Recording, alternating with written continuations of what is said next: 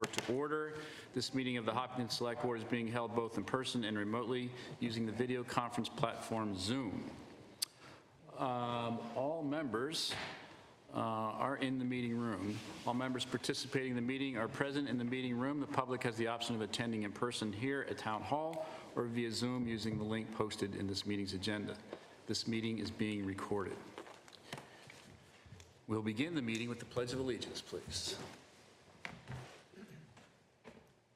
Pledge allegiance to the flag of the United States of America, to the republic for which it stands, one nation, under God, indivisible, with liberty and justice for all.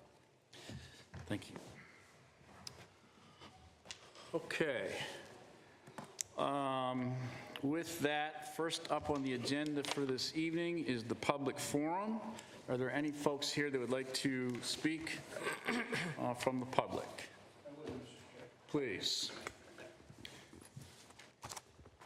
Name and address for those at home, please. Steve Frobeater, 39 Sanctuary Lane, and I just wanted to comment and to thank the organizers of the Horribles Parade from last week.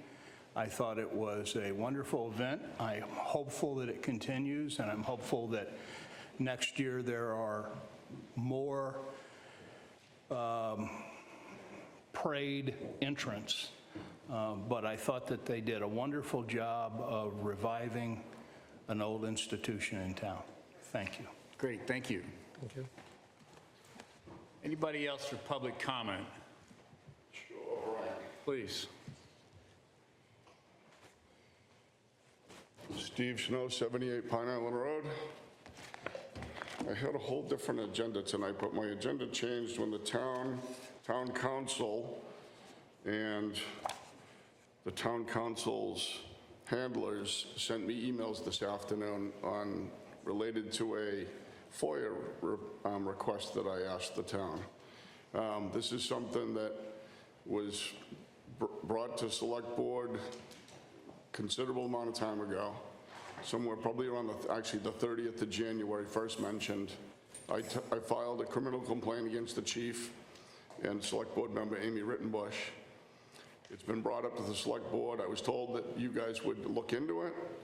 I mentioned it to Mr. Mannon, and he told me I had to deal with just with Mariel with it, and I couldn't bring it back up in public forum because public forum's over is when it's over. So I FOIA'd the information, and there is a considerable amount of labor here in trying to not allow me to get the information. So that's basically what I have. I'm going to give you guys all of the information. My original FOIA, I believe it's a copy of the time that I went into the police station.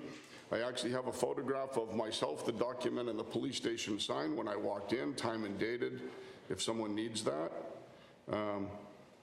And then all my emails that I received today. And I just want that put on the record. And I'd like someone to actually, instead of kicking the can, do something about this, find out why. I also included the internal affairs policy for the town of Hopkinton for police department for turning in a complaint against an officer. Nothing was followed. Very good chance that the complaint went in the trash. And there is a copy of the complaint here. Okay. Thank you.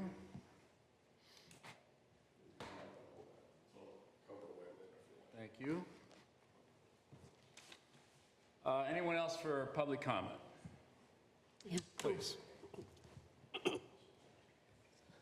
Timothy Boyven, 41 Pinecrest Village. I wanted to thank Mr. Clark for making sure that the release of the survivors' personal identifying information did not get lost along the way in the switchover from select boards. I'm looking forward to hearing what the town council has to say tonight.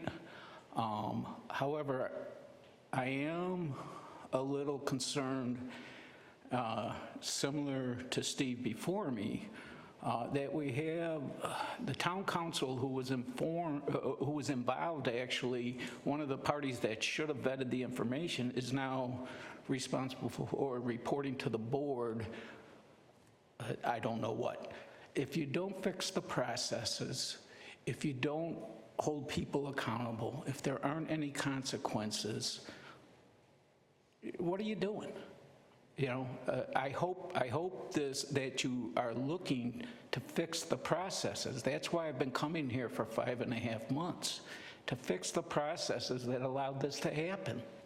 And if you're not going to do that, if you're not going to be transparent and open with the town residents about exactly how this catastrophe happened and ruined this woman's life even further, re-traumatized her even further, if you're just going to put up a stone wall, why are you serving on the board then?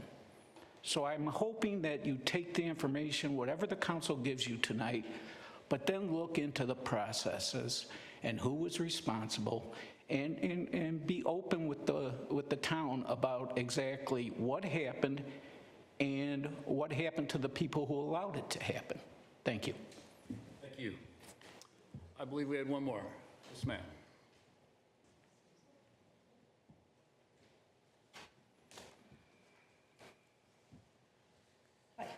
Hi. My name is Paula Toomey. I live at 16 Duffield Road. I want to say something and comment on something that Shaw had spoke about a few meetings ago. As someone who lives in this town, I've been on the receiving end 3 times in the 25 years I've lived here of racial slurs due to my ethnic background. And I just want to talk about the hiring process for police officers in the promotion.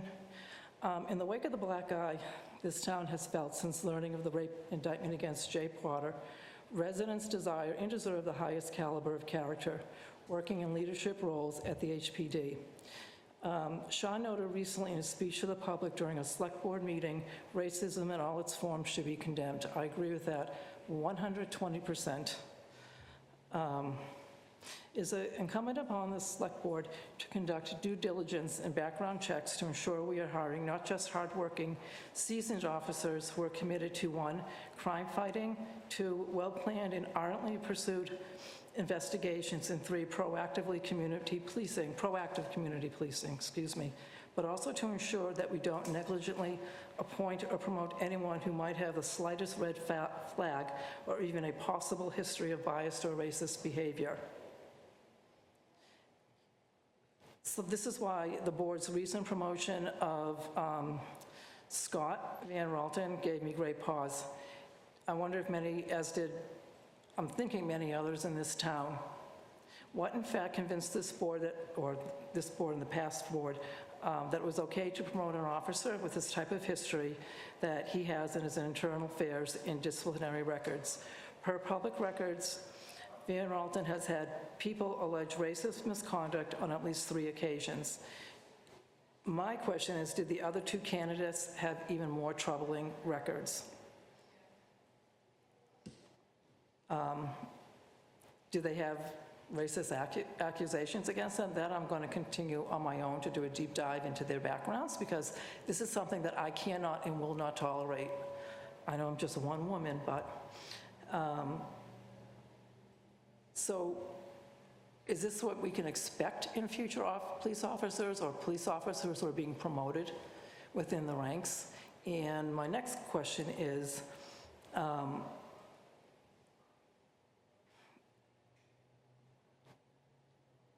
we need the select board to be the ones who are hiring and doing the deep dive into the backgrounds of any upcoming candidate who's going to be hired by the town or put into a position of authority, sergeant, lieutenant, deputy chief, chief, and not just leave it to the chief of police to be the one to do the hiring. I know that you work with he works with the company, or the town of Hopkinton works with an outside agency called Paradisium. So who is going to be overseeing what Paradisium is doing?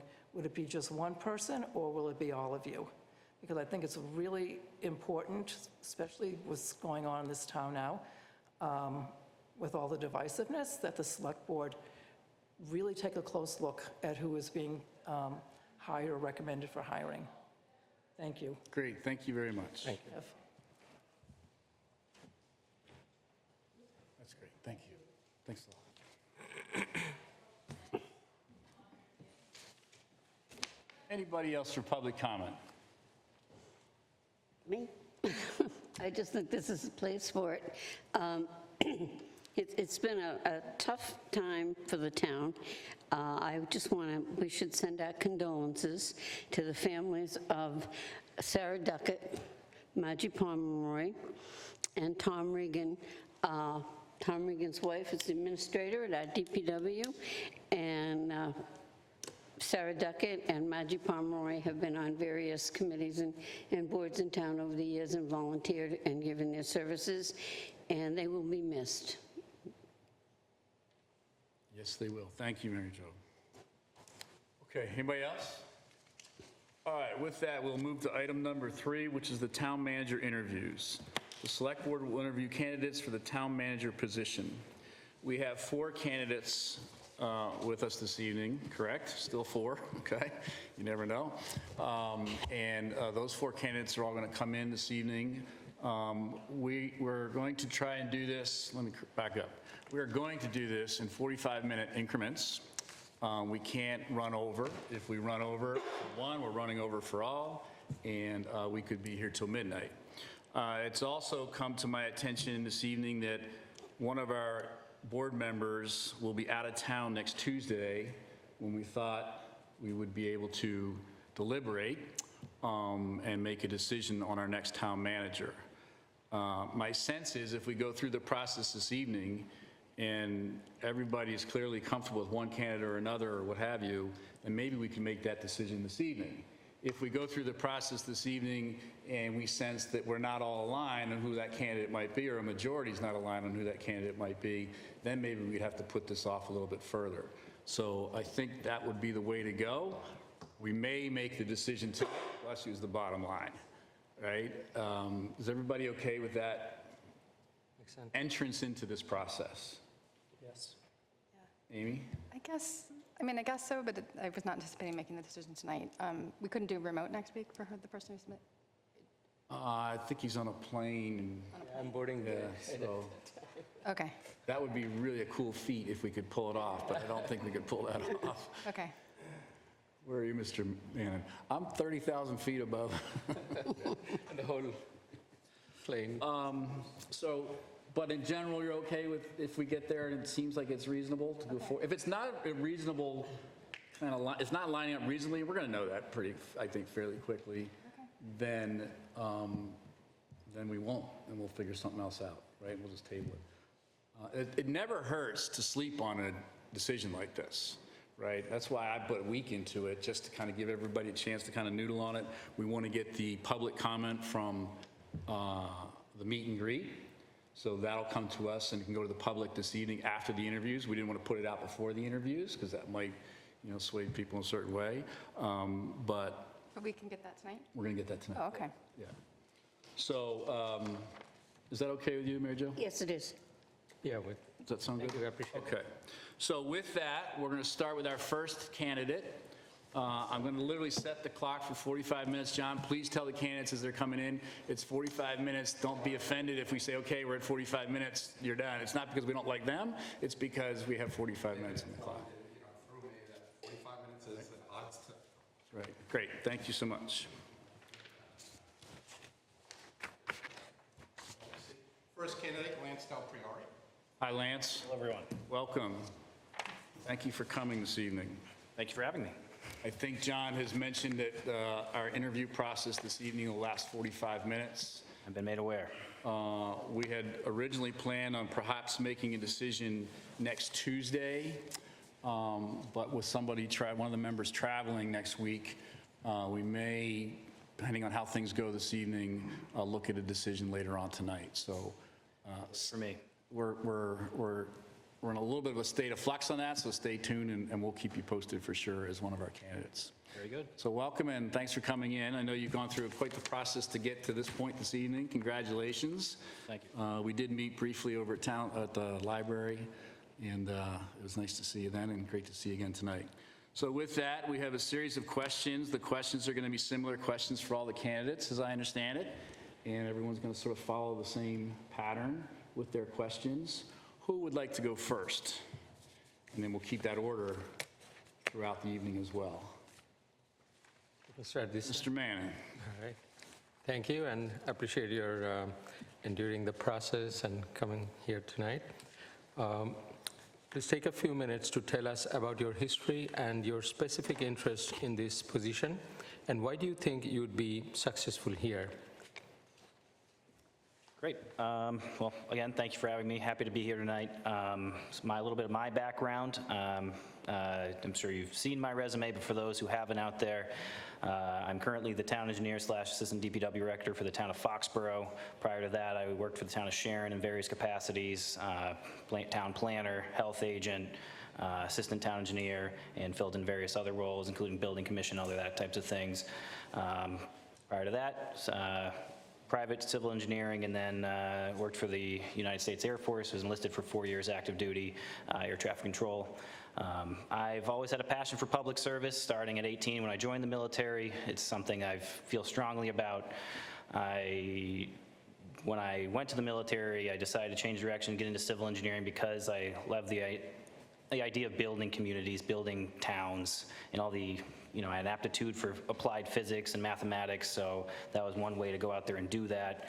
I worked privately for a few years, didn't love that, and that's when I segued back into municipal government and had that opportunity with Sharon. Again, I've, very thankful to those who I've worked for up to this point. I've been given tremendous opportunity to work well beyond what would typically be my station in those roles in terms of engagement with the public and various capacities. Just the other day, connecting with the Congressman Auchincloss, Senator Feeney, and Representative Barrows on behalf of the town of Foxborough, coordinating a regional study for sewer and that kind of thing. I've got to work through master planning processes for the town of Sharon.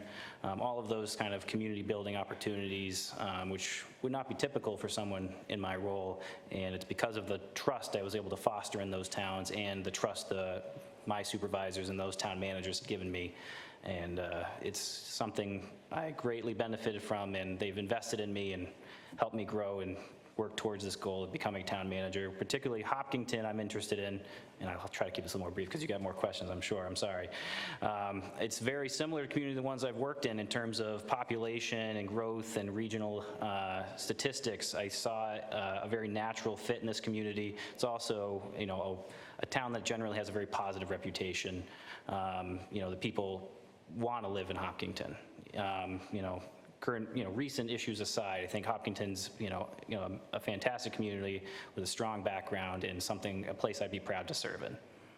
Thank you, I appreciate that. I do have a follow-up quickly. How would you work with the board in understanding the vision of the board for the town, and what do you see your role in this process as well as setting a path for implementation? Well, ultimately, it's the board's place to set the vision for the community. That's not really my place, but I'm here to facilitate that vision and add to it and maybe enhance that. Ultimately, it's the board's, it's the residents' place to set the vision of how they want their community to grow over time.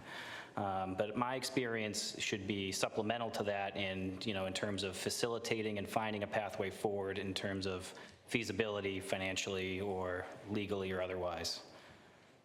Thank you. Great. Who would like to go second? Want to go right down the line? All right, that's fine.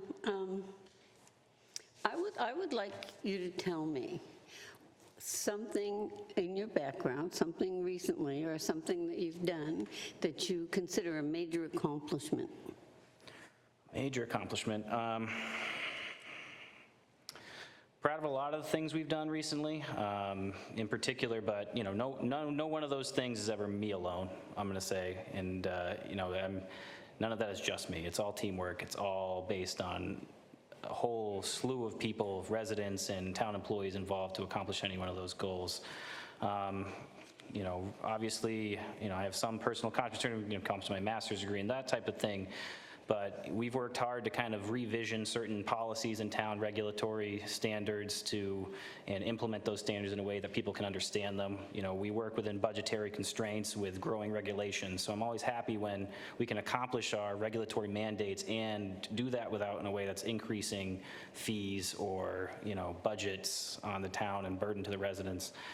For instance, one thing we've looked at recently is changing our policy towards even road repaving in the town of Foxborough, where historically there's subdivisions in town which are relatively dead ends that have these massive road widths which aren't really compliant based on, you know, current subdivision standards, which you would see. They're, you know, sometimes 40 feet wide, and you know, we're paying to maintain all of that infrastructure that was put in, and all it's doing is detrimental to the environment, increasing speeding through the neighborhoods, which, you know, reducing safety, you know, and it's in not compliance with our stormwater standards and all those things. So in order to find ways to ultimately save and reduce budgetary needs over the long term, but also accomplish various other goals kind of all in one foul swoop.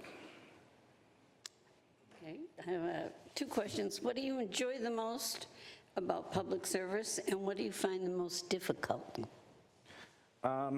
What I enjoy the most about public service is having the opportunity to make people's lives better, safer.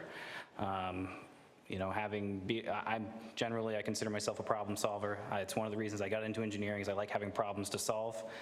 And that's one of the reasons I got into public service too. And, you know, why the work I find is so rewarding is having people coming to you with their issues and being able to find solutions and making, you know, setting that legacy and making the town that much better for the future.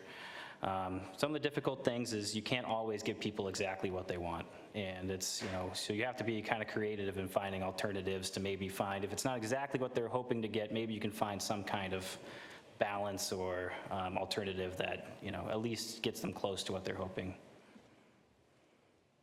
Okay. Yep, thank you. Joe? Where should we start? Obviously, this is a leadership role in town, and specifically, like, what skills and approach will you bring to the table to address this, considering, you know, a lot of dynamics going on, especially recently in Hopkinton? In terms of leadership, I think one of the most crucial things you can do is listen. I think listening to people and hearing them and not trying to interject your own bias on the situation is crucial, and really the first step in being a leader is hearing people. Beyond that, I try to lead by example, and, you know, I wouldn't ask anyone to do anything that I wouldn't do myself. I have high expectations of people, but I'm not, you know, going to apply that in a way that would make any employee, you know, hopefully feel subjected to abuse or something in some way. You know, I would expect, you know, people to push themselves and, you know, get more education and prove that, because, you know, the more we improve ourselves, the more we can improve our service to the community. So I do, and I think, you know, ultimately what we're doing here is providing public service. So the customer service aspect of that is crucial to me, how we interact with the public. You know, we're here to provide, you know, a positive environment so people can feel comfortable coming to town hall and getting the services they need. Gotcha. Well, that's helpful. Even kind of building off of that a little bit, do you, like, your personal opinions, do you consider leadership a learned skill or an inherent ability? I would say both.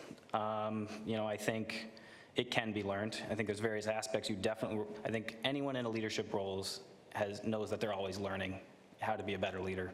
No one's an expert day one. But at the same time, you know, I think people do have certain aptitudes for leadership, whereas some may be less drawn to being in leadership positions. Even you yourselves on the select board, you know, you have to have some level of courage and to sit here and serve on this board and to better your community, and that's a certain level of aptitude and leadership inherent to you being willing to sit on the board. I'm not trying to suck up, so. Nope. Appreciate that. What have you done recently to kind of build the learned skills side of that? I've attended numerous different leadership programs. I did the Public Sector Consortium's Leadership Matters program, which is something hosted by, developed by Georgie Bishop, who had an illustrious career in government, EPA, and various things. It was our former town manager, Bill Keegan, was a big proponent of that program, and she's put together quite an impressive coursework.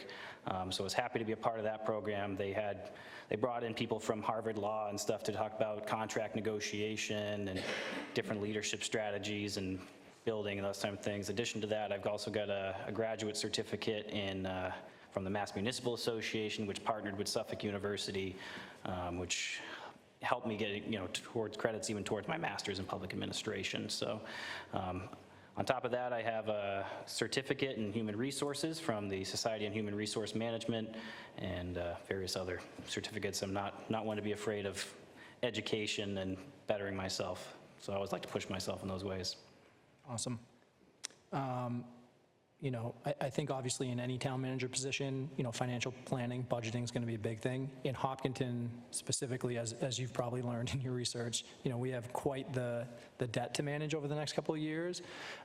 Before you spoke about kind of doing different things in your current role, like engineer, assistant DPW director, what have you done to kind of take over or be involved in the financial planning in your current role? I'm heavily involved in terms of the DPW's annual budgeting and planning. I work with Munis daily and work, budget review process annually, capital requests, and go through all, obviously all the project management associated with that.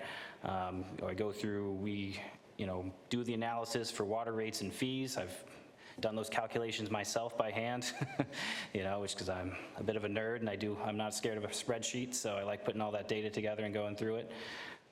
So I'm certainly, numbers don't scare me as an engineer. I enjoy going through and do the data and analytics and that kind of background. So, in general, budget for DPW, it's one of the larger budgets in the community, so it gets a lot of attention. So we try to be we have to be very transparent and active in sort of public engagement and awareness of why we're spending what we're spending, why we're asking for this money to do what we're doing. In Foxborough right now, we have a PFAS treatment plant that's being constructed. We also have an expansion to the DPW facility itself. The PFAS building alone is $14 million. The DPW expansion is roughly $17 million. And then we have another, I want to say it's going to be another 10 or so million in capital projects going forward. Sorry. Nope, you're good. Thanks. Amy? I'll do the personnel management question. So in municipal HR today, what are some of the key issues and needs that you would want to address, knowing that municipal HR is a different landscape than commercial HR? Issues I'd want to address in HR in municipality.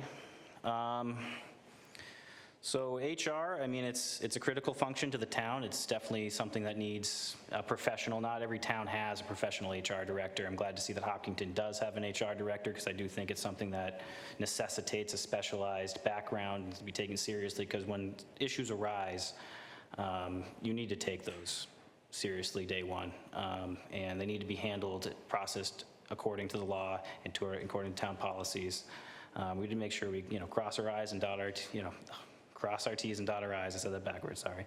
When we have an issue like that. Also, in terms of performance tracking and those types of issues, I do think HR is critical. I'm not sure exactly what Hopkinton currently follows in terms of performance review, but I do think, at least some level of structured performance review is important.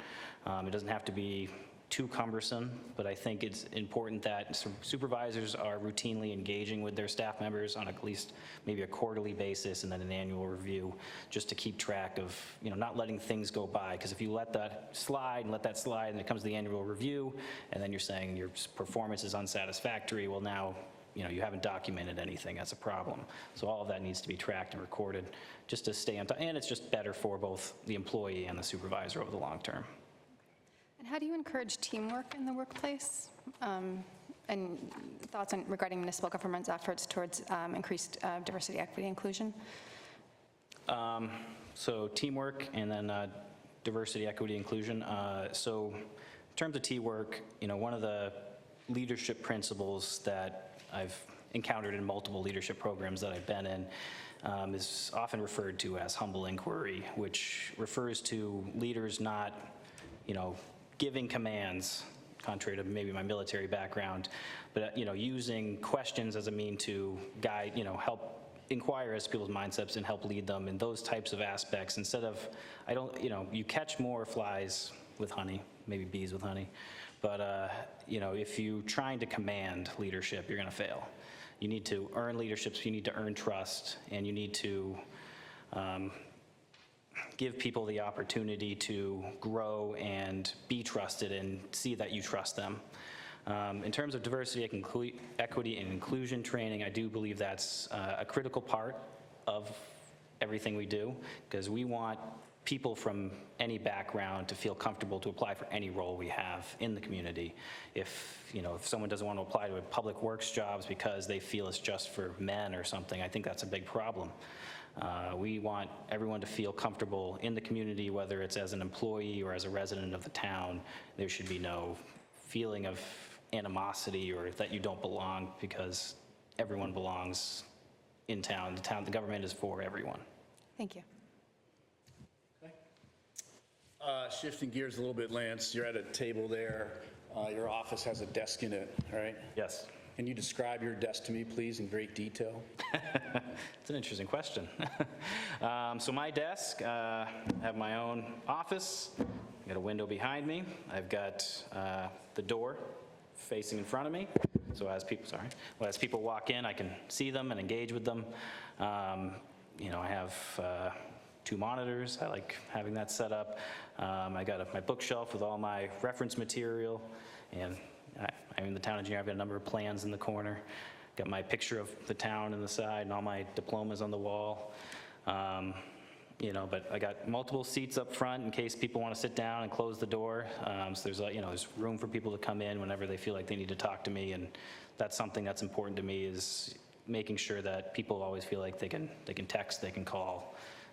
I feel that I'm approachable, and not some distant entity that, they wouldn't want to discuss an issue they're having with.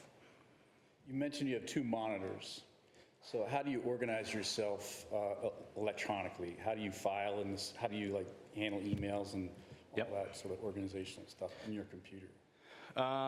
So make sure everything's backed up on our computer system on the network. I don't store anything. I try to store anything essential locally where it might be just deleted or lost. I have my own sort of folder hierarchy system. I actually, and as part of one of those leadership programs, I had to give a presentation on, I had done, because I did a digitization effort for the town of Sharon, where we took all of the room was just wrapped with file cabinets, and so we had to because we took documents from the building, health, and all these things with the responsibility of the DPW and Sharon to store all these documents. So it fell on me to find a way to digitize all of that.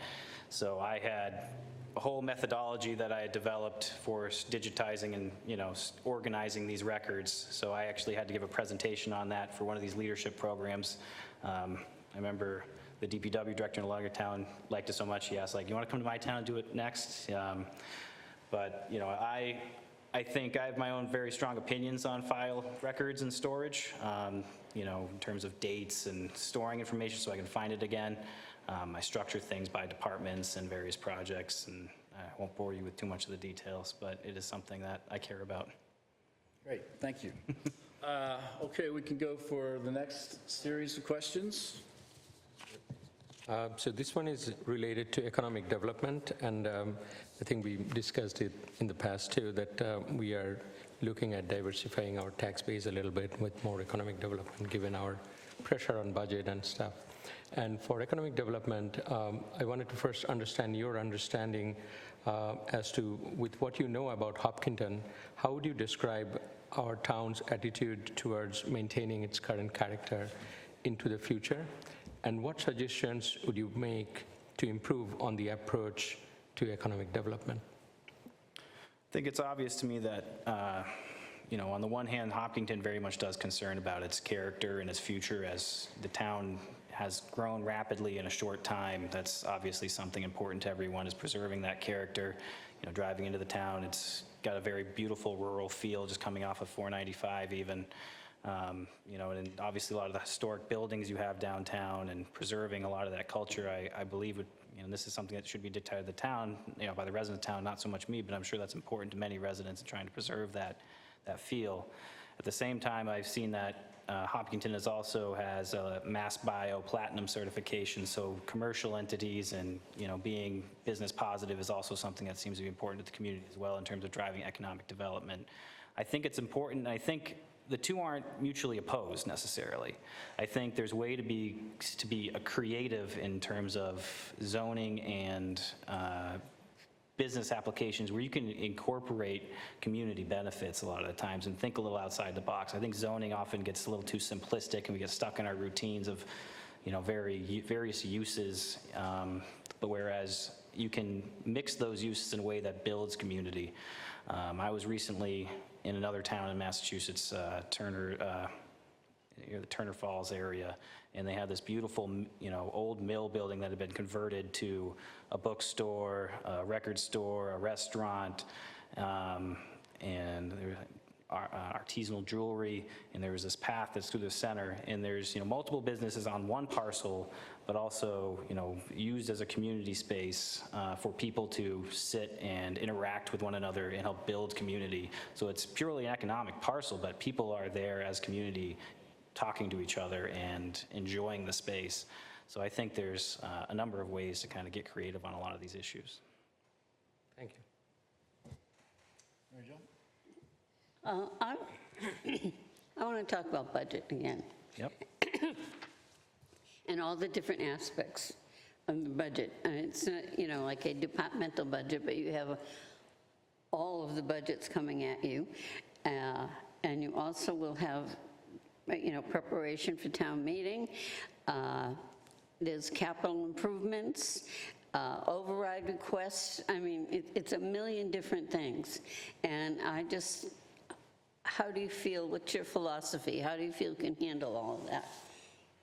I think that's why it's critical to start the budget process as early as you can. I think at least September, you really want to get rolling with a lot of these, the discussions in terms of, the annual budget for the next year's cycle, because it is a lot. It is a lot to go over and sort of setting those ground rules so department heads, when they're going to be developing those budgets and getting to you, and they know the expectation of the limits that are being assigned to them in terms of developing that next year's annual budget. Because it's going to come to my desk, and ultimately I'm going to have to say yes, no to various things before it ultimately gets to yours.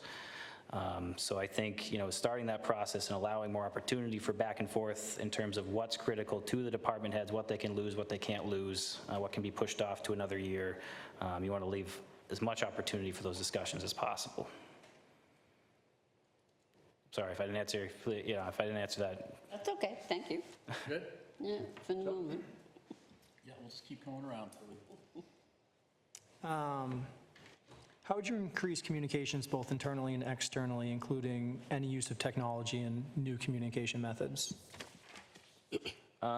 Communication is obviously an important part of transparency and engagement in terms of providing services to the residents. Communication needs, in terms of social media and outreach and those types of things, it needs to be thought out carefully. A lot of towns, these days are even hiring dedicated communications director, and I'm not necessarily advising that for Hopkinton at this time. But it is a growing need in a lot of communities, because when you have these, multiple social media accounts all being managed by various people with various aptitudes for communication and outreach, there's a high likelihood that some department head may say something, and it's taken the wrong way. And that's why it's so vital to have, the education and background and thought behind this. It's not something you can just put out there and say good enough. There needs to be thought into that. And in terms of even diversity, equity, inclusion, there's aspects of this that people don't even think about in terms of color blindness, perhaps on a post you put out there that, you thought looks very graphically pleasing, but then you have contrasting colors that people can't see. And then that information is useless to certain groups of people.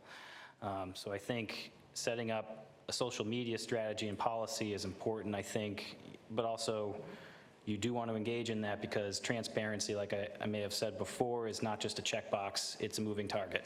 It's evolving. You need to go and try to interact where people exist, and people's methods of communication evolve with time. It's not a stagnant entity. People, like for instance, Twitter may have been a much bigger thing a couple years ago than maybe it is right now. And then, obviously MySpace was big at one time, and now that's relatively non-existent. So towns do need to try to, and I'm not one to commonly advocate that towns be on the cutting edge of technology, because that's not usually financially responsible or feasible.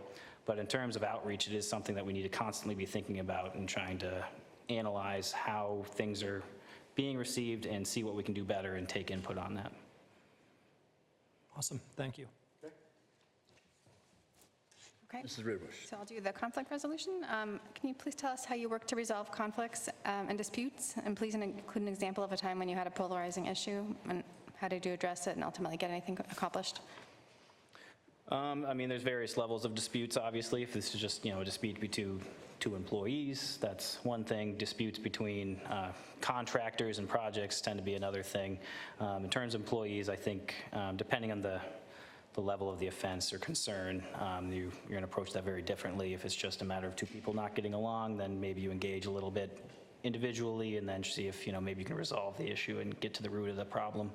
And hopefully everyone can overcome that issue. In terms of contractor disputes, it comes to a lot more legal, we're getting into the contract legality, which, I've had a number of opportunities to kind of debate those issues. We even had a recent complaint against, the AG's office, or we had someone filed a bid protest to our DPW expansion project, for instance. So we had to review their legal concerns, and ultimately it was dismissed as the AG didn't find it had any weight at the time. So there's a number of those types of issues. If you're talking about personnel problems and it's serious enough, the nature of the complaint, I think it's critical that you accept that at face value at the time. Whether it's some form of harassment or those, anything of that serious nature, you need to take that as real. You need to say, all right, I believe you, and we're going to look into it right away. And, obviously, if it's bad enough, you're going to engage with potential counsel at the time, and then make sure the policy is followed and people are treated respectfully until you can understand the truth of the matter. Decision made. What's up for now? So over the years, Lance, the town has prided itself on one town, one solution. It's a mindset about how we interact with each other and with the schools in particular, because that's such a big piece of the budget.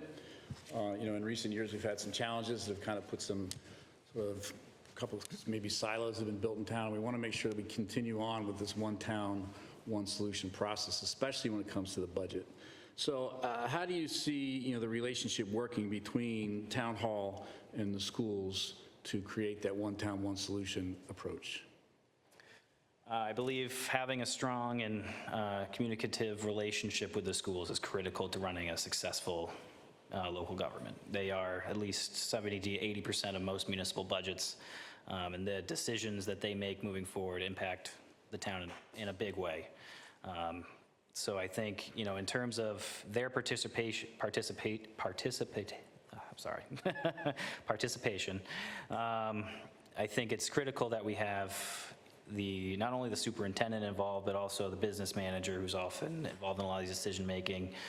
In Foxborough, I know they're included on capital outlay committee, and they're an active member in that. The superintendent sits on that, and then the business manager represents the school as a participant to that, involving them in that process. Same with, the DPW is also, the director there sits on that board too, because he represents a significant portion of capital that comes forward. And then there's the town manager and other boards and committee appointments who sit on that, at least in Foxborough. That's one way they handle it. So I think the school is not an island. They're very much a part of everything we do as a government, and a big chunk of the money we spend. So it needs to be in the consciousness of budgeting every year, and especially in the long term, because you can't have these projects are so substantial. You need to be thinking about them well in advance. Follow up to that real quick. Have you worked in a town where there has been a schools versus town mentality, where there's a war basically in between them about money? I'm not going to get too specific into that, but I've seen it, yes. And that's always a disservice. Sorry? It's always a disservice to the residents when that kind of issue arises. Citizens, residents benefit the more departments communicate and operate as one. The more we try to silo and separate, no, this is town hall's this, and now that school's this, and it really just ends up costing the town more money. It lacks efficiency. If there's resources to be shared, they should be shared. We all are coming out of the same well of funding, and we need to make the best use of that. I have seen on various occasions where department heads or department groups clash, and I think it's unfortunate and as a town manager, unacceptable. As a department head, you better get over it, and you better start learning to communicate, because it's critical to everything we do. Thank you. Mr. Manning. This is more of a follow-up on the financial question and budget related. Can you describe a capital project that you may have been involved with or have managed, a large one? How did you go about building the strategy to financing and managing the financial aspect of things? We got a couple going on right now. As I may have mentioned earlier, the DPW expansion project was a big one. It's roughly $17 million. It took a lot of work with the town years back, working with the town manager at the time, who's now, he's now retired. Now it's a new town manager. But trying to set that foundation, work within the budgetary confines of what is actually going to fit within our budget at that time. Our needs outpaced our budgetary abilities to some extent, so we scaled back certain portions of that project before it came forward to the residents of the town. Basically, in Foxborough's case, we provide all of the maintenance for school buses and for police vehicles through the DPW, as well as all of our own equipment. So there's a benefit there, but we have to invest in that to maintain that cost savings. We also have the only gas station in the town where all town vehicles for every department utilize, including police, fire, and schools. So all of that, there's need here. It wasn't just a DPW project, and I think communicating that was critical to the residents of the town of, here's what we do, and here's what a no vote would mean. This is problematic in a lot more ways than you might even consider if you say no under this project, and here's how we've scaled it down, and to the best of our ability, while meeting the regulatory standards, while trying to get an OSHA compliant space for our mechanics to do what they need to do and maintain the vehicles, so that the bus vehicles that drive around our children, the police vehicles that support our officers, and keep everything in safe, modern, current standard. Thank you. I want to go back and ask you about your PFAS treatment plant. Sure. Do you think a treatment plant is actually going to take care of the problem in Foxborough? It will at the wells that are connected to it. So, in every system is configured differently. There's no one size fits all when it comes to PFAS, unfortunately. It depends on how your pipes are connected, how those systems flow and are fed, and how you can strategically locate. In our case, ultimately we may need up to 3 total PFAS treatment plants in the long term. The one we're building now is on our primary producing wells. It's going to remove PFAS with essentially 0 levels through carbon filtration at those primary wells. And we started this early enough in the process through SRF funding to get ahead of those EPA deadlines in terms of compliance. But we may need to ultimately consider funding the second plant, and that would do a large part of, pretty much all of the water in Foxborough would be covered by those 2 plants, and the third plant is really just on an emergency basis.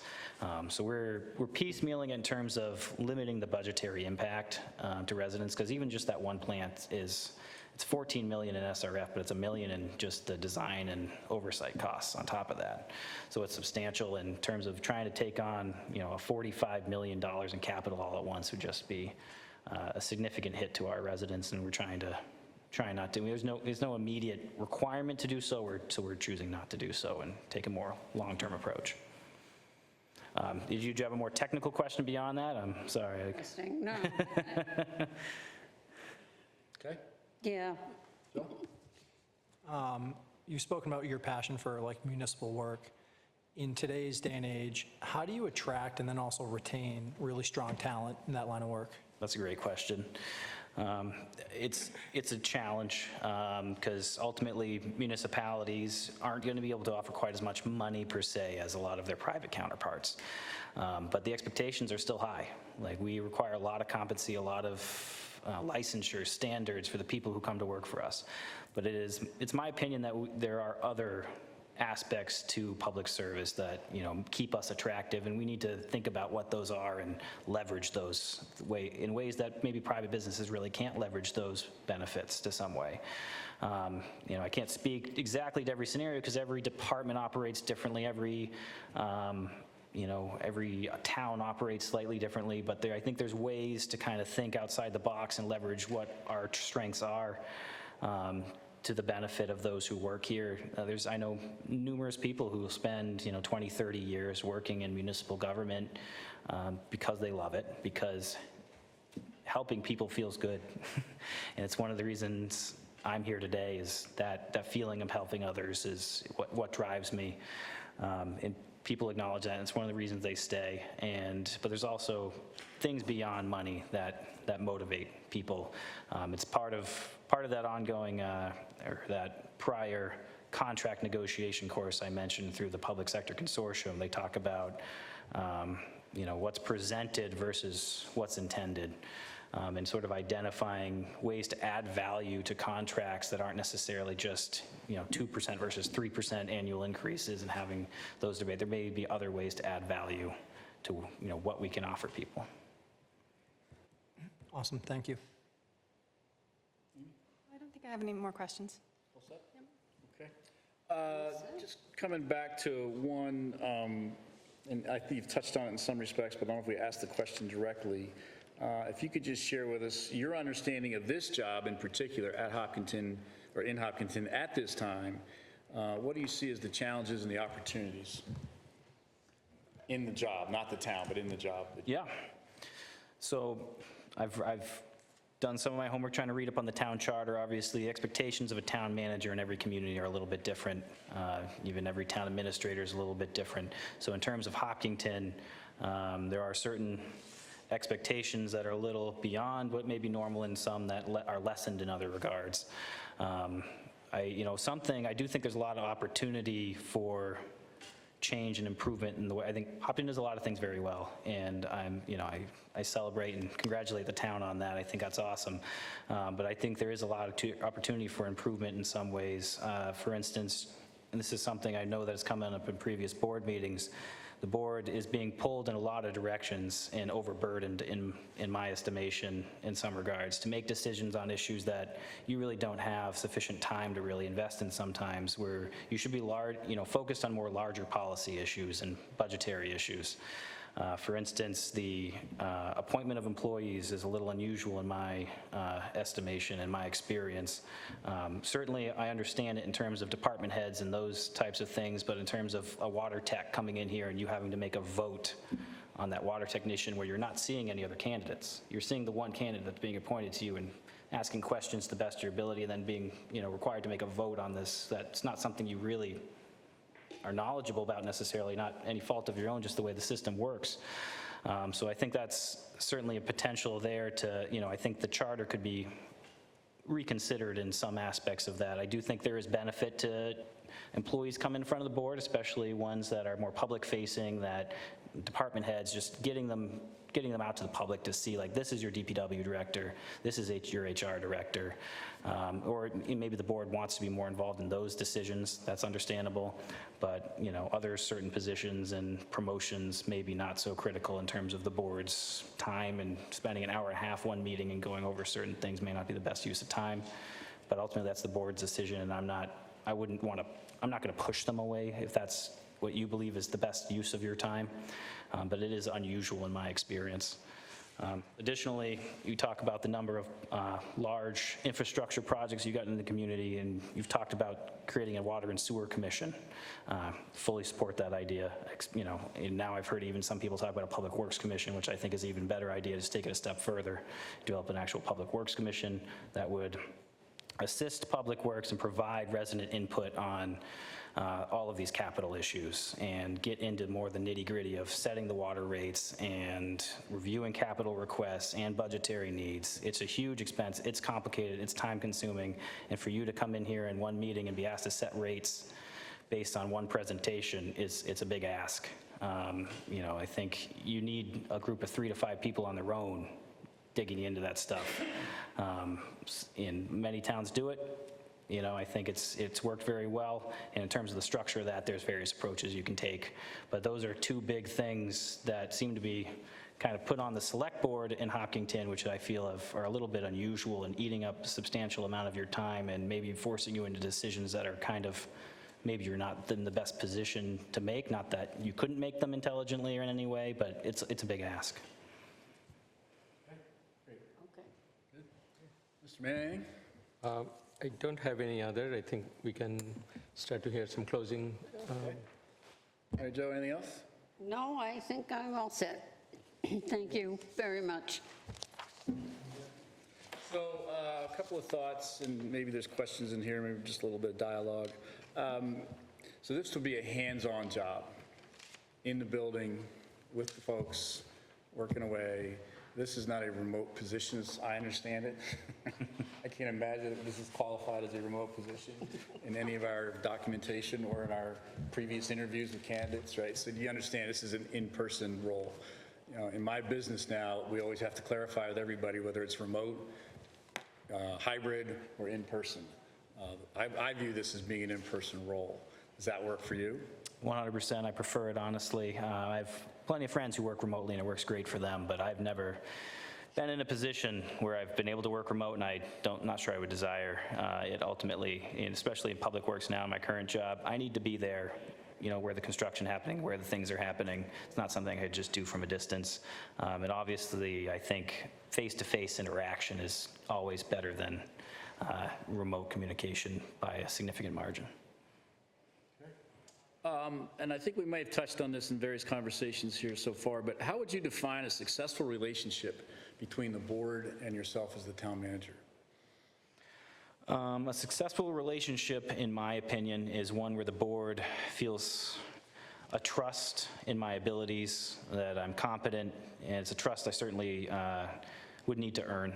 It's not something, obviously, that's default. I would want the board to feel comfortable coming forward to me at any time with any concern or issue that arises, and feel that I will handle that, and I will handle that to the best of my ability and competency to address those concerns.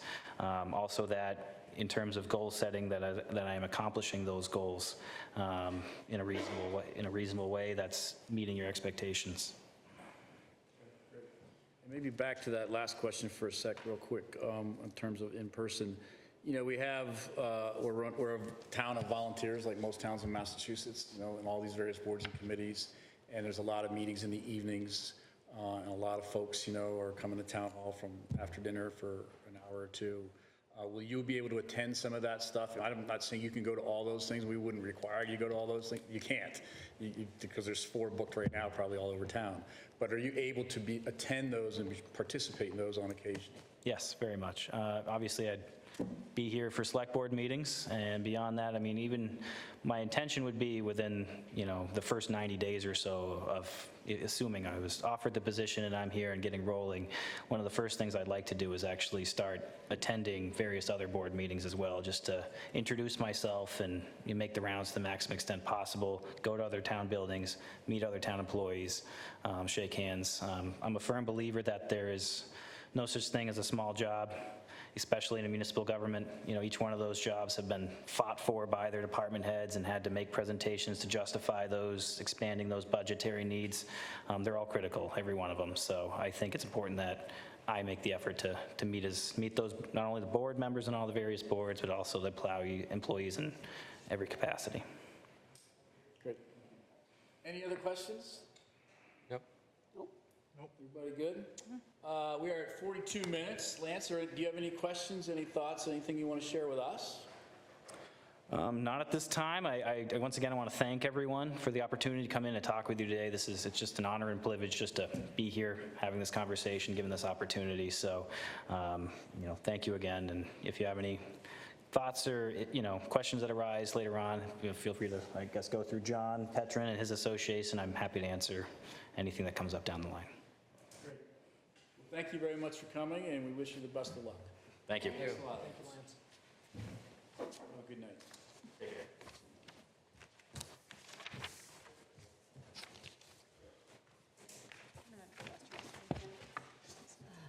I'm sorry?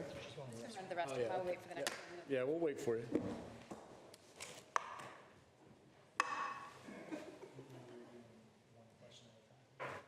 no, you adjusted pretty quick there. I mean, if one person just does, like, we'll never know how many people can get in questions, you know what I mean? So if we keep it moving like this, I think it allows it to keep going. Hi. Hi, Chris. Hi, Chris. Good to see you. How are you? Welcome. Please join us. Amy just stepped out to hit the restroom. She'll be back in a minute, so we're going to wait for her to come in. No problem. Seconds. I think Jessica has some. Awesome. Thank you. That's what we're going to now. It's no more bottles. No more plastic. Yes. We have an analog these things. It's all right. I had some stuff in my car. So. So Chris, while Amy's out and before we get into some of the questions, I will tell you that we're doing 45 minutes each, Right. sort of 45 minutes like to the second, to be fair and equitable and also keep this moving. Otherwise, we could be here well into the evening. I can appreciate that. So I'm going to run a little clock up here like we do for our public comment, but it's 45 instead of 2. It's like arguing in front of the Supreme Court. A little green light, then a red light comes, stop. So. Yeah, I haven't seen that, but I'm sure that's probably the case down there. So just give us another minute or so. No, it's fine. It's fine. It's a lot cooler than the screening interview. That was actually hot. There was no air conditioning that day. Oh, in the library? Yeah, no, we were in the police station. Okay. And so I had my sleeves rolled up, and it was, it was a warm day, but it was nice. I figured it was a test of us to see how we'd handle the heat. So. I missed the tie. Oh, I know. I'm sorry. This is my town meeting tie. Usually I wear this one. So I had a Irish flag tie. Which was Poppington colors. Yes, exactly. Orange, big one. We got it. Actually, it's funny. All 3 days of the interviews or public forum, it was in the 90s. The temperature just shoots up. Today, it's just the humidity in the 90s. Yeah, right. Okay, Chris, welcome. Thanks for coming in this evening. Congratulations on reaching this level of the process, and we certainly appreciate your time tonight and all that you've put into it so far. We're just going to have a series of questions that we're going to go through, kind of one at a time and work our way through. When we hit 45 minutes, we'll wrap it up. We'll give you a couple minutes at the end if you want to say anything or have any questions yourself. Just have a little dialogue. So, Sounds good. All right, Mr. Manning. Thank you again, and congratulations being the finalist and going through the process with us and your interest. We'd like to understand if you want to take a few minutes to talk about your history, your background, experience, and what do you bring to the table for this position, and also what from those you think would prepare you or make you successful in this role. Thank you. And thank you all for the opportunity tonight. I really appreciate being here. It's an honor to be here tonight. I've always been a big believer in public service since I was in scouting. In fact, one of my earliest memories was being at a citizenship ceremony for one of the scouts. He had been adopted by his family, and when they did the citizenship ceremony, they invited the troop in, and I got to read in the courtroom. It was impressive, it was fun, and it was great to see Steve become a citizen. And that kept with me. I became an Eagle Scout, and I always loved government service. My experience here, so I worked out of college at then WKOX Metro West Radio over in Framingham, and this is one of the communities I covered. In fact, I think it was Mary Harrington. I was talking to somebody the day I screened who was on the select board then. I had a contact in every town because I couldn't physically get everywhere. And she was like, I'm going to tell you what I think. I said, that's fine. I said, I just want to know what's going on in Hopkinton. Yes, you would. Yeah. And I had a great time. I was a kid from New York, and I didn't know the local government structure at all. And it was great. I had a great experience here. I worked for the radio station and really learned local government, what it was about, and how passionate people were in every town, and how literally they were so different across the borders. And then I worked for that was then Tab Newspapers and did something very similar in the same region. And I had gone to BU. I think you've seen my resume. I don't need to go through all that. But then I went off and went to law school, and then decided to get more into government and learn more about labor arbitration. I took a lot of classes in that, a lot of work in contracts and government. And then ended up working for a short time for a judge and then for a councilman in North Hempstead, a place on Long Island. Different kind of government structure, 200,000 residents, and got to do a lot of fun stuff. Became an attorney with them. Went on and did some work nationally, doing planning and zoning and contract work for the home builders. So I got to travel the country and see how people did things in other parts of the country. It was a great experience. and then came back and went to work in Nassau County, where I had grown up, and then ended up coming full circle to North Hempstead, where the elected supervisor, like the mayor, asked me to become his number 2, and I worked for 10 years running that town of 220,000 people. So did a lot of creative things. I really sharpened my interest in government, got really deep in the weeds doing capital planning and budgeting and hiring and labor negotiations, solid waste negotiations, you name it. And after that stretch, my boss went off to work for the governor. He wanted to move on to something else, and it was time to do something else. I ended up in Cohasset as their town manager. They needed a change, a fresh perspective. And after 10 years, I think I've most certainly helped them get there. It's been a great run. Really love everyone there. In fact, it could continue. I'm not saying that, I'm not here because there's anything wrong with Cohasset. I love the town and the people. Great staff, great collaboration, and I've really enjoyed the whole experience.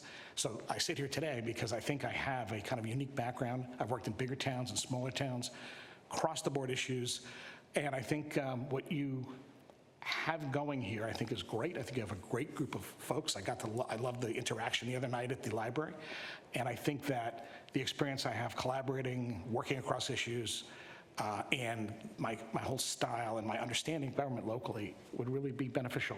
I think it would work well here. I think my style would work well here. Thank you. A quick follow-up. How do you work with the board in understanding the vision of the board for the town?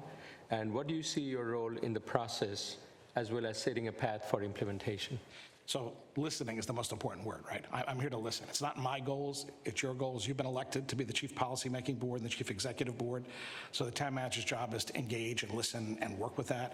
Sometimes it's helping discern where the points of agreement and where the challenges might be to help advise and work. And I've done a lot of that. I mean, there's no board where everyone agrees. That would be boring, and also it's America, so that's not going to likely to ever happen. The goal, though, is to keep it civil and responsible and have those kind of healthy discussions. So obviously working with the board, the select board is the primary interaction, but it's certainly not the only one, too. The appropriations committee, you call it here, is like the advisory committee.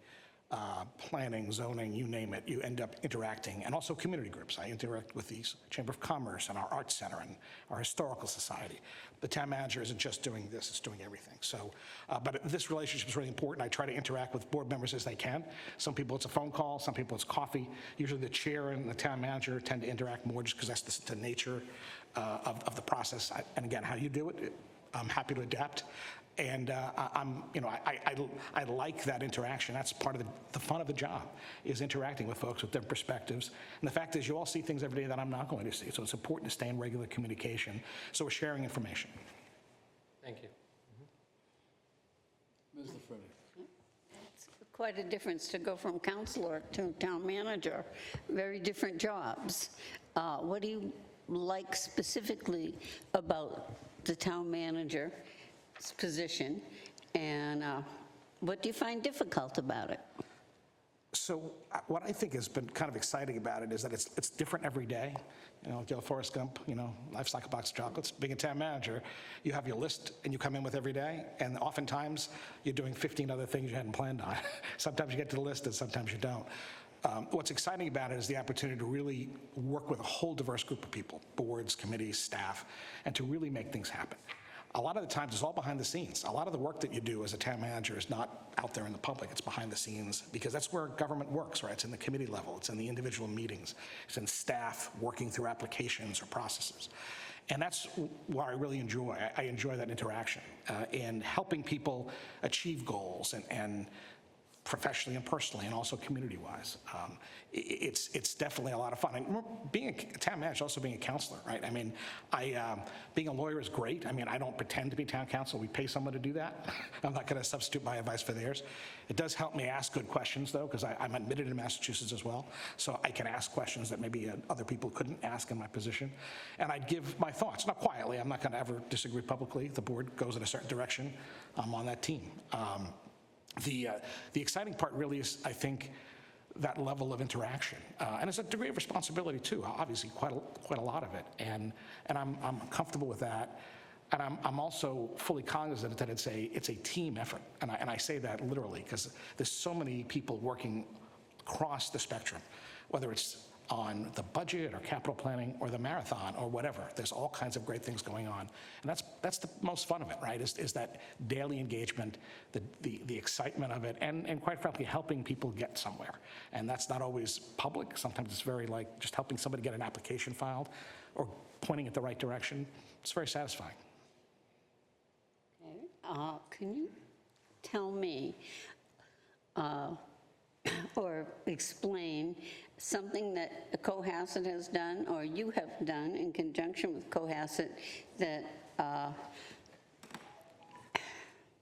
is sort of your major accomplishment or the town's major accomplishment?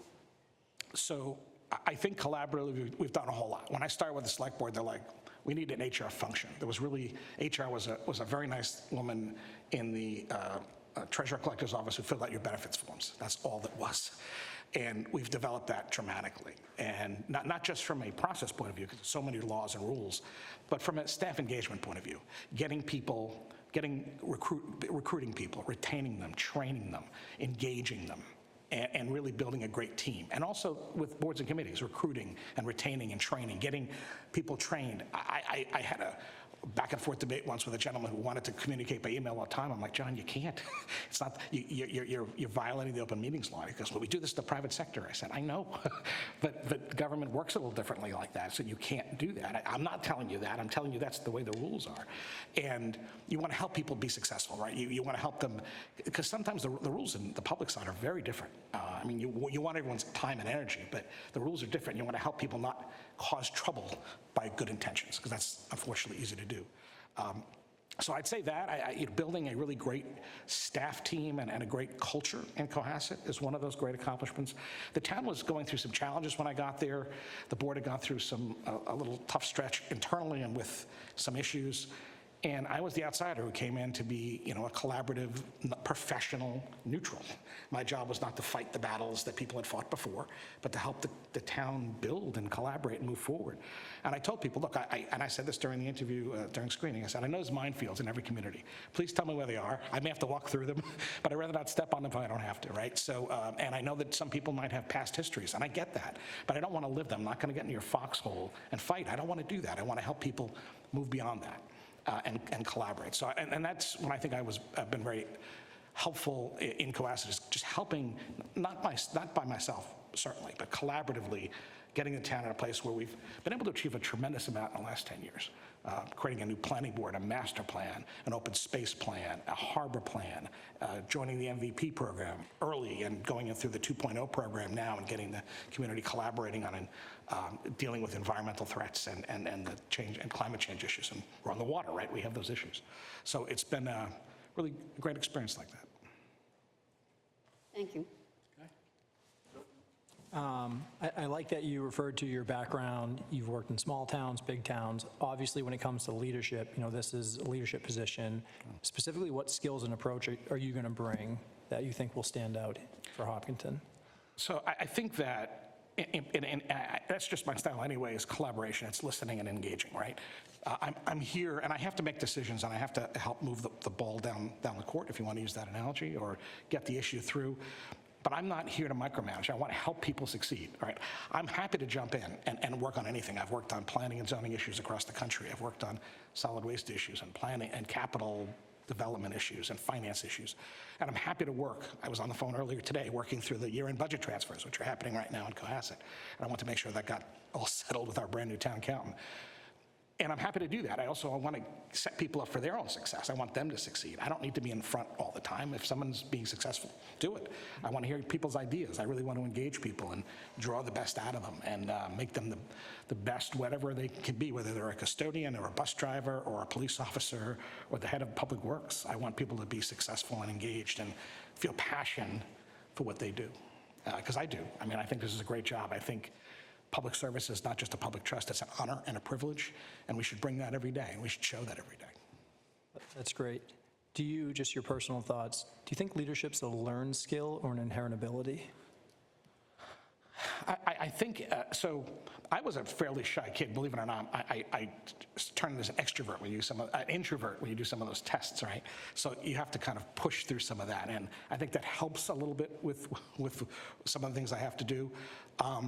I think you can train a lot of things, and I think you can help people grow their skills. And leadership is different in different ways. I mean, I've led church committees, I've led scout committees, I've been in, this position I'm in today. And leadership can mean different things in different places, different times. And I think you want to equip everyone to be able to lead somehow in their style, in their way, whether it's running the animal control office or being a shift commander at the fire department or the police department, or again, sitting in a board and committee, getting some of the community to say, hey, I know it seems too much, but you have a lot of skill and talent. You'd be great on the Conservation Commission, or you'd be great. You should think about, go to some planning board meetings, right? Part of the job is to constantly recruit too. You want to constantly recruit talent. And you want to say to people, hey, it's exciting. It can be challenging, but you really want to get people to really get excited about it. I think that's the best way to bring out anybody's skills, leadership or otherwise, to get them excited. Got it, yep. And you've obviously been in leadership for a while, but have you done anything recently to kind of build that leadership skill personally? For me? Yeah, recently, like any personal development around. Oh yeah, so I've been, I got recruited actually by the town manager Needham to join something called the Athenian Project, which is a project out of the ICMA, the International City County Management Association. A group of senior managers, no pun on my last name intended, who were getting together, and I was part of the inaugural group, and we ended up hitting through the pandemics. So we've stayed together now for 4 years. And we've gotten together annually, and folks from Texas and California, Vermont and Virginia, and all over the country, and Georgia. We actually were in Decatur 2 years ago. And I didn't make the Arlington trip this year, Arlington, Virginia.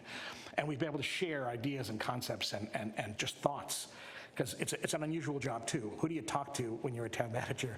People I have friends who are like, you have a cool job. I'm like, well, some days it is, and some days it's a challenge, and some things I can't talk to you about. So it's great to have colleagues like that around the country who I can talk to, and so that's been great, and I've really enjoyed doing that.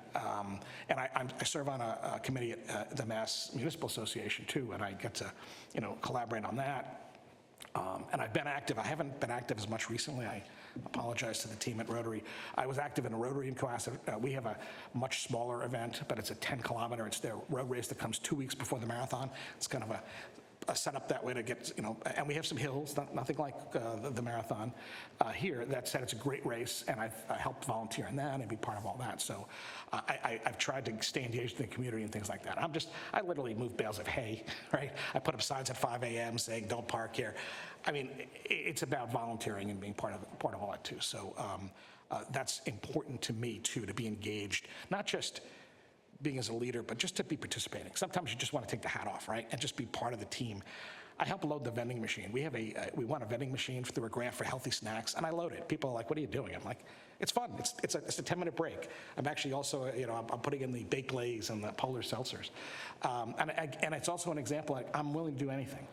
What has to get done, I'm willing to get out there and get it done. I don't have to sit in my office and put my tie on. In fact, I normally have the jacket off. It's unusual to wear a jacket and tie these days, but I do for board meetings and things.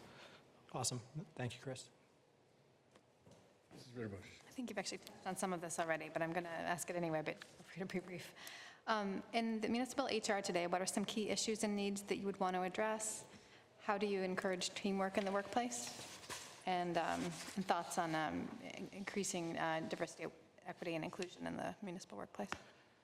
So HR, as I mentioned earlier, was one of the first thing I worked on in Cohasset. There wasn't really much going on. And the first person I recruited to work with me ended up, she lives in Ashland, and she actually, she came to Cohasset for me 3 days a week, and eventually she took a job in Ashland. I'm like, okay, Lisa, I totally understand. She's now the HR director in Norwood. And we really built, the goal was to build a culture, right? It's not just about picking people for their skills, but picking people who really want to do the work. And you can teach skills. You can't teach teamwork as easily, or collaborational. You can help people learn that, but you want to have people who want to work with other people, who are excited by challenge. We're all small, even, Hopkinton, which is twice as big as Cohasset, is not a huge place. So everybody has to wear different hats, and you want people who can, really kind of stretch a little bit. So I think you want to hire creatively. You really want to engage people. You want to give them opportunities to learn and grow their careers, whether getting a professional certification, whether it's an HR certification. There's a credential manager. I've actually let mine lapse. I probably should get that recertified. But I did that when I first started here. I got my CM designation. And it was important to do. And I got my my purchasing certificate too. So I'm a certified purchasing officer in Massachusetts. And so it's important to get people those kinds of trainings. And hey, have you thought about this? And getting people outside their comfort zones. You really, I don't want to drag someone who doesn't want to be a public speaker and put them in front of the select board, right? But I'm like, hey, have you thought about doing this? Or have you thought about trying this? And if they're game, we'll give it a shot. I mean, and I also think it's important to try to head off problems early. I mean, sometimes that happens. People may not click, or maybe they're not understanding. And I don't want people at their review to say, hey, why am I getting bad scores? That shouldn't happen. You should be getting feedback regularly. And it's not about giving people scores either. It's how am I doing? How are you doing? How can we work better? How can I help you do your job better? Even when I meet with my direct reports, it's like, are you getting what you need from me? And am I getting what I need from you? And what are your goals? And what can we do to make things better? And let's be honest, the staff are the most important resource any community has, just like the citizens are the most important resource any community has. It doesn't matter what events you have or how many pretty buildings you have, it's the people and their passion that matter. And you want to cultivate that, and you really want to encourage that. Just shifting gears a little bit, Chris. You have an office in Cohasset. It's a great town, by the way. Love it down there. Thank you. And I think I played golf there recently. At the golf club, it's a pretty place. I've been there, but not to golf. So. In your office, you've got a desk. Mm-hmm. Right? Can you describe your desk for me in great detail, please? In great detail? Yeah. There's a lot of stuff on it typically. I'm one of these people who has to have stuff in front of them. My poor assistants get crazy. So it's a very active desk. I have an old Cocopelli. My sister used to live in New Mexico, and I have a Cocopelli I have that as my business card holder. I have some squeezy toys I've collected from various events, including a police car and a fire truck and a school bus. I have a back scratcher, which I sometimes use to get to my phone. And I have work in front of me. And I have a photo up on my wall of my old golden retriever who passed away a couple of years ago, and I have him up on the wall. I have a picture of a family sale we did a few years ago up in Boothbay. I have a couple of quotes that the library gave away, quotes like little mini poems. I have one of those tacked to my wall. A calendar off to my right that I look at, and I have two screens, so I can multitask on the screen. And I have a bookcase off to the side and a whiteboard in my office too. So it's beyond the desk. So it's a constantly changing panoply of stuff in front of me, including some fun stuff, right? I have and I keep my door open all the time, right? It's very rare you see me with the door closed. And I also don't like to spend I have to spend time in the office, but I like to get out and either it's walking town hall. The other day, it was quiet. It was the Friday after 4th of July. I hung out with the director of facilities. We hadn't talked in a while, so we talked for about 25 minutes. What's going on with the projects? How is the staff? How are his kids? It's good. It's important to do that. I want people to be able to relate to me, and I want to know people too. As humans, we're all people. We're not just positions. So I think it's important that the desk is a place to work and engage, but it's not the place. It's not the only place. I like to be mobile. I like to walk around. I like to visit the other offices and have people. I like to go to other offices and meet with people. They don't have to come to me. It's not like paying me, a visit. I can go visit them too, and I like to do that. You mentioned you have 2 monitors on your desk, I think. Mm-hmm. How do you organize yourself electronically? How do you deal with filing your emails? How do you deal with your electronic spreadsheets or your Excel and things along those? So my electronic organizing is actually much cleaner looking than my physical organizing. Because if something's not physically in front of me, and sometimes it's there, but it's not there, right? It's not at my fingertips. With electronics, it's all there. So I have folders of issues in my inbox. I have lots of emails. And same thing with materials. I have things sorted by memos and budget stuff and PowerPoint presentations, a whole lot of stuff in there. And I also, from a scheduling point of view, rely on my assistant. It's one of those things I'm like, look, Tracy, when I first started, it got too much. And the board's like, look, you got to get tighter on the organization. I'm like, okay, well, if you want to talk to me, you talk to Tracy. Don't call me. Don't text me unless it's an emergency. If you want to see me, Tracy will grab me and she'll tell me, hey, Brian wants to talk to me, or Mary Jo needs a few minutes. And we'll do that, and we'll set it up. So that's critically important, because if I start booking my own schedule, bad things happen. I mean, if I see somebody on the street, I'll say, hey, call Tracy, or yeah, we can make time. Or if I see someone randomly, I'll just do a meeting. I don't have to schedule you to talk to you. But it's important to stay organized. I also rely on my assistant to do that and to work collaboratively and to remind me when I need to be somewhere too, and say, hey, Chris, don't forget about this, or stay on top of that. So I can spend all the time deep diving sometimes into things. Yeah, great. Thank you. Mr. Manning. My next question is regarding economic development, and we talked about it a little bit, which is our town with the growth that we have experienced. We have certainly budget pressure, and we have queued up capital projects coming and taxes rising. So with all that, we are looking at diversifying our tax base, and economic development is at the forefront of that. But we also respect and love our town's character, and we certainly want to keep it that way. So we need a balancing act, right? So how do you see that situation, your perspective on this based on your experience? And then what strategy or approach you would suggest to forward the economic development strategy or approach? So I will step back for a second and say that a strong financial foundation is critical to do anything. So you need to have that. You need to be paying attention to that. You need to make sure that your books are balanced, that your finances are strong, and that you're transparent about it so people know where you are.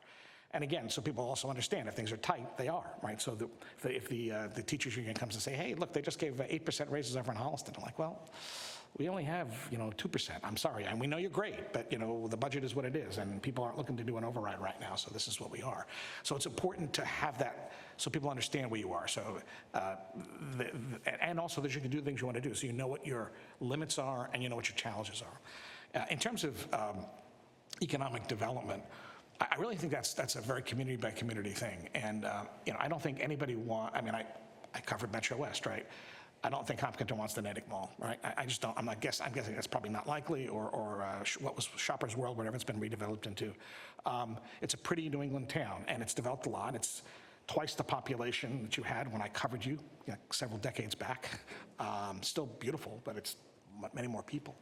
That said, I think there's creative approaches because the world's changed, and the pandemic obviously push things electronically, people watching us on TV, the ability to have Zoom meetings, but it also meant more people working from home, which means that local businesses have more of a base than they used to all the way through the day. So restaurants, I've seen that in Cohasset, restaurants have thrived. Not that they weren't doing well before, but they're doing even better. Local shops, there are more people in town during the day, so it's kind of bumped up some of those opportunities. And we've had some people do some creative things, like creating, there's a little, I hate to call it an alley, it's not much of an alley, but it's a small area, and they want to do, these folks said, we're going to do an oyster bar kind of place. Okay. I honestly, I wasn't really sure how that was going to work, and it's become incredibly successful. It's seasonal, and people bring their kids, and they hang out. It's a safe, contained area, and there's oysters, and there's some beer, and there's also other restaurants. So people might start there with some friends, then go on to one of the other restaurants in town, and it's really a great thing. So you have a beautiful downtown, and I think what's in there is really what people want to buy. I mean, you can't say, well, let's put this here or this here. It's like, well, what's going to work? And I think every community is a little different like that. And also, the time is a little bit different. But if there's a goal, another great thing about doing this is that you don't have to reinvent the wheel, right? You can say, hey, Ashland has a great policy for local business. Why don't we just tap that, see how they're doing it, or there's something great over in Framingham, or Needham, or whatever, or I can call up a friend in Texas. Probably a little bit different over there, but say, hey, what are you doing? What works? What's kind of creative? And you can find a best practice or something that's working somewhere else and adapt it. That's one of the great things about government. In fact, if you're not doing that, you're making a mistake. You don't have to reinvent the wheel. You can. There's nothing wrong with coming up with creative new stuff. That said, if you can find other things that are working and adapt them and see, hey, how did it work over here? And talk to folks who've tried something. You also want to be creative and try things, right? Maybe a little bit outside the box, but that's okay. I mean, as long as there's consensus that let's give it a try, then you give it a try. And if it doesn't work, it doesn't work, as long as you haven't, dug a big hole in, like in Parks and Rec, where that pit for all those years in that show. You don't want to have that. But if something tries, and a program tries, or some kind of small business development program that people say, let's give it a shot, you try it. If it worked, that's great. If it doesn't, you try something new. I think that's the key. The other is to be, to have infrastructure, right? No one's going to operate somewhere if they can't. You can't have a restaurant without water and sewer, right? And some degree of getting people there. You don't have to have parking literally in front, but you have to have the ability to get people in and out. And that could be a central parking lot. It could be something. It could be a shuttle bus some days, right? But you really want to have that kind of infrastructure. You got to think about that too. How welcoming are you being, and how many opportunities are there for somebody to get through? How long does it take to get a building permit? Is that a terrible thing? What does the zoning code say? Does the zoning code support or not support? Because that's at the end of the day what the community wants is determined is put into practice, I should say, by the zoning and planning codes. So is that somewhat helpful? Yes, thank you. Mary Jo. Cohasset is a lovely, lovely community, but I don't think of it as a very diverse community. And we've kind of been priding ourselves on diversity here in Hopkinton, and inclusion, and equal opportunities. And I was just wondering, how would you encourage that in economic development too? Well, I'll take a step back and say, to give you a little bit more by background too. So you're correct. Cohasset is not the most diverse place, depending on how you lay out diversity. Even economically, it's become a much wealthier town, even in the time I've been there. Property values have gone up. People are tearing down homes and building much bigger ones, and it's very rare to go the other way. If you've taken a 3-bedroom Cape and made it a 7-bedroom bigger house, you're not likely to tear it down and put back a Cape. So it's changed, and there was, for a long time, a lot more diversity of income and background, but I think that's starting to change. And that's just the nature of the reality. But in my prior community, a third of the population spoke a foreign language at home, and it wasn't Spanish necessarily. It was Korean or Farsi or Hindi or another South Asian language, because there were folks who had lived in New York City and they wanted the Long Island American dream. So they're coming out and buying the home in the suburbs or getting the nice condo. And we celebrated that. We celebrated that in North Hempstead with cultural events, with engaging people on boards and committees and really making sure there were voices there. And it was important. It was important to do. So it was a cross-section of diversity. People from, literally, one of the council members was a refugee from Iran. Her parents had put her on a plane, and they followed her eventually, and she became a council member. She was great to work with. She became a state senator eventually. And there were folks, we had an area that was actually qualified for community development block grant money, and we got that, and we redeveloped the whole area that had no grocery store, and it had no other community amenities, and we were able to, it took a long time, but by working with private developers, really made something exciting there.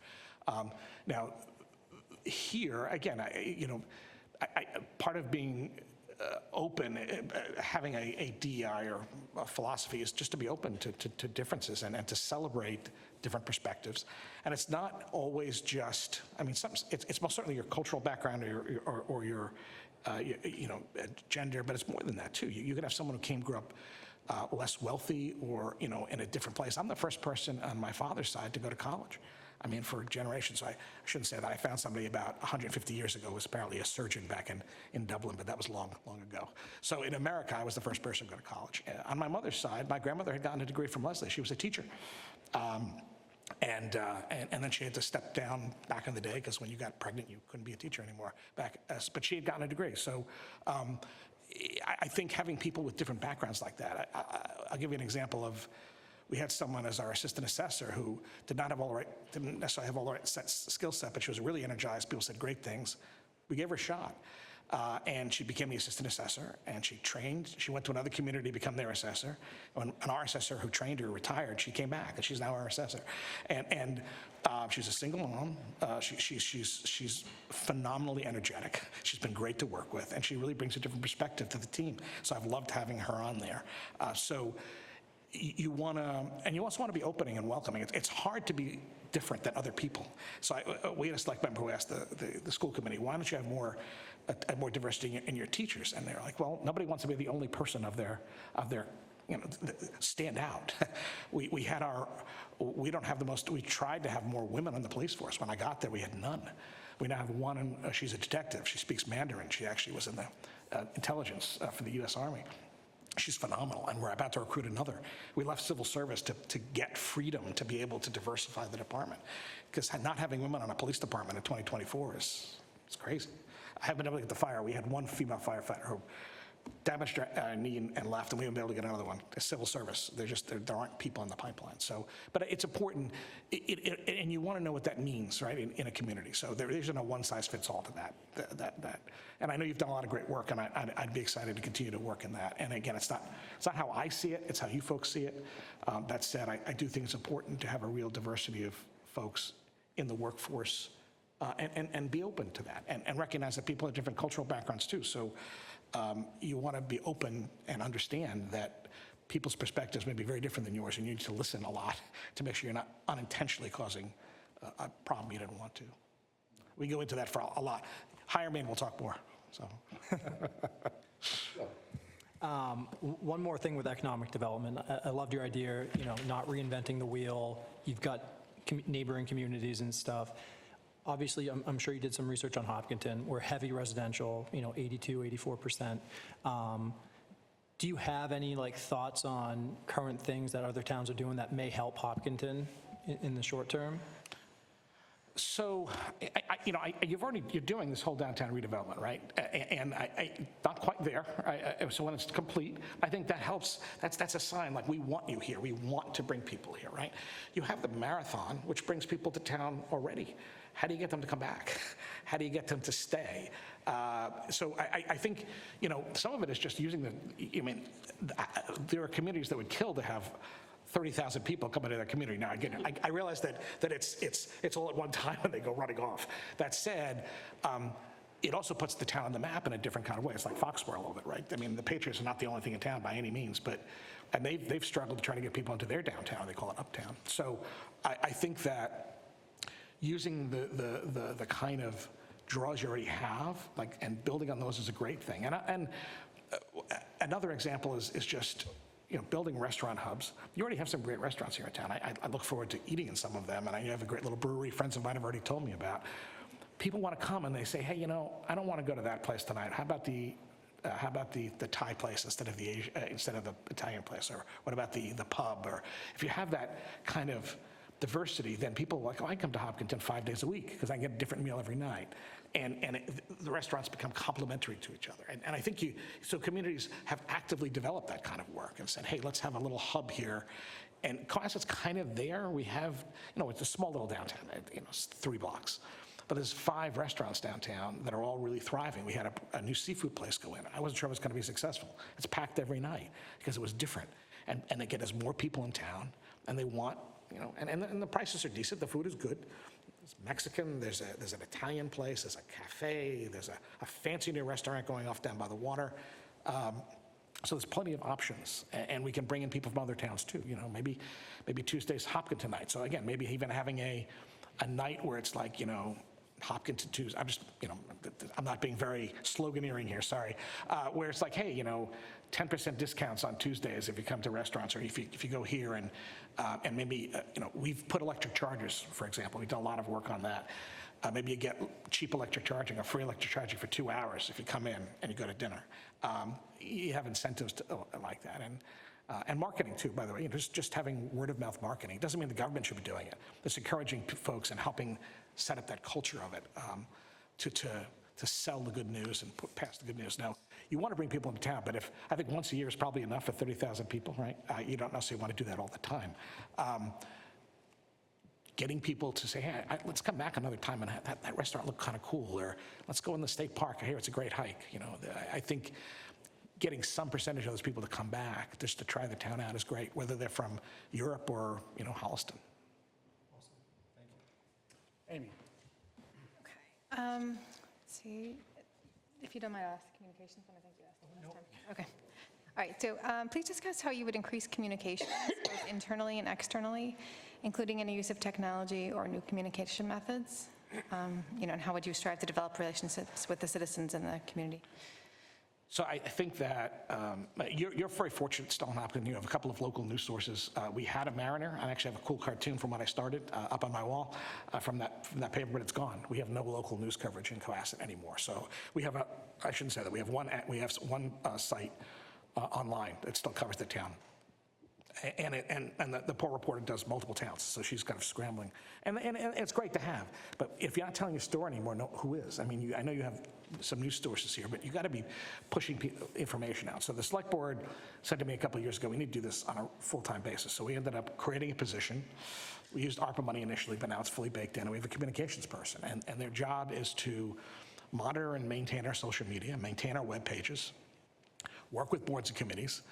For example, our current one, the gentleman we hired first was a TV reporter. He was phenomenal. He had grown up in the western part of the state, and he and his fiancée wanted to come back. They were in North Carolina at the time, and they came, and his family actually had bought a home in Cohasset for a summer house. So he knew the town, and he was great. Did a lot of great videos, really was out there at our events, doing live streaming on Facebook, kind of fun stuff like that. And our new guy's more, he's a great writer, and is doing great videos. So he actually encouraged me to do I do a weekly update, just the 5 things, what's going on. And I try to sprinkle it with, something from rec or the library or elder affairs or, what's going on. Are the RTF hours this week different, or is there a holiday, or, what's going on at the police department? Just some quick hits. And I'm doing it on a video now too. It only takes a minute or two. No one's gonna watch more than that anyway. And push that out at least weekly. And then we do regular updates. But we did a fun little recruitment. It's like, our mascot in Cohasset is the skipper. The skipper needs you for a board and committee, and so it's the skipper behind the wheel. A totally legitimate image. We had it prepaid, so it was good. And so you have to have fun with that kind of stuff. You want to engage people that way. I think having someone who lives that responsibility is important, because you also want to get boards and committees. They want to let folks know what's going on, and you want to have them help make sure the committee's messages are getting out of their interests. So it's not just what the select board wants or what I want. It's, what other stuff's going out there. And you want to make sure they're collaborating with the schools. I love to share stuff. A lot of people have kids in schools. That's generally the most important reason people come to a town in the first place. That said, everyone doesn't always have kids in the same school or at the same time. And I like to collaborate and share what's going on in schools too. I don't always get that from the schools as much as I like. I think, because I want to make sure that folks see that and that there's a shared experience, whether it's, it's easy. We've gone to the Super Bowl a couple times. I've been to Foxborough. I've cheered the team when the football teams won the state championship. That's great. Or our girls soccer team won the state championship. Girls lacrosse team just won the state championship. But there were kids doing other fun stuff too. During the pandemic, we had a kid who used our 3D printer to make face masks. And we did a great story about that. And it was kind of creative use, right? We had this 3D printer that wasn't working because kids were learning from home, and we told a great story. We do we call it Cohasset Common, and we do a show about half hours. It's like a poor man's chronicle, because I'm most certainly not Anthony Everett. So, and we try to feature stories about the community, restaurants, and art groups, and all of that.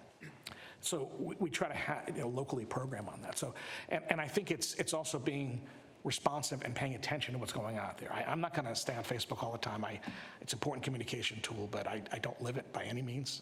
And so it's important people watch that. Hey, something's bubbling up over here. You might want to make sure we're getting information out about that. But I do think keeping the website organized and maintained is really important. And then using really everything, because everyone doesn't. Videos are great, but not the only way to communicate. We do postcards too. Those are great, and the elder affairs, they still do a regular newsletter, which is fine. What gets to people where they are is the most important thing. Thank you. So we're approaching the 45-minute mark here in a couple of minutes. Does anybody have any other pressing questions that they wanted to ask? Just a little bit understanding on your experience on budget in a minute or two. How do you go about it? What are the challenges you've seen and solved? So I've helped 2 communities get to their highest credit rating. You're already at AAA, which is great. So I've been deeply immersed in budget planning for a couple of decades on the municipal side, working the regular budget, the operating budget, collaborating with the schools, obviously, because they're a critical aspect of the services provided, making sure that we're talking and they're not going to ask for something that's going to be impossible to fund. So you want to have those lines of communication open regularly. You want to make sure that the priorities are, the select board does a budget message that kind of sets the tone and tenor every year for the work that I and the finance team do. And in North Hempstead, it was a little different. There was a council system, it was a little different. That said, we planned, we pulled stuff together. So I've been doing this for a long time. Again, the budget is a very collaborative process. It's also, it shouldn't be, well, I got $100 last year, I should get $150 this year. What are you doing?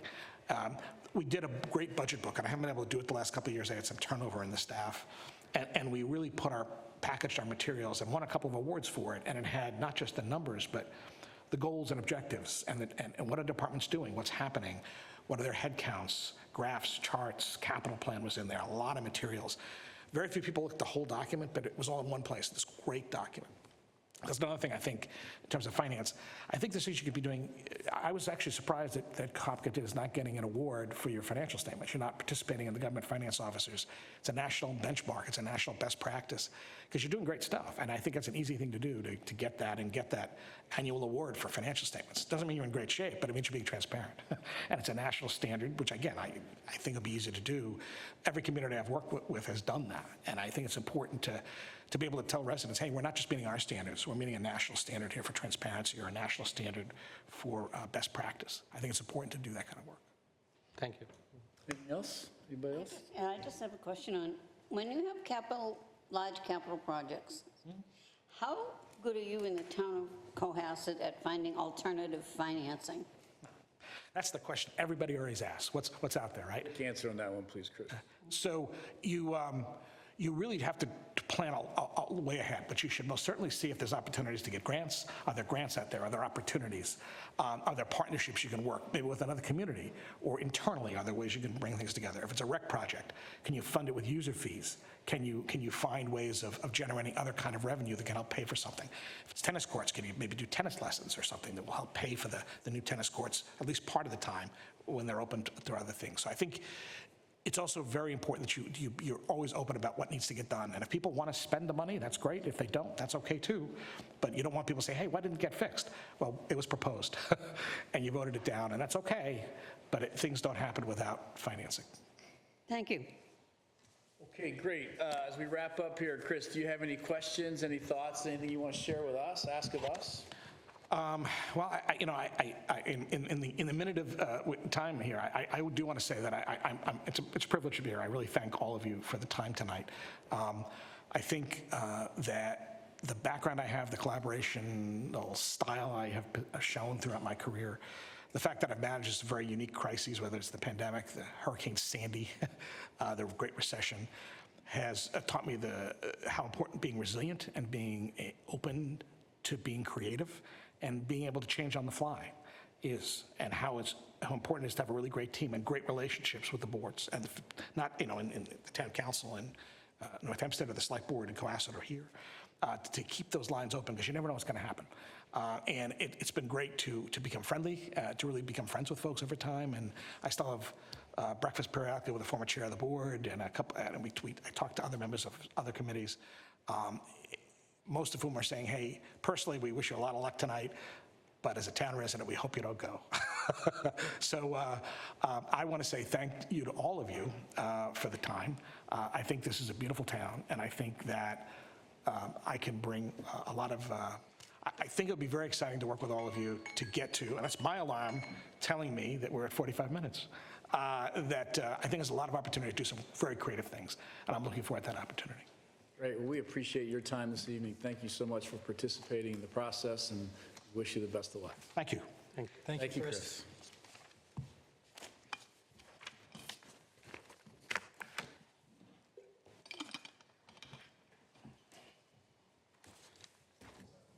Okay. Thank you. Thanks a lot, Chris. Safe home.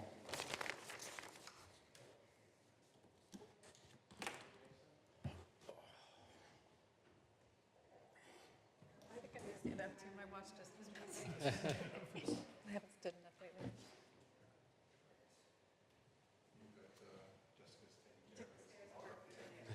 Jason Holt. Really just sitting all day. It's never enough steps on No. Jason, how are you? Good to see you again. Welcome. Hi, Jason. Good to see you. So, Jason, as we've mentioned to the others this evening, we have a 45-minute time period for each candidate. We're sticking to that to the second, so that we can get through everybody and conduct some other business we have to get to later on this evening. That's great. Thank you very much. Does anybody else need water? You guys all set for water? Okay. I am. Yeah, thank you. I'll have to start bringing it in. But anyway, so we have this 45-minute period, and we're just going to go through a series of questions and have a conversation, and then we'll go from there, okay? All right, great. So I'll go ahead and get going on that. I think that Mr. Mannon has been starting our questions for us. Please. Thank you again, and congratulations on being the finalist. Thank you for bearing with the process. Great to have you here.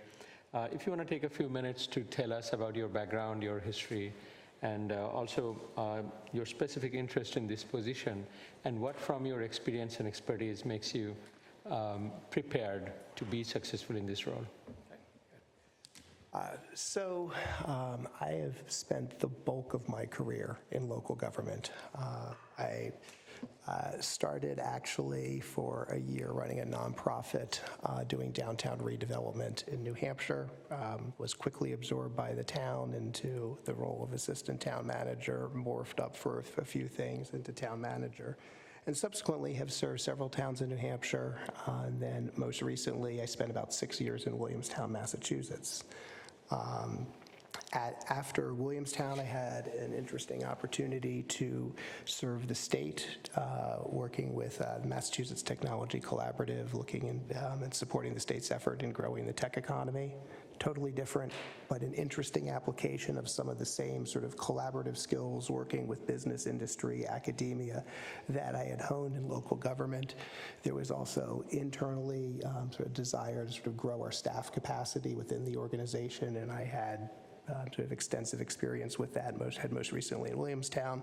And that also gave me the opportunity to move east from the Berkshires to Hopkinton, where I moved about three years ago. So part of the reason that I've been thinking that, this is something to get back to is I realize now that, I'm sitting on a lot of knowledge and experience and years of practice that I apply parts of it, but there are many nuances of local government in terms of, capital planning, managing free cash, road design, all of those sort of things that, there's not so much call in my current job, and I find that I miss that. And as I looked here and thought, recognizing that Hopkinton was looking for a new town manager, I've come to recognize this is a place I'd like to stay and call home for a longer period of time.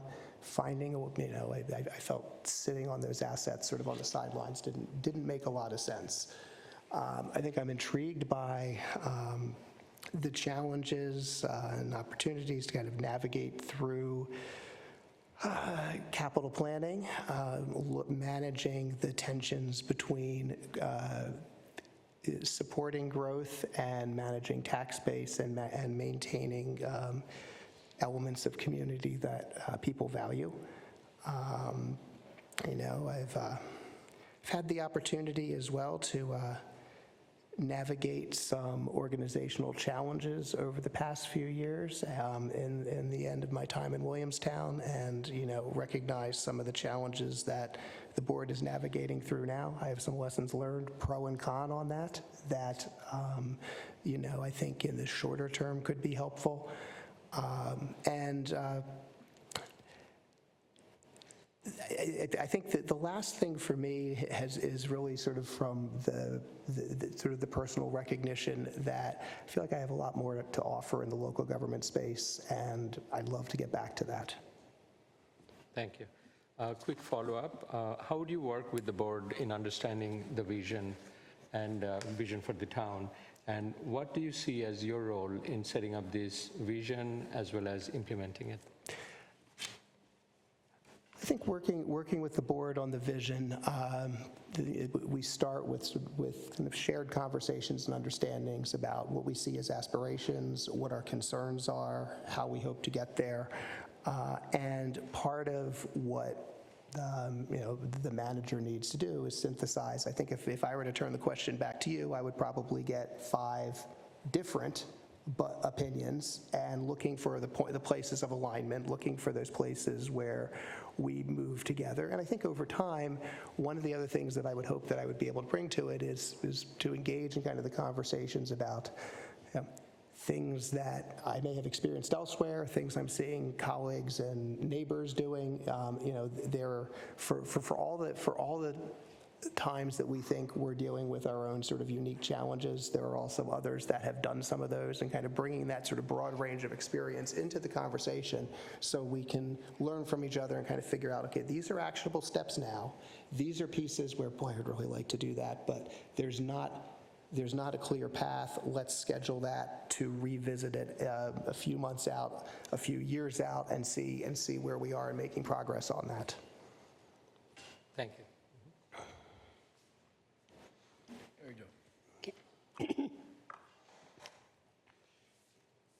As a town manager, we have very large projects.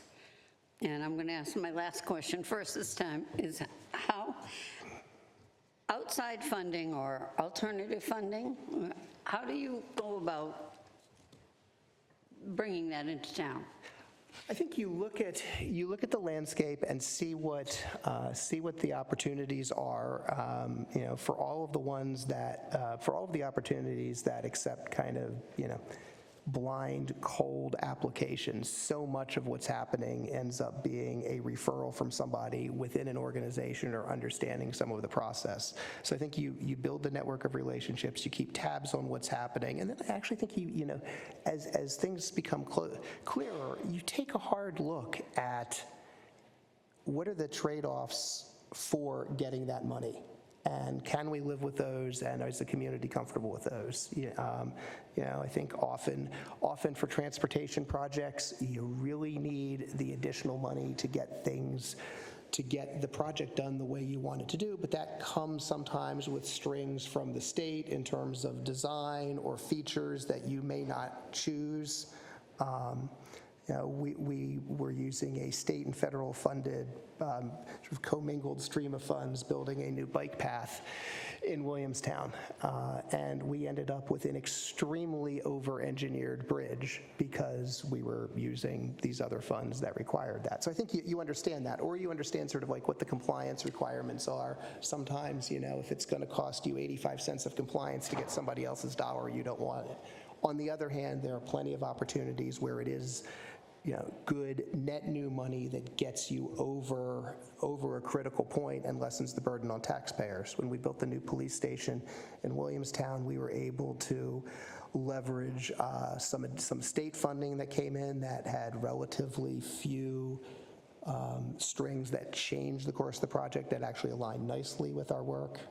My unusual circumstance there too is I had the college who was able to provide a little bit of money. But I think you always pay attention to the landscape and figure out where we can slot something.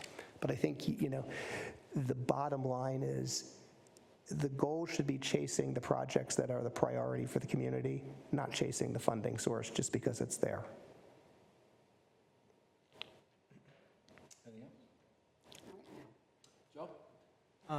Obviously, you've been a resident for the last couple of years. Love that.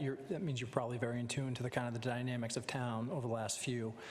You referenced in your first comments around, experience a challenge in one of your previous roles, how it's very relevant to what's going on in Hopkinton. Can you elaborate on that and talk about some of those pros and cons? Sure, absolutely. So we had a personnel issue in our police department. We had, my case, it was a little bit different from the start. We had been, we had an employee who was usually close to the line of unacceptable behavior, but not something that was ever actionable, that was defensible, particularly in sort of a union grievance-based environment. Within the department, we initiated, we really had a need to get a second in command, and so we initiated a promotion process for a lieutenant. This employee did not score highest on the selection process and therefore was not offered the position.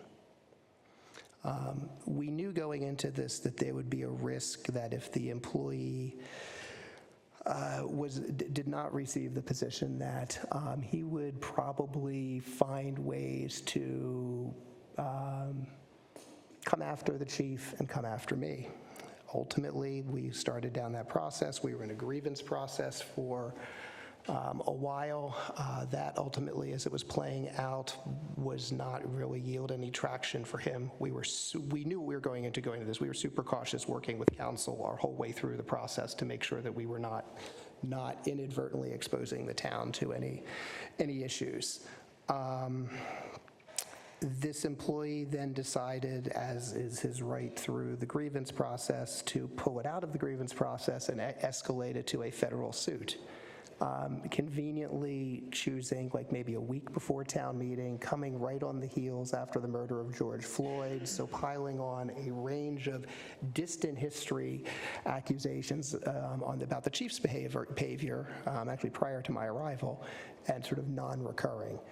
That sort of gave a progressive community eager to mobilize around something the opportunity to do so. We in town government were kind of struck by the fact we had all of the reports, we had all of the background, but we could not bring the community into the full amount of information that we knew. And so, we kind of became the punching bags for 6 months or so while that process played out. Along the way, I negotiated the chief's departure. Not really based on conduct, but I think he recognized that his effectiveness was compromised going forward. That was a little tough, given sort of where we were in a contract, but we did so. And then ultimately, that was sort of the same piece for me, is that we were knee-deep in the third-party investigation of this employee. I knew it would take another good 6-8 months before that would come out and come to closure. Way too distracting for the rest of the business for the town to constantly have that. And so, by my exiting from that, it actually empowered some members of the department to become more engaged with that process. And I think I left in the spring.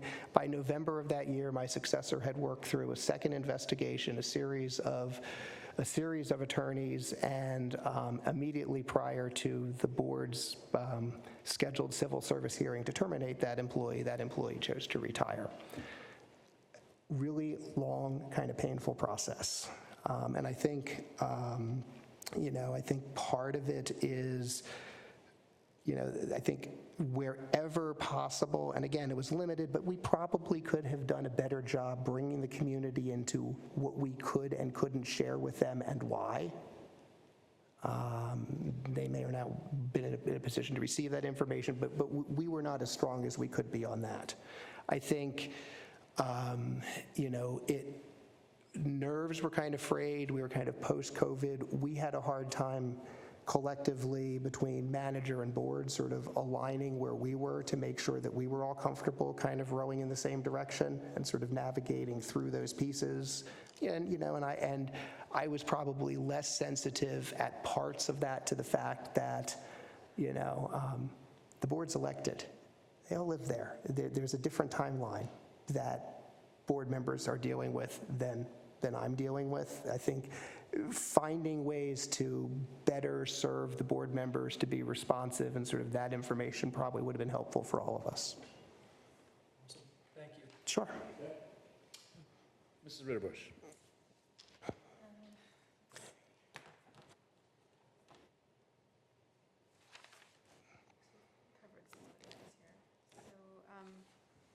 So I'm going to go with the communications question then. Can you please discuss how you would increase communications, both internally and externally, including any use of technology, new communication methods? How would you develop relationships with the citizens in the community?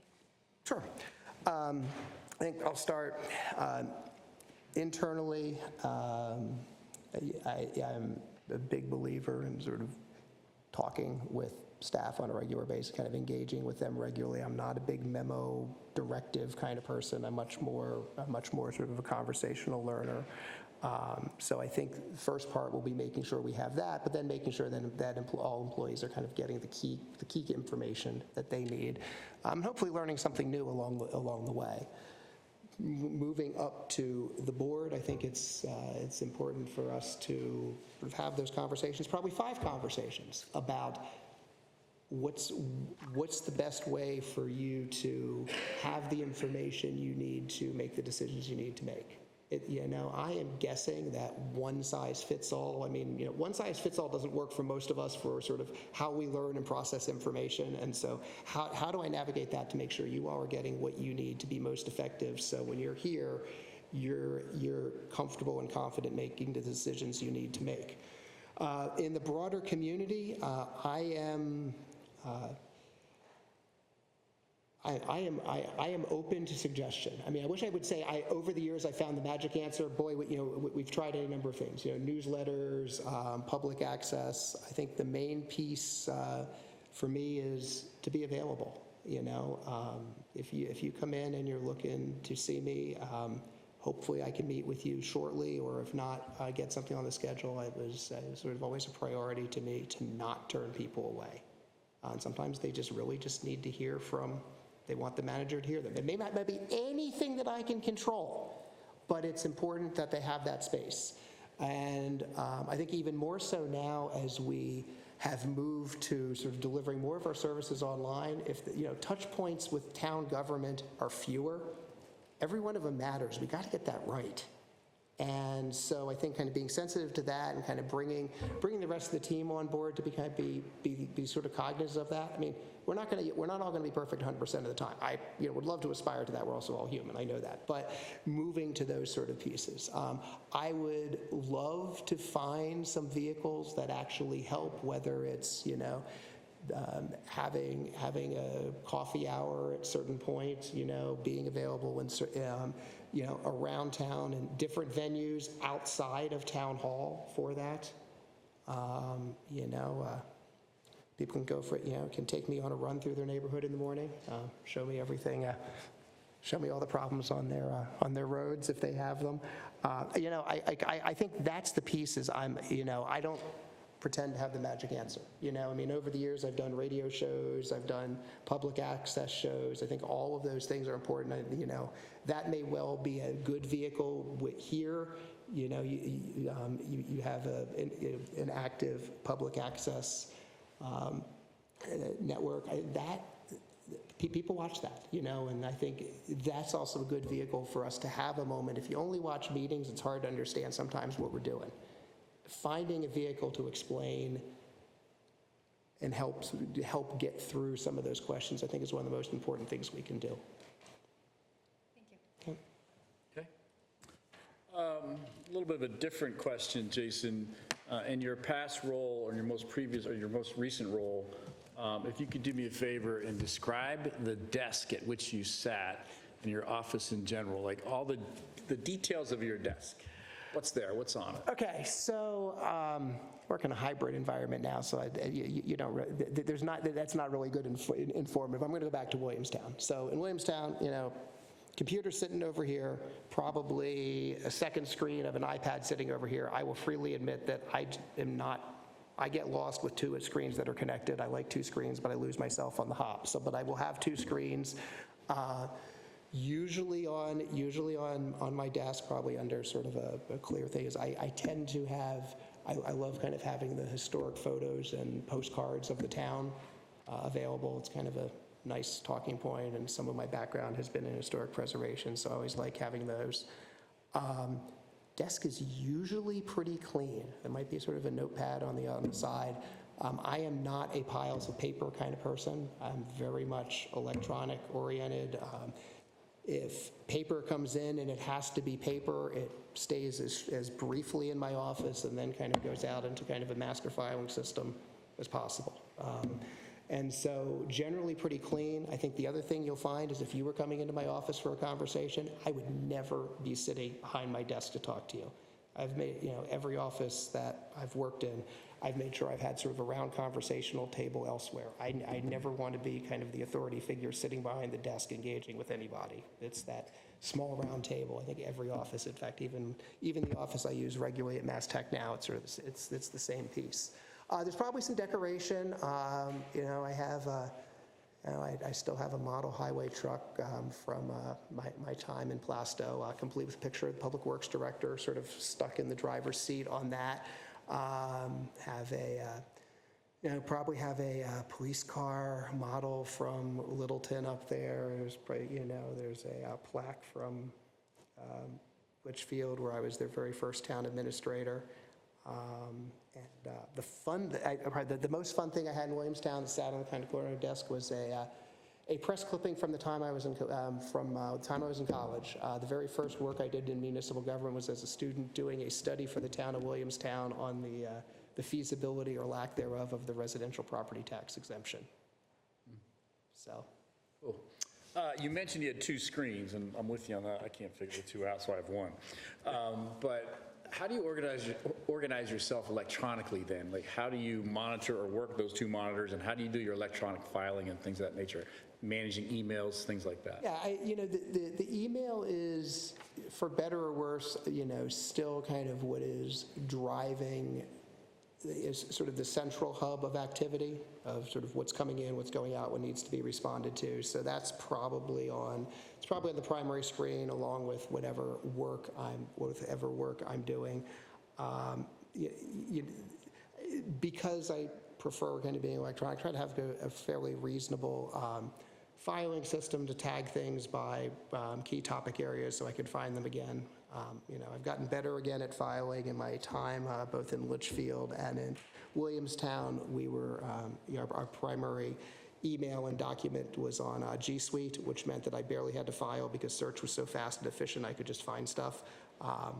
Sort of in the environment I'm in now, filing's helpful. So I am back to some of those skills. I am also very much a inbox zero kind of person. Is probably kind of the one sort of management device I probably tend to be a little more zealous about. So so Friday afternoon, I am making sure that when I am done, the inbox is empty. Now, granted, I may have only snoozed everything till Monday, but the act of having eyes on everything, like, make sure that things don't die in the bottom of my inbox, especially with so much of the inbound communication coming that way. Great. Thank you very much. Mr. Mann. Thank you. Next question is about economic development. You may have heard that we certainly have tremendous budget pressure and taxes are rising and we have capital projects coming in. So we are also looking at how we can diversify our tax base in a reasonable, realistic way through economic development. And we also love the character of our town, obviously. It's a beautiful town and we all are here because we love the town character and we want to keep it that way. So how do you see we balancing our need for economic development with our town character, and what strategy or view or perspective you can bring to this? I think it's always the dilemma of local government. Of there's this priority of growing the tax base and then sort of navigating through that gain versus, well, what are the implications down the road of that? I think being strategic about commercial industrial development, looking at things, I think, being able to sort of the biomed designations that have been out there, I think, is a huge asset to be able to build on. For better or worse, the interstate access and an exit are things that communities all over this state would kill to have as a connecting point. You have that. So how do you build that? But how do you build that sensitively? I think hopefully the era of huge big box shopping centers and seas of parking may be behind us for a little bit. I think we're starting to see some more of that strategic infill.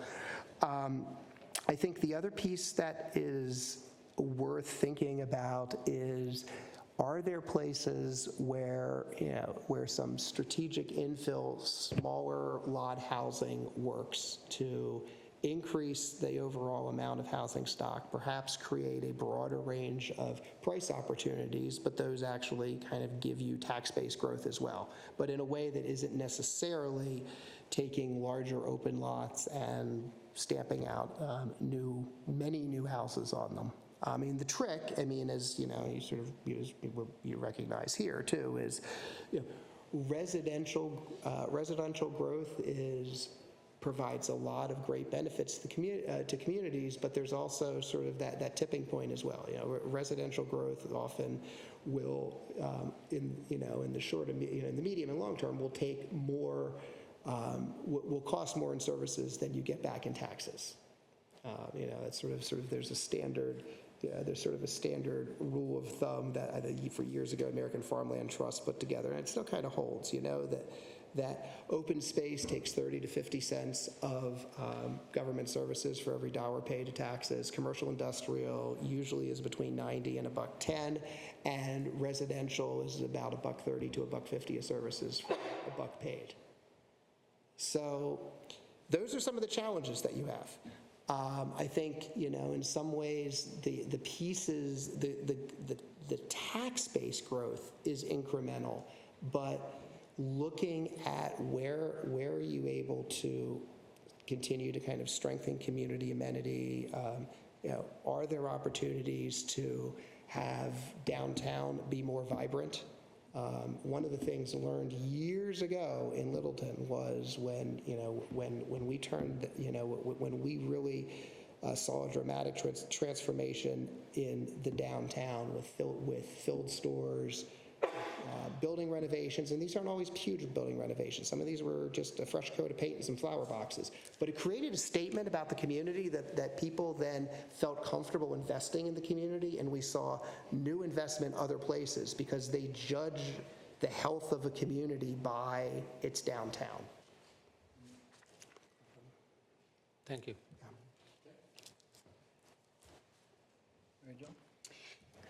Yeah.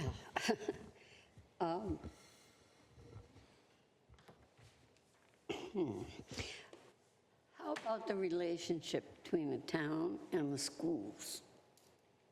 How do you balance that? I think I think the starting point is to make sure you have a really collaborative, understanding relationship. It's a overall large part of the tax base. The community pays for us, and they pay for them together. They don't have a town wallet and the school wallet.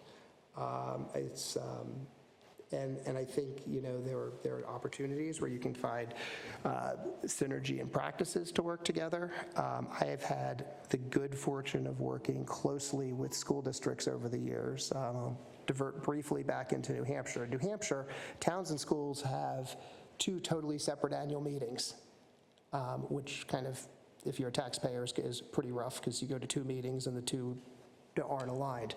When I was in Littleton, we were the first town in New Hampshire to hold joint town and school annual meetings, sort of recognizing that the collaboration mattered, even though our forms of government were separate.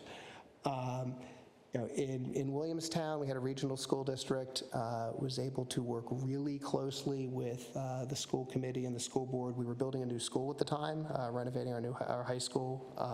It's a fairly challenging project. We were the host community, so I spent a lot of time working very closely with the superintendent as we tried to navigate through the challenges of that project. At the same point, we were renegotiating and resetting our regionalization agreement, and so some of the school committee members sort of relied on me for sort of informal guidance on the strategy on how things would work. I think we're all serving the community together. We got to be really, really thoughtful about making sure that we're moving as one team.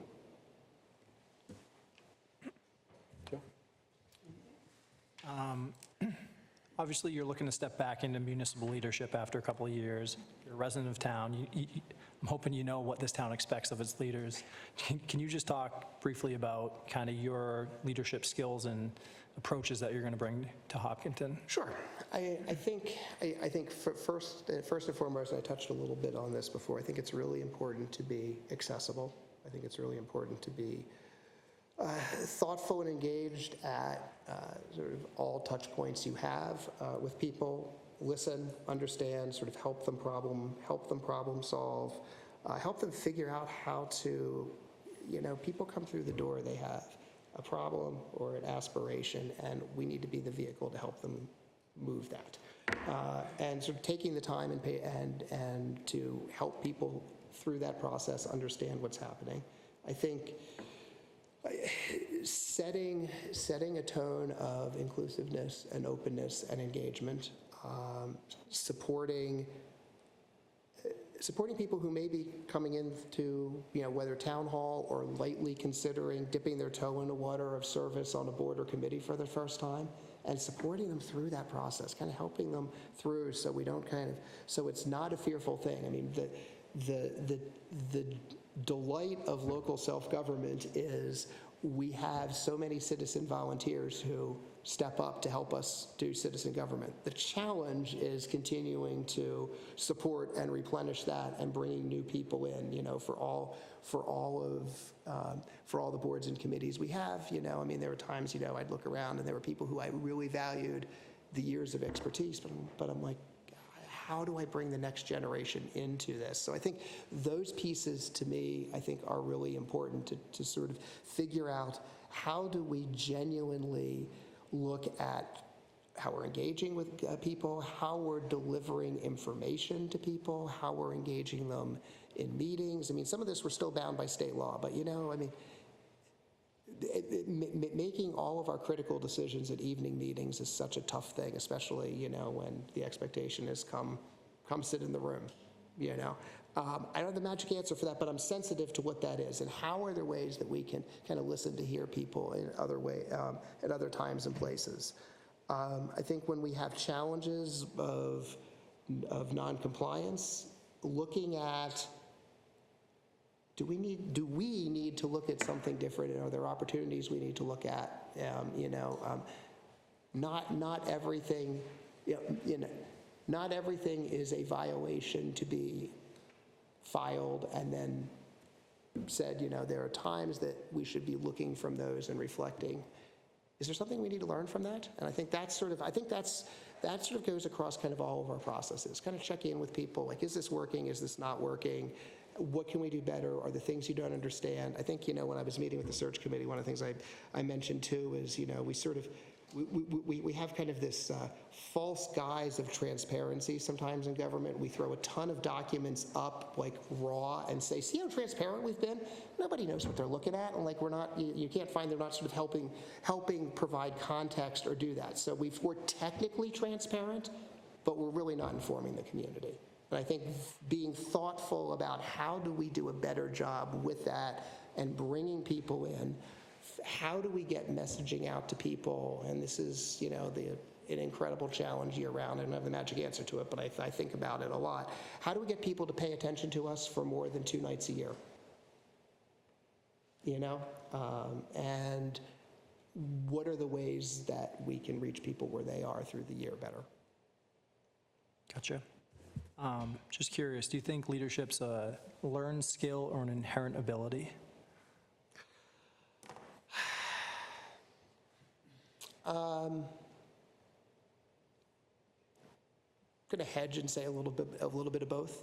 I think you may have some sort of born propensity, but if you're going to be good at it, you're learning over time by watching and learning from others, and hopefully as you get into leadership positions, you're sharing that knowledge with others and learning from them, and you're reflective over time about your successes and your mistakes, so you don't keep doing the same thing again, and you do the next thing better. I think that's leadership. I mean, I know in my case, I have learned to be a lot better listening over 20 years than I was at the start.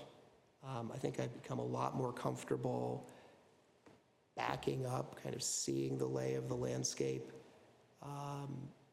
And I think that's a learned aspect of leadership. Awesome, thank you.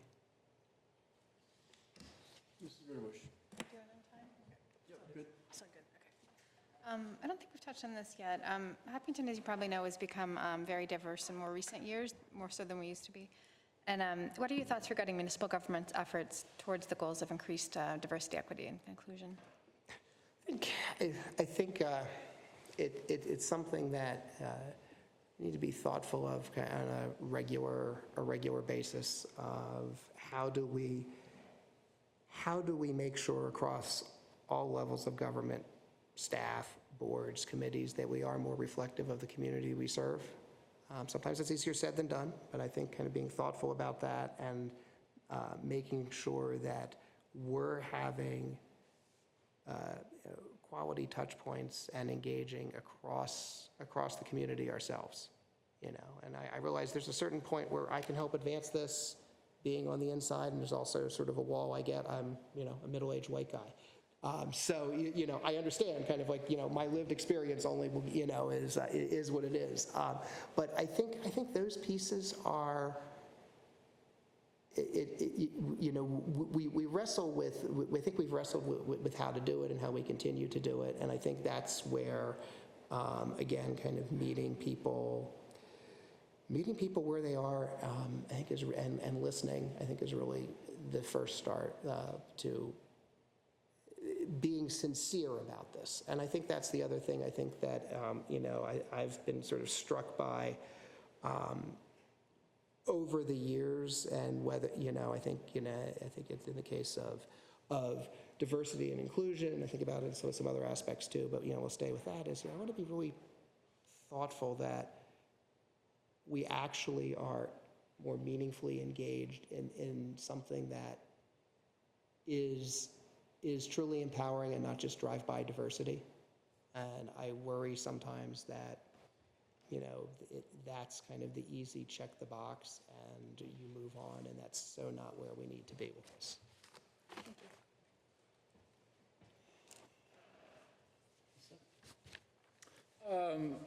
Jason, how would you define a successful relationship between yourself as the town manager and the select board, and how we pull it all together? Yeah, I think I think the starting point is one of mutual respect and understanding, that we're all here to serve the community, and that we should all be aspiring to moving together collectively and agreeably as much as possible. That's not always going to be the case. We're going to see things differently, and I think figuring out how we do that and how we're able to make sort of well-informed, fact-based decisions, and how we also make a decision and move on to the next one, support where we've landed, and move on to the next challenge we have together. I think that piece is really important. I think communication is important. Figuring out like what the right communication strategy for all of us is. So I'm getting you the information you want. You're getting me the information I need to be effective as well. And probably, I think one of the other things is sort of having the discipline to kind of check in on those on a regular basis, because the more you work together, the more you kind of make assumptions. And when you become, comfort and understanding, it helps you do good work, but it's also kind of dangerous at some points. I think I worked with I had a chair who served multiple terms in Litchfield, and he was actually in and out of town hall a lot. And I think finally, one day, he dropped in my office, and he came up, he offered me this idea. I'm like, okay, we've been together too long, because that's totally an idea that is some creative thing I would have hatched. I'm like, we run the risk of getting too far ahead of the rest of the board just because we are way too much on the same sync. And I think alternately, sort of in my time in Williamstown, the format that we use there is we actually had the chair and vice chair and the manager would meet like the Thursday before the meeting, kind of go through things and other updates. And so it was a prep for the meeting and also just sort of an awareness of what was happening. Generally, that was helpful, and I think, but not everybody, not everything sat all the time with everybody, because not all 5 people got the information, and not all of it was public information available, and we were comfortable with one another. I think like in the Williamstown case, for instance, interestingly, since every charter is different, like all of the human relations pieces were all the responsibility of the manager. The board hired one person, and the manager was responsible completely for hiring, evaluating every employee of the town. 98% of the time, that was awesome. And the board was very comfortable with it. When things when things went awry, that conversation that we had had weeks before, hey, by the way, we're in this process, didn't land with any of us, and we all kind of got ourselves caught short. So I think that's the piece, is find the good rapport, but then check in and make sure we're not taking shortcuts. We are getting close to 45. We're at 40 right now. So, any other kind of key questions? I think we covered quite a bit.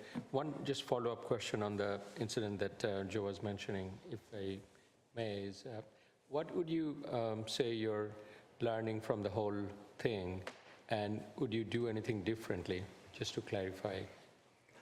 I think looking at, one is where we just went, is I knew most of the risks and exposures we had with sort of the challenged employee. My conversation with the board members, the chair and vice chair, I kind of kept them up on process. We didn't really go down the paths of, okay, this could go this way, this could go that way. And so I think that would be one, just so we would have had kind of fewer surprises. I think, a little bit I touched on earlier too, is with so much confidential information and so much potential legal exposure for the town, we were super cautious, and we were probably overcautious at times in finding where we could provide more explanation for the community. I think though, we went into this knowing that there might be a high cost, but it was the right thing for the community in terms of getting a second in command, and then ultimately as we went forward, understanding that this individual was somebody that we couldn't keep on the police department long term. The town got there in the end. There was some collateral damage. So I think, that's, I wish it didn't have the toll along the way, but it did. I think that that's probably where what I've taken kind of the most from. And I think, and then backing up from it too, is finding the balance of making sure, and I kind of fell victim to this myself, of I let that become sort of all consuming, and I lost track of putting the time, effort, energy into so many other things that could be making the community better. And so we all kind of spiraled in our own spiral on that. Thank you. With the clock ticking, I thought we'd give Jason a chance to ask any questions or share any last thoughts with us, if that's okay with everybody else. So, yeah, Jason, if you have any questions of the board, or you want to make a final comment or two, please. Sure. My question is going to come back to you. Fast forward 5 years. Tell me how you will know you made the right choice. We can't answer that in the next 2 minutes and 30 seconds. That's a great question. It's a great question. Does anybody want to try and take a stab at it in 2 minutes? Anybody? Yep, I'm not going to make it. If we have schools that can fit all the children that we have without having to build any more than we've already budgeted for, I guess that would be success. I would go, just like she said, collaboration between the town hall and the schools, retention of employees, no vacancies. I think town hall being full is a critical thing, and it starts with this position. It's going to set the tone for the next couple of years. So, that's probably the highest priority for me right now, thinking long-term. I'd say budget is done on time and in a balanced and covering all our services in a right way, and then communicating in all issues and building the relationship and help maintain the harmony of the community. I just want the downtown project finished. Can we make that maybe not 5 years? I knew somebody had to do that, right? Yeah, I totally agree with that one. Better be finished in 5 months. We'll see.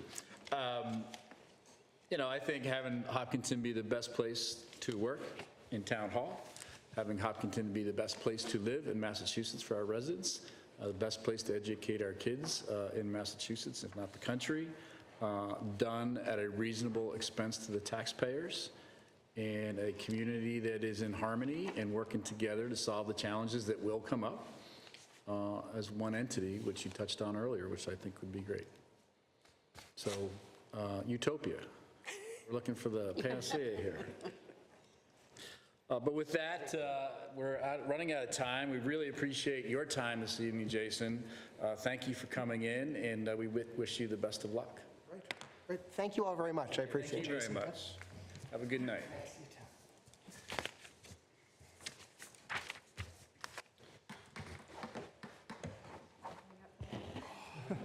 Quick, you got 30 seconds.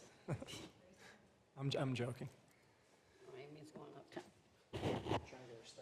Gotta move. Can you get by there? Yeah. Just push the chair out of the way. I was still on vacation today, so I played 18 Did you? Where? out in Weston. Nice. I don't want to take a chance. Oh, thank you. Golf a lot. I golf a fair bit, not enough. I'll be right back. Yeah, there's never enough time. So we've had all the candidates join us here. Yes.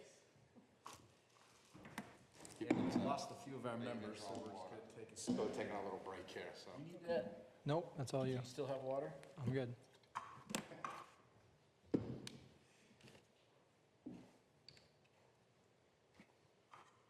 Elaine, how was your 4th? How was your 4th of July? It was really nice, yeah. It's a little bit cooler up there, but not enough. Good time with the family, though? Yeah. How about you? It was good. Ended up staying local, so it was good. Pretty low-key, got some stuff done around the house. Nothing exciting. Did you attend the parade? I did, Nice. did. Was it fun? It was fun to have it back. Yeah. Yep, if we can build off that, get more floats, I thought it was, Yeah, I would assume it was going to be a later sort of participant crowd this year. yeah, definitely. The boat parade on Maspinock was much larger than the Horribles. Well, they've always kept that going. I think. I don't think that ever stopped. No, but it's something to aspire to. Yeah, good. Where is a good place to watch the boat parade?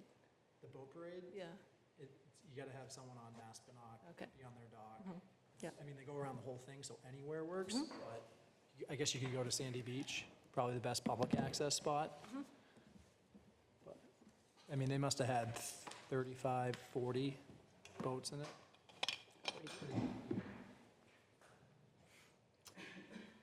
So while we're waiting for the others to come back, Elaine, we've told all the candidates we have a 45-minute window for each interview.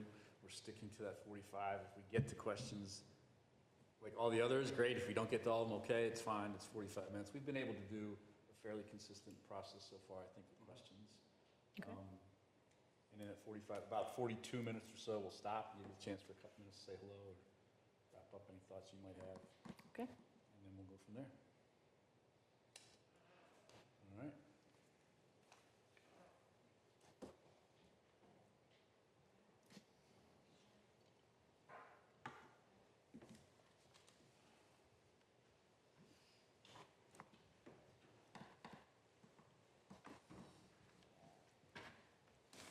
I was in a conference room all day.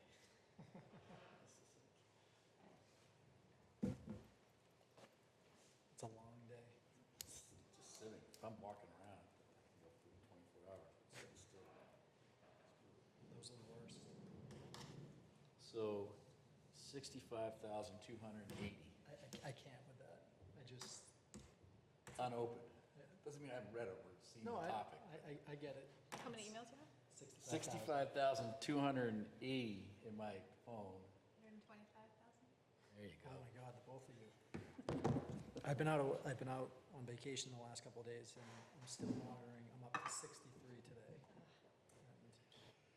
It's called inbox infinity. Like, I'm able to filter out the ones that are really important and deal with those. I find with the search engines, like, just put in a word or two and up it comes. And I mark everything that's Sorry, Mary important Jo. so that I reply to it. That, and I'm generally challenged on these things. Okay, so we'll get the clock rolling here. Elaine, welcome. Thank you for your patience tonight. You're the last one in. It's 7:40 p.m. It's been a long day, I'm sure, already. But thank you for joining us as a candidate for the town manager position, and welcome. We've been having a series of questions, and we've been starting with Mr. Mannon. Hey, Elaine, thank you, and thanks for bearing with the process. Congratulations on being the finalist. And my first question is, if you want to walk us through your background, experience, expertise, and what interests you or drives you for this position, and what from your background you think have prepared you for to become successful in this role. Okay, thank you. Thank you for having me, and thank you for the question. I started my career in the planning field after a bachelor's degree in environmental management, and then a master's degree in community planning. And then I began my career in planning, a couple of municipalities and the federal government, and came here in Hopkinton in 1992 as a planner. And I've worked here since then in a variety of roles, progressing during that time. First as planner, then planning director, then the director of the newly formed land use department in 2010. And then moving to the town manager's office in 2016 as director of land use and town operations, and then as assistant town manager. And so that background coupled with my volunteer experience at the town of Harvard. When I lived there, I participated on a couple of committees, including a fiscal impact analysis team. And that came about, actually it followed a committee that I was on here, the Fiscal Impact Working Group. And it was during the recession of 2006, 2007, 2008.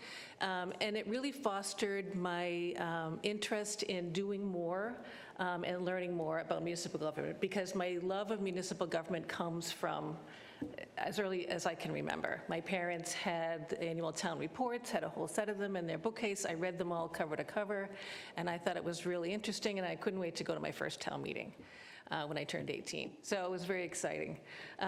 So my love of municipal government kind of propelled me into the planning field, and I loved that. And then I began to think about municipal government in a more holistic way. And I wanted to do more and to be more for a community. And so in order to get some experience and learn more about more than just the planning aspect of things, I participated in a couple of the committees, including the fiscal impact ones in Hopkinton and in Harvard. And then in Harvard, its follow-up committee, which is an economic development analysis team. And so those two together examined the reasons why the community had a structural deficit, things we could do to resolve that. And one of those things was economic development. So I went beyond that and then participated on their economic development committee. Also had a variety of training opportunities and educational opportunities, including a Mass Municipal Association and Suffolk University certificate in local government leadership and management. And that led to a master's in public administration at Suffolk University in 2015. So I furthered my education, and my background contains a lot of experience and a love and experience in municipal government. And that's what's brought me here today. Thank you. And a follow-up question is, how do you work with the board in understanding the vision of the board for the town? And how do you see your role or this role contributing in setting up that goal and implementing it? So I have always enjoyed working with boards and committees. I really enjoy the board and committee process, and I have always tried to help boards, whatever board I'm working with or working to create. I want them to succeed. I want them to have goals and a mission, and I want them to achieve those goals and missions. And I believe in working closely with the board in that regard, providing the information they need, doing research, in a collaborative way, a collaborative process. In a transparent way where we can have open discussions about various options. There's never a right and wrong answer to something. There's a lot of things that need to be explored. And I look forward to doing that with every board and committee that I serve. One of the things I have done in the past to further boards and committees was I did write the town's board and committee orientation handbook, which everyone who gets appointed now I think does receive, and it's on the website. because I believe strongly that board members need to be empowered, and I like to work with boards and committees to further that. Thank you. Ms. Lefrenier. What do you see as our really biggest challenge right now? I think our biggest challenge on the horizon is our financial situation. And it's not that the town doesn't have a lot of resources and a lot of revenue, but it has, as you know, a lot of capital projects, both voted and on the horizon. So I think one of the challenges is managing that and having, to manage that and to get through that, people need to work cooperatively together. So it's boards and committees, citizens, staff. I mean, everyone is affected by this challenge. And so it's going to be a big challenge, and people will have to work together. So that's what I see as one of the big challenges facing us. Thank you. Joe. Obviously, this is the opportunity for you to fully take over kind of the leadership position in the town hall. Just in general, like, what's your skills and approach to leadership that you would look to bring as full-time town manager? Thank you for that question. I believe in leading by example, and I believe in empowering people, and I believe in having department heads, board members, citizens be empowered to participate, to learn, to grow, and to serve the community in whatever way is right for them. And I believe in making that happen. And so I believe in this collaborative approach.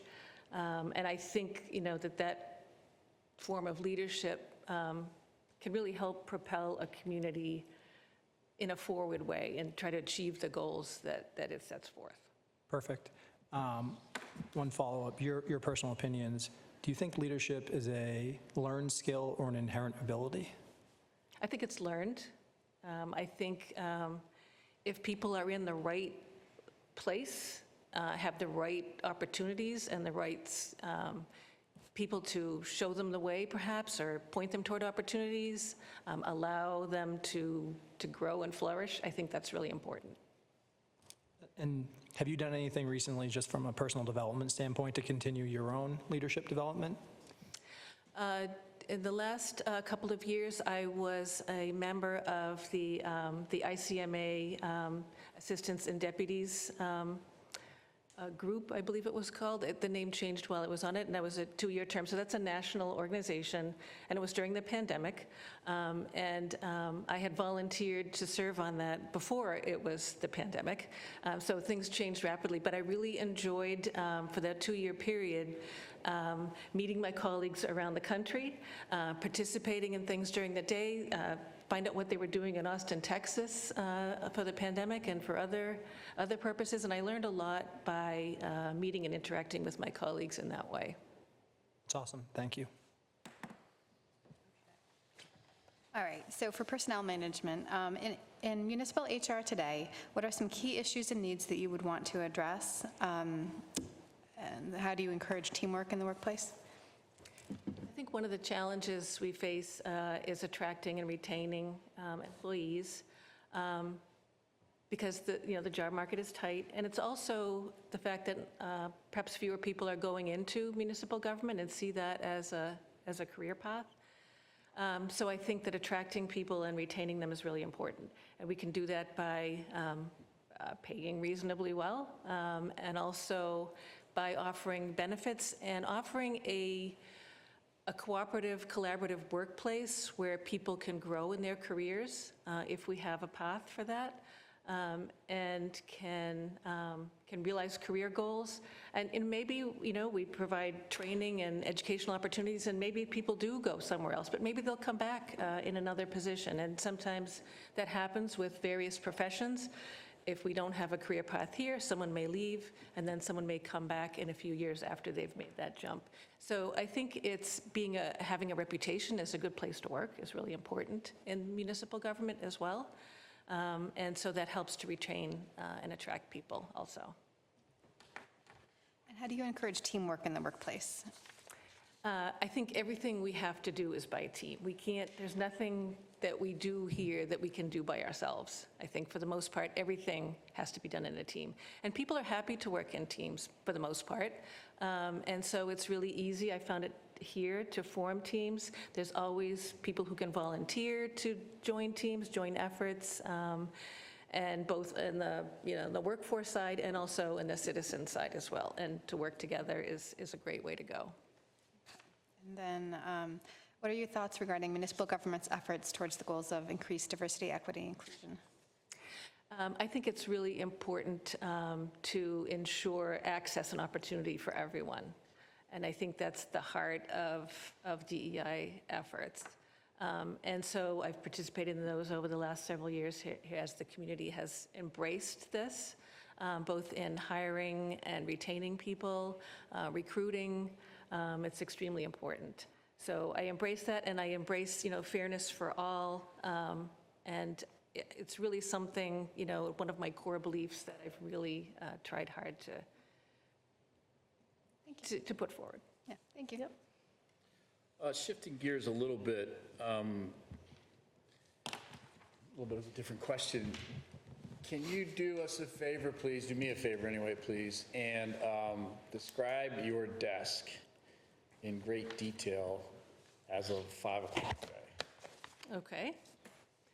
It's mostly clear with piles on the side, a couple of computer, hardware stuff, couple office equipment like a phone, but mostly clear, and 2 chairs facing the desk for people to come in and sit down, and the door is always open.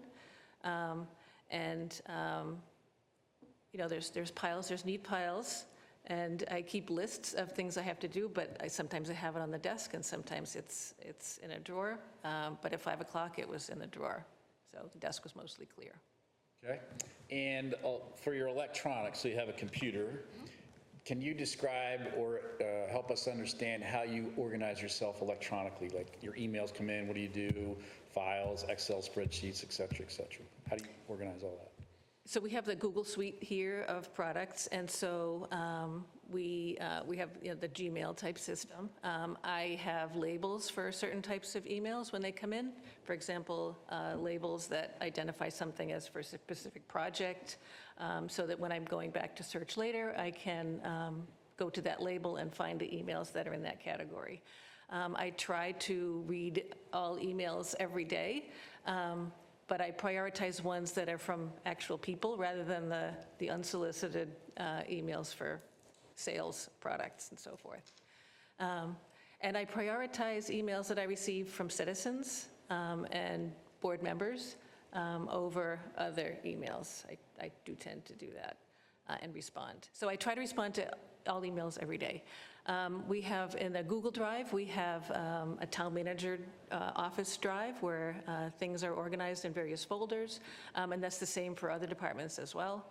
And I also have another drive just that I can access for personnel-related matters and so forth. So that's how those things are organized, and it's by topic and not necessarily by the type of document. So add-on question, if I could, please, and a little bit of disclosure.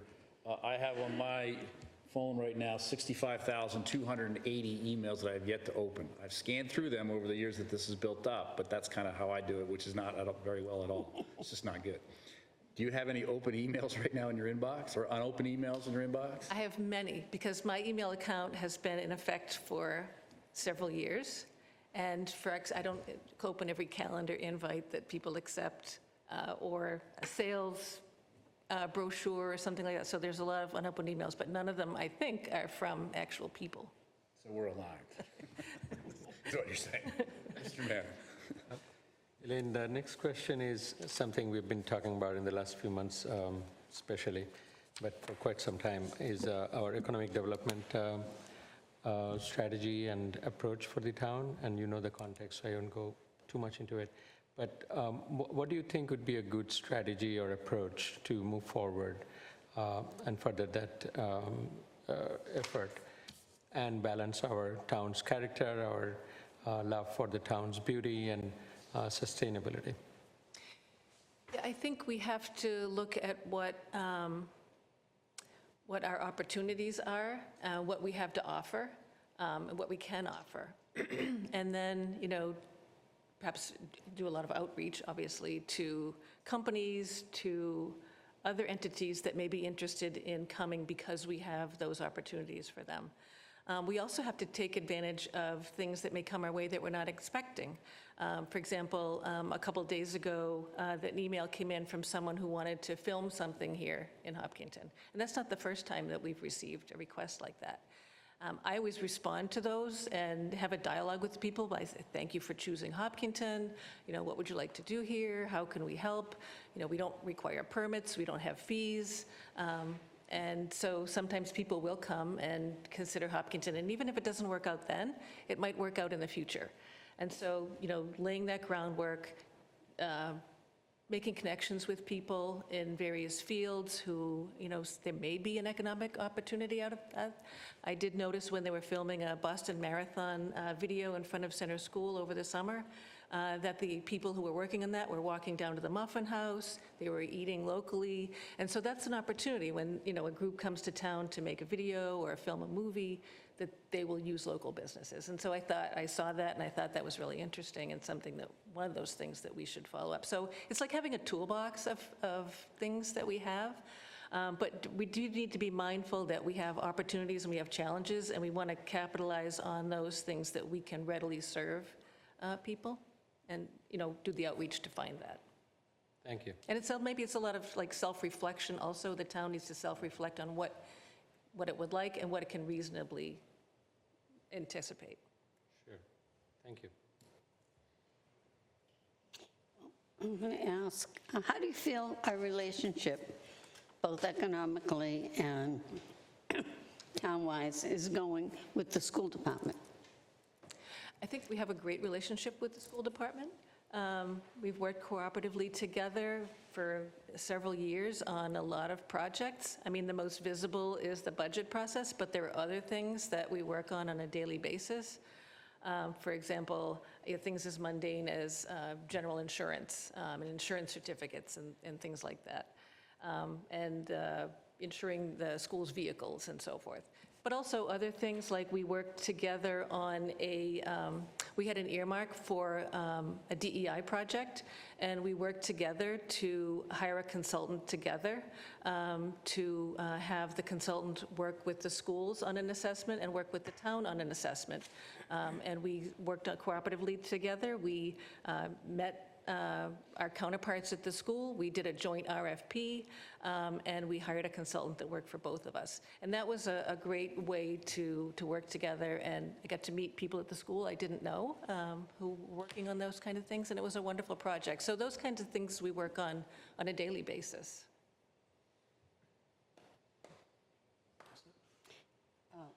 One more. The relationships within the town hall, we have brought on a lot of new personnel down there. And there was a time, as I remember, when nobody talked to the personnel in town hall. They came in and out the back door, and people began to resent it. And I just want to know how you would encourage the board and other people to have a relationship with those that work for the town. Yeah, I think we should. I think I've thought of things we could do, such as having an open house one evening, on a Tuesday night when employees are here until 7 o'clock. Or, just encouraging people to have a conversation with the resident who comes in. And I, for a number of years, have been, for example, been a notary public, and so people come in and I notarize documents for them. And it's nice to make a connection with people. And just in that way, and they know there's people here that they can ask questions. For years, I've been, answering people's questions or forwarding them to someone who can answer a question, because I think that's really important for people to be part of their government, because, it's all tied together. We're all in this together.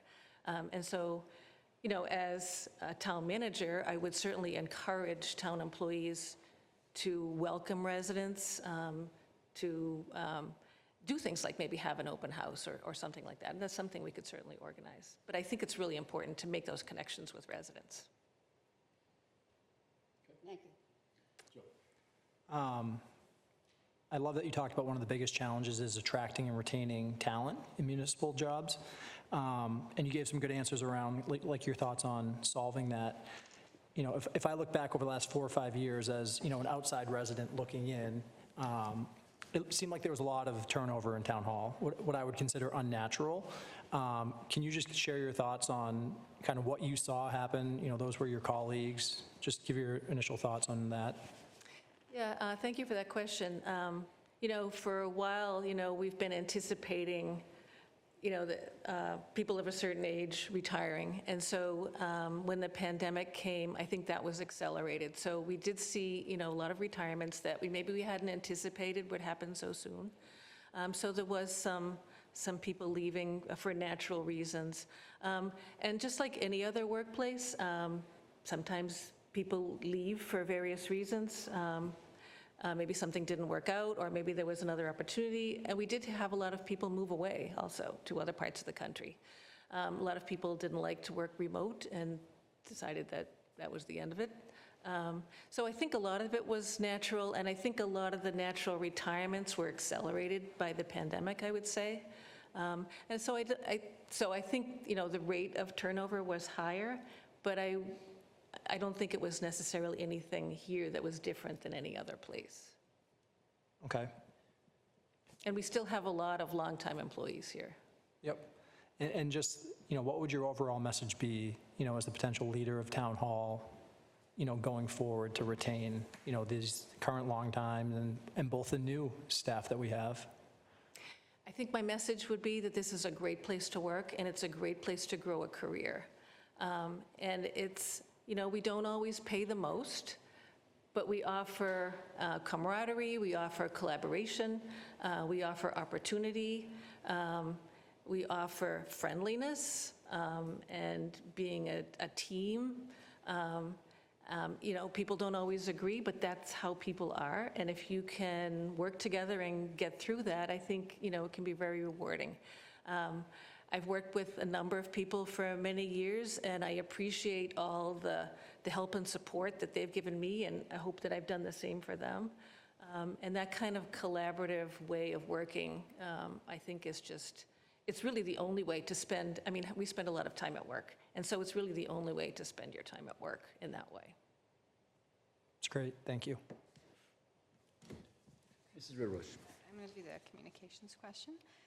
So please discuss how you would increase communications both internally and externally, including in the use of technology and new communication methods. How would you strive to develop relationships with citizens and become part of the community? Well, that's an easy, you're already part of the community, so that's not as hard for you as some of the other candidates. But yeah, I think that's really important. And I've had this little sticky note on my desk for a while, and it says communication plan. So I think we've needed a communication plan for a while. It's just something we haven't had a chance to get to, because we do need to communicate more. And some of the things my colleagues have mentioned is a newsletter or some communication that goes out to residents. Started doing a weekly town manager update, and I think some of my colleagues are thinking that that could evolve into, say, more of a more robust newsletter for people, you know, using technology. We do have a couple of departments, Youth and Family Services and Senior Center, that do newsletters regularly. So something like that could help a lot, and taking advantage of whatever technology we can is really important, because we can reach different people in different ways. It's always a challenge to reach out in that way.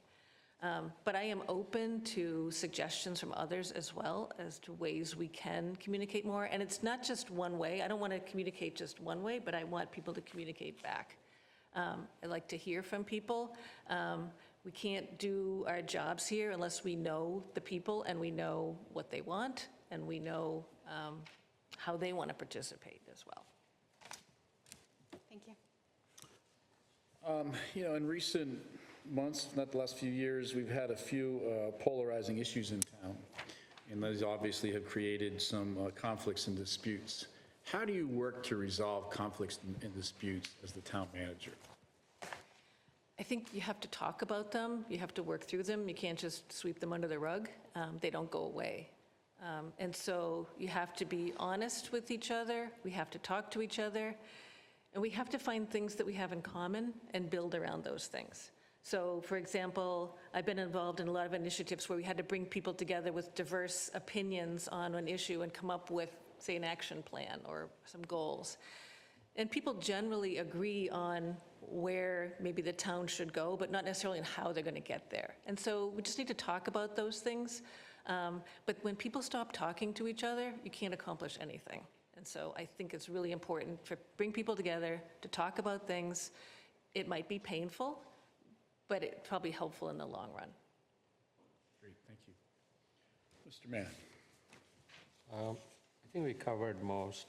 If you want to share your experience and approach on budget planning, and because you have a lot of background already, how do you think we should go about our capital planning, given the queue and the rising tax and budget constraints, all of those combined? We have a complex problem.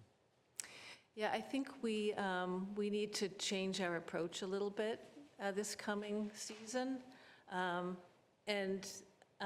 This idea is coming from more than just from me, but things I've heard from other people as well. For example, the Capital Improvement Committee would like to be more involved in capital planning and not just receiving something at the end. Also, our CFO has suggested that we work on a different approach to capital and have people rethink things that they've already identified and planned. And then things like working with our departments to see if there's things that can be phased over time. So I think we need to change our approach a little bit because we do have unusual circumstances now. And so using my ability to bring people together, to brainstorm ideas, to work through conflict, I think we can come up with good planning, I think is important. Obviously, as a planner, I think planning is really important, whether it's capital planning, whether it's strategic planning, whatever that may be. And so I think we need to further that. And maybe we need to start earlier in the process as well, and involve our boards and committees, including CIC and appropriations as well, perhaps earlier in the process than we have in the last couple of years. Makes sense. Thank you. Yep. I don't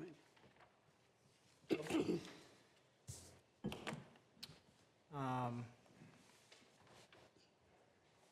mean, obviously, you work with the select board a lot. In my short experience, it's been a great thing. Is there anything that you'd recommend, improving the town manager and select board relationship, or that we could do differently?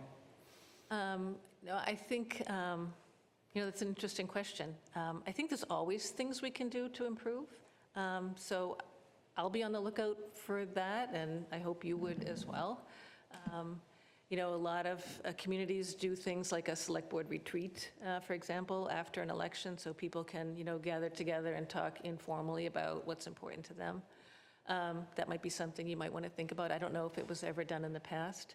I've worked for boards and with boards for many years, and sometimes the things that you do are dependent on the members and what works for them also. So that's why it's a two-way street. But I definitely think there's always something we can do.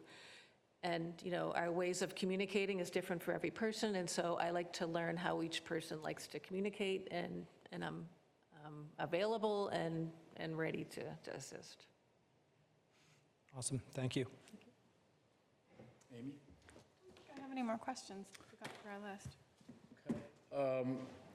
So you've been in Hopkinton since 1992. I think I first met you in 2002, and you were the planning director at that time when I was on the planning board, 2002 or 3, somewhere in there. And you've obviously come a very long way in your career and in your management experience and your leadership skills. It's very evident. But, and you've been in this interim role now for a few months, but you were sitting right behind the driver of the bus there for a long time. Why do you want this job? I want this job because, it's interested me for a while, and that's one of the reasons why I did go and get the MPA following that Suffolk program. And what I learned there and what I've experienced in working alongside Norman and others here really galvanized my, my thought that that is something that I would enjoy doing and something that I would be good at and that I could really help a community become what they want to be, or at least try to, work toward getting there, because communities be here so long, they never go out of existence. But just that, that it's something that I embraced and something that I really would like to do. Great, thank you. Anybody else, any other questions? Nope. Any other thoughts? We're a little ahead of schedule on this one. I think it might make sense to talk a little bit more about the relationship between the town and the schools, in that we all know the town has supported, all of us has supported the entire community of the schools, and we've got this $170 million investment coming at us. I think 125 or so we're on the hook for, 130 million. What is the number that we're going to be on the hook for? Is it 170, something like that. right? 170, is it? That's the total number, right? And then the state, yeah, so that's our debt number. But then the state revenue coming in, or the state grant coming in, I think it brings it down to about 130 million. Actually, it should be under 100, Okay. 95 to 100. Okay. Still a pile of money. And yet, we're going to have to continue to support the schools as we go through this next 10-year period. How are we going to do that and not run into that structural deficit that you mentioned earlier that, has plagued other towns? And we talked about it in the past, and I think structural deficit sometimes is, everybody has their own definition of what that means. I bet you community to community would be widely different. But how are we going to handle that and still maintain that excellent relationship with the schools? I think it's possible to have those challenges and have an excellent relationship, but it will take effort, I think, as I observed in the past, that sometimes people will maybe let their disagreements get the better of them. So it takes some effort. And I do remember the One Town, One Solution slogan that we have had. And that's a true thing. And I think it's incumbent upon, the political leadership and the staff leadership to work together in a positive way. And, I think everyone does understand that we're all connected. And it's just reminding people that, you could have great schools, but you also need, clean, reliable water, and you need to plow the streets. So everyone knows that those things need to occur. And everyone's mindful that, a dollar that goes one place isn't available somewhere else. But I think there's ways we can work through that. And, also we can look for additional revenue sources and more grants and other ways to fund things as well. But, and everyone may have to sacrifice at some point as well. That's always going to be something that's on the table. Yeah, okay, thank you. All right, so if everyone's good, we'll go ahead and, Elaine, give you a couple minutes to share any thoughts or ask any questions of us that you want to ask, or whatever you want to share. Well, I just thank you for the opportunity, both tonight and, for the last 30 years of being here and being able to grow my career here. And it's been a wonderful place to work and to learn and to grow. And I have thoroughly enjoyed being in Hopkinton and working for the residents here. Also, thanks to all my colleagues as well over the years. And I just thank you for the opportunity to be considered, and I look forward to your decision. Great, thank you very much. We appreciate your time this evening. We do have some other business to attend to as the interim town manager. I think we're going to take about a 2-minute break if we could, and then we'll come back to the regular meeting. If you could join us, that would be perfect. So with that, we'll wrap up the interviews for this evening for the town manager position. We may have a little discussion about whether we could actually make this decision tonight or not, given some travel plans that some folks have. And John, I didn't get a chance to share that with all the other candidates. I think I did with the first one or two. Did you? So they're aware. So it may, M-A-Y, it may go down this evening in terms of a decision. Okay? Got it. Okay, great. So with that, if we could take a 2-minute break, or at least I got to run out for 2 minutes. I gotta stand up again, my legs.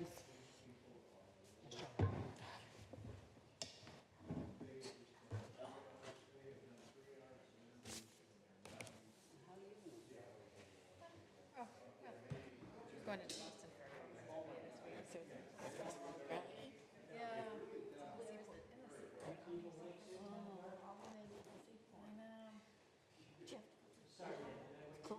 Yeah, I guess I'm going through the other one, obviously. Going around, it's like. Thank you. Really difficult. Do we have the references? Yeah, I'll take his and I'll take mine. Thank you. Do we have their references or a summary of the references? Yeah. Oh, you did? Ed Neaton's Red Barn Coffee. Oh, okay.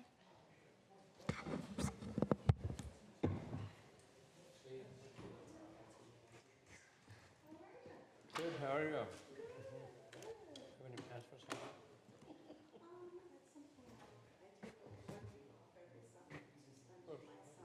Oh, nice.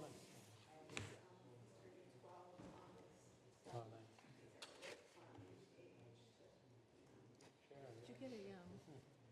Did you get a DocuSign? I hope you're... Yes. It was fake, right? Yeah. Oh, You got the, wait, it was fake though, right? It was fake, right? no, that was it, From Josh? yeah. Oh, for sure, right? We're trying out DocuSign for signing certain forms. Yeah. It looked like a, On the it looked transfer. like a fake, it looked like a fake phishing email that Josh had sent, so I marked it as spam. So he should have been notified about that, though. Okay, so we need to sign it? Only if you vote on the transfer. Okay. So, okay. So you got to warn us about that then in the future, because Yeah, I didn't realize it was in the books until. I forgot to announce we have a baby in the house. Oh, Connor and his wife had a boy. I didn't know if we could announce it for him, but Huh? I didn't know if we could announce it or wait for him. Didn't he and she were on Facebook. I know, but they didn't announce it. I know, we can do it next week. Yeah. Kind of, what are our Okay, sorry. Hmm? We're live. retention rates? Now you just announce it. I'm moving. Be good to take advance of broadly as well. Oh, this is the response from the open forum? Excellent. Samples of this, that'd be great. Yeah. No, nice.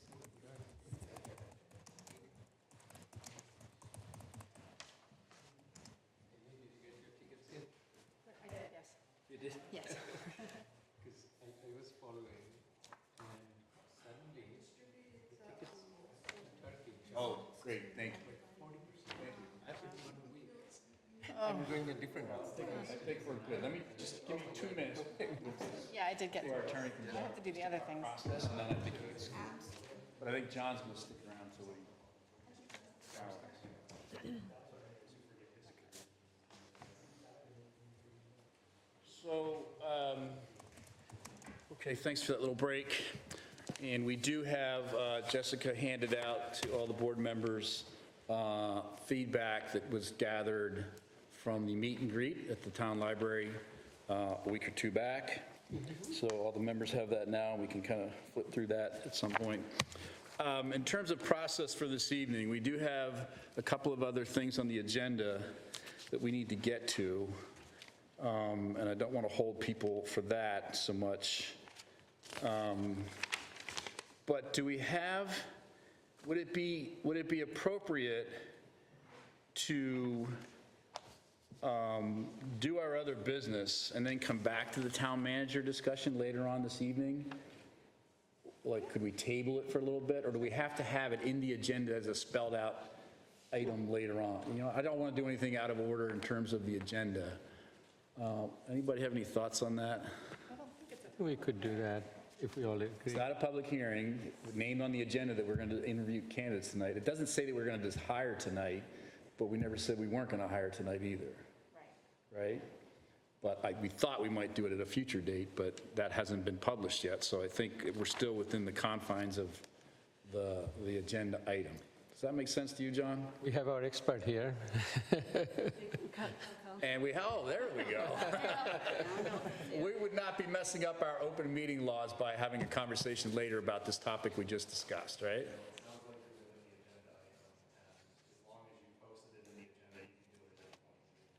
Got it. Okay, so we can split it into two timelines, basically. Okay, everybody good with that? So we're going to try to come back to that. We'll have to be efficient in what we're doing for the next little bit in order to come back to that. Okay, so just a little bit of encouragement there about efficiency.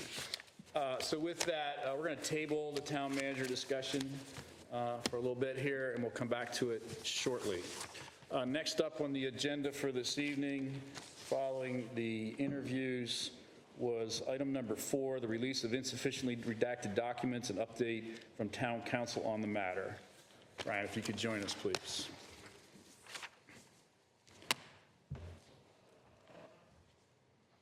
Thanks for coming in.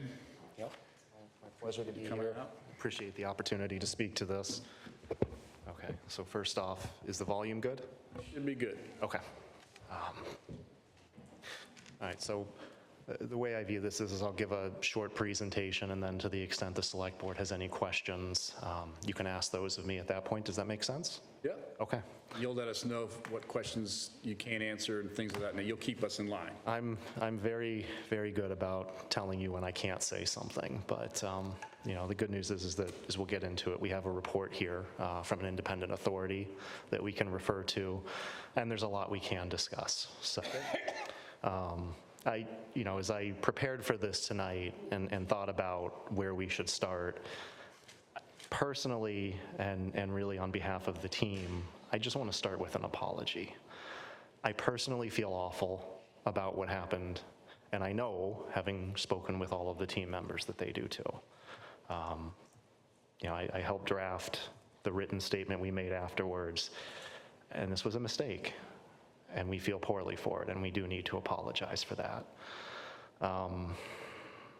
You know, I can't pretend to say I understand how this affected the survivor, because I'm not in her shoes and I don't know. But I certainly appreciate the significance of it and the severity of it, and we get that. And I think that being here tonight is an opportunity to both apologize and, probably more importantly to everybody, to sort of start with sort of what happened, address how we're improving our process, and then field any questions that you may have. But, you know, there's just no other way to start this than with an apology. And so I do want to offer that on behalf of myself personally, as well as the folks that I've worked with. As everyone is aware, after this happened, I know there were complaints from third parties that went to the Middlesex District Attorney's office. I can also tell you that very soon in time after this happened, behind the scenes, you know, the team actually also reached out to the Assistant District Attorney who's handling the J. Porter prosecution to make sure that we also disclosed it independently to the Middlesex District Attorney's office. And as you know, that resulted in a referral out to the Northwestern DA's office. For all of those who aren't familiar with the different district attorneys, they're way out west in Massachusetts. And that was a good thing, because, you know, one of the things when this mistake happened that we needed to evaluate was, how do you look into it, but how do you do that in a way that's independent of the people that were involved? And so I think that referral was a good thing, because it got us to an authority that's in no way connected with the town. We don't pay them, we don't direct them. They are an independent authority who looks into these matters, and they did so. And they generated a report, which is available to the public, dated April 17th, 2024. One which everybody internally in Hopkinton cooperated with without reservation. No one avoided that, and which really sort of lays out what happened. which again was certainly not intended. And it was a mistake, and it resulted from certain failure points in the process that we've looked at, we've evaluated, and that we're trying to correct. Because this is both a significant matter to the, well, first to the survivor and to the prosecution of the alleged crimes, to the town, which has an interest in how its government is functioning, and frankly to us, because we expect more of ourselves in the service that we deliver to the town. So just to go through it briefly, the document in question was not the report of the investigation, it was the transcript of one of the interviews that supported it, the interview of the police sergeant in question. And in the course of that interview, you know, is the standard investigatory practice in those. Actually, sort of the ground rules was is you weren't supposed to refer to anybody by name. That's sort of like the first line that you follow so that you can avoid mistakes in the future. But we're all human, and so I think the investigator and the sergeant may have slipped at one point or another, and I'm not trying to put blame on them. We're all human, it happens. But that's how it ended up in the transcript. This was being done by an independent investigation firm, which is standard when we do these things, again, for a level of independence separate from the town. Before they delivered it to the town's labor council, they actually had the transcript redacted. And so when we received the transcript, it already had been redacted insufficiently, as it turned out, but nonetheless redacted. And so I know the first copy that I saw and the first copy that anybody on the team saw actually had, I think, 16 different redactions across what was a pretty lengthy document, 81 pages of substance in the interview and another 11 pages in the index.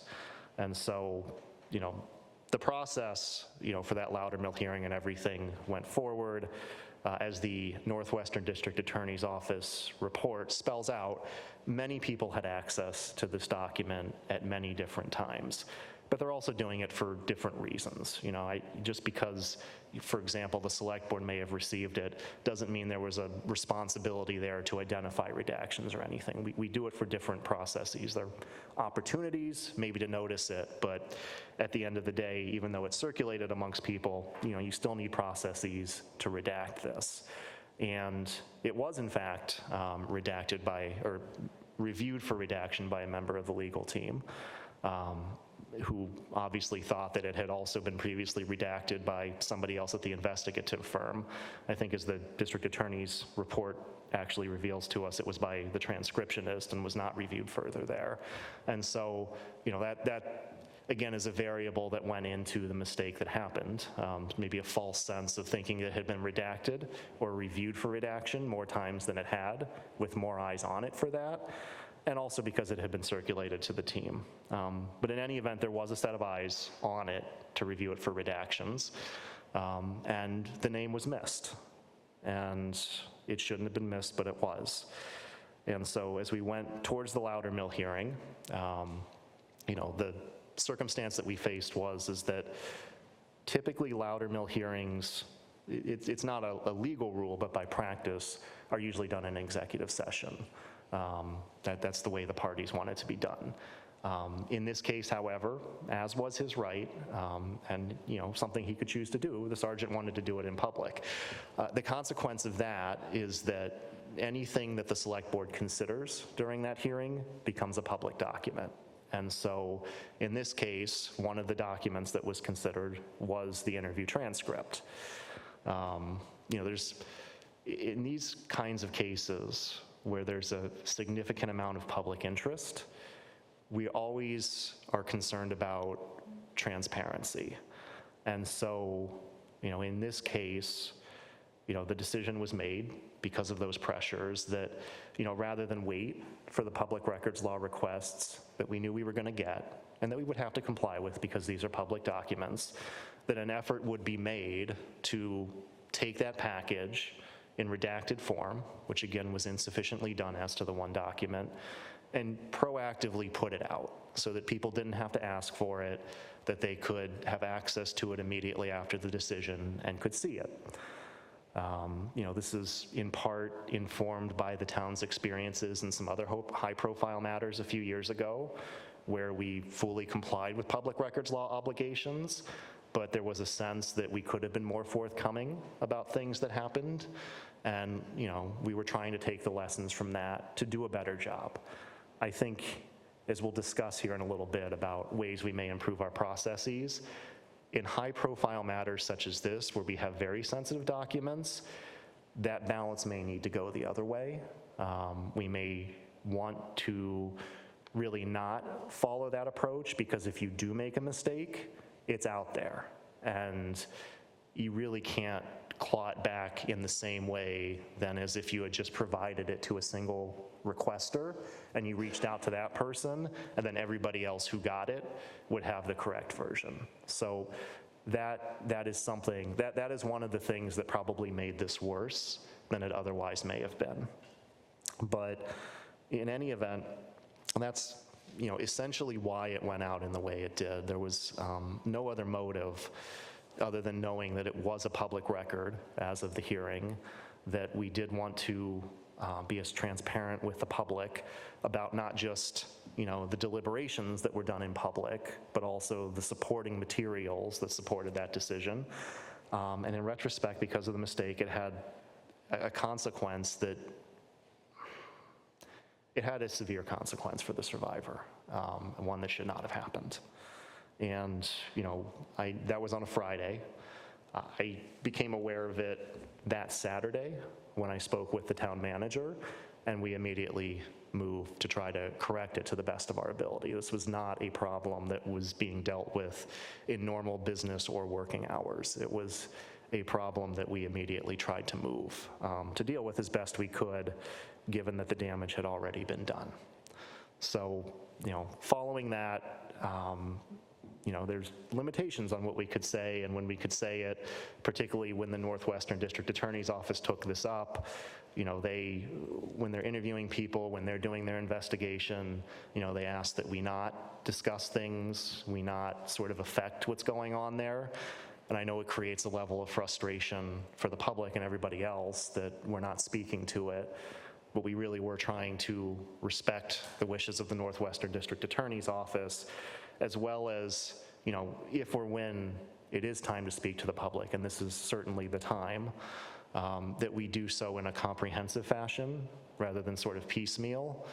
Whether right or wrong, I don't know the survivor's perspective or not, but internally, once the mistake is made, at least as a team, we want to address it and be transparent about it, but we don't want to keep repeating it in public and creating a new news cycle on it, and in a way, putting a spotlight on it that, again, I don't know how she views it in her shoes, but at least in my sense, I don't want to do anything that arguably could make it even worse. And repeating it or putting repeated spotlight on it, particularly with an outstanding investigation or not having a complete and comprehensive way to explain it, would maybe not be the best way to go about it. So that's sort of the, just basically walking through it. I think that the only other thing that I would add is that I had a number of conversations individually with board members, past and current, about this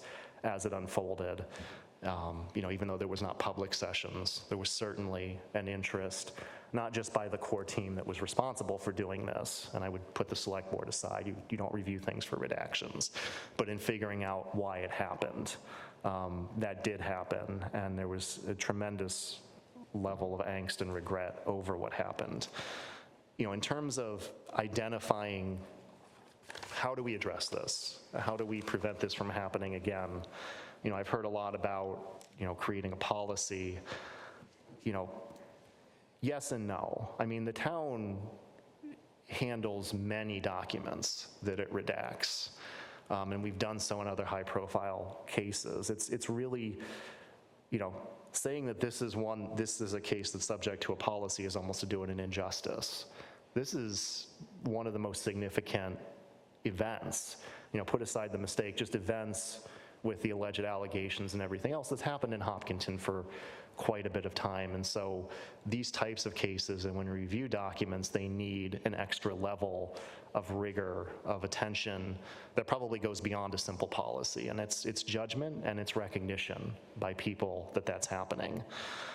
So obviously, you know, while this document was distributed to many people, which it should be, to create more opportunities to identify a mistake, we have really, and this is not going forward from today, this is going forward from immediately discovering this mistake, you know, months ago, are making sure that multiple internal eyes are on every set of redactions, that there are emails confirming that people have reviewed it, not just reviewed it for this or that, but for redaction. Because, you know, the way the human brain works, you can work in a document for one reason and not notice something else, particularly in a document this dense. So you need to confirm that somebody's doing it for that purpose. Another variable to this, and it's almost, in a way it's specific to this type of data, is making sure that multiple reviewers know the name of the survivor.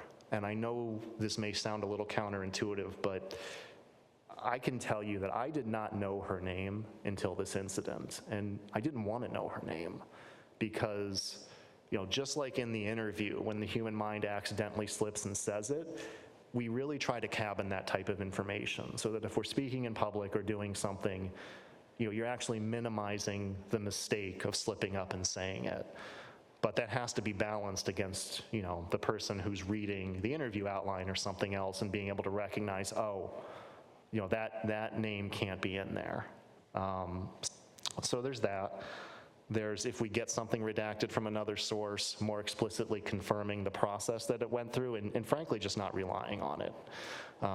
You know, and finally, it's making sure, I think, that, you know, council can do this and should be able to do this, but in high-profile cases, just also making sure that, you know, even if we get somebody from the town or from a different standpoint doing it, and this goes back again to, you know, there's a lot of lead-up legal work for the Loudermill hearing, and counsel are in these documents, and over a period of time, when you read a document that's lengthy or you've been working with a document, you can sometimes just miss things that are in there. And getting somebody who maybe hasn't worked with the document as much or something like that can give you a better sort of second check on that. And so doing that as well, I think, is important. And then finally, the other thing I alluded to earlier, there are just, you know, going forward with a lot of public records law requests and a lot of other requests, it may be ideal for transparency to say, we've put this out there, we're now gonna make it available to the public. That way people don't have to request it individually time and time again. But being more mindful that there's probably a core set of documents or a core set of matters where the information is so sensitive that that might not be the best approach to things. You know, because, you know, once it's there, people link to it or they do something else and it's out there. And it shouldn't be the responsibility of somebody who's going to a town website or something to be like auditing a document. Like, is there something in here that shouldn't be in here? That creates multiple failure points. It's not what we want to do. It's really making sure that the town is putting layer upon layer in these very important and sensitive cases to make sure that, you know, we recognize that, you know, you can't go to one person and say, just do better the next time, because we're all human and we're all fallible. The way you avoid mistakes is building processes that are layered. They create checks, you put multiple eyes on things, different perspectives, and then even if something eludes that, what we put out there is to a small enough subset that we can at least minimize the potential consequences of that, which didn't happen here. But, you know, that unfortunately, there's no other, to my view, you know, magic way of doing this. I mean, redactions are tricky. There's a reason we put human eyes on them and typically not artificial intelligence or something, is that you just never quite know from context or whatever, and you need humans doing this. And that introduces human fallibility, which is where it's important to go through our processes, even where we made mistakes, which we certainly have, to improve them, to acknowledge when we make a mistake, and to promise to do better in the future. And so that's pretty much my comments on this, but I really just want to end again with where I began, and that is with, we're sorry. You know, we messed up, and that can't be overstated. And I think that it's important that we own it, that we say it, and that we mean it. I definitely mean it personally. So if you have any questions. Let me ask one first, just to start out. In my line of business, we do a ton of contract work, and we use comparison software. And that comparison software is looking for words all day long. They're either in the contract or in the contract in a different place, or not in the contract, and it's supposed to be in the contract because we're sending red lines back and forth.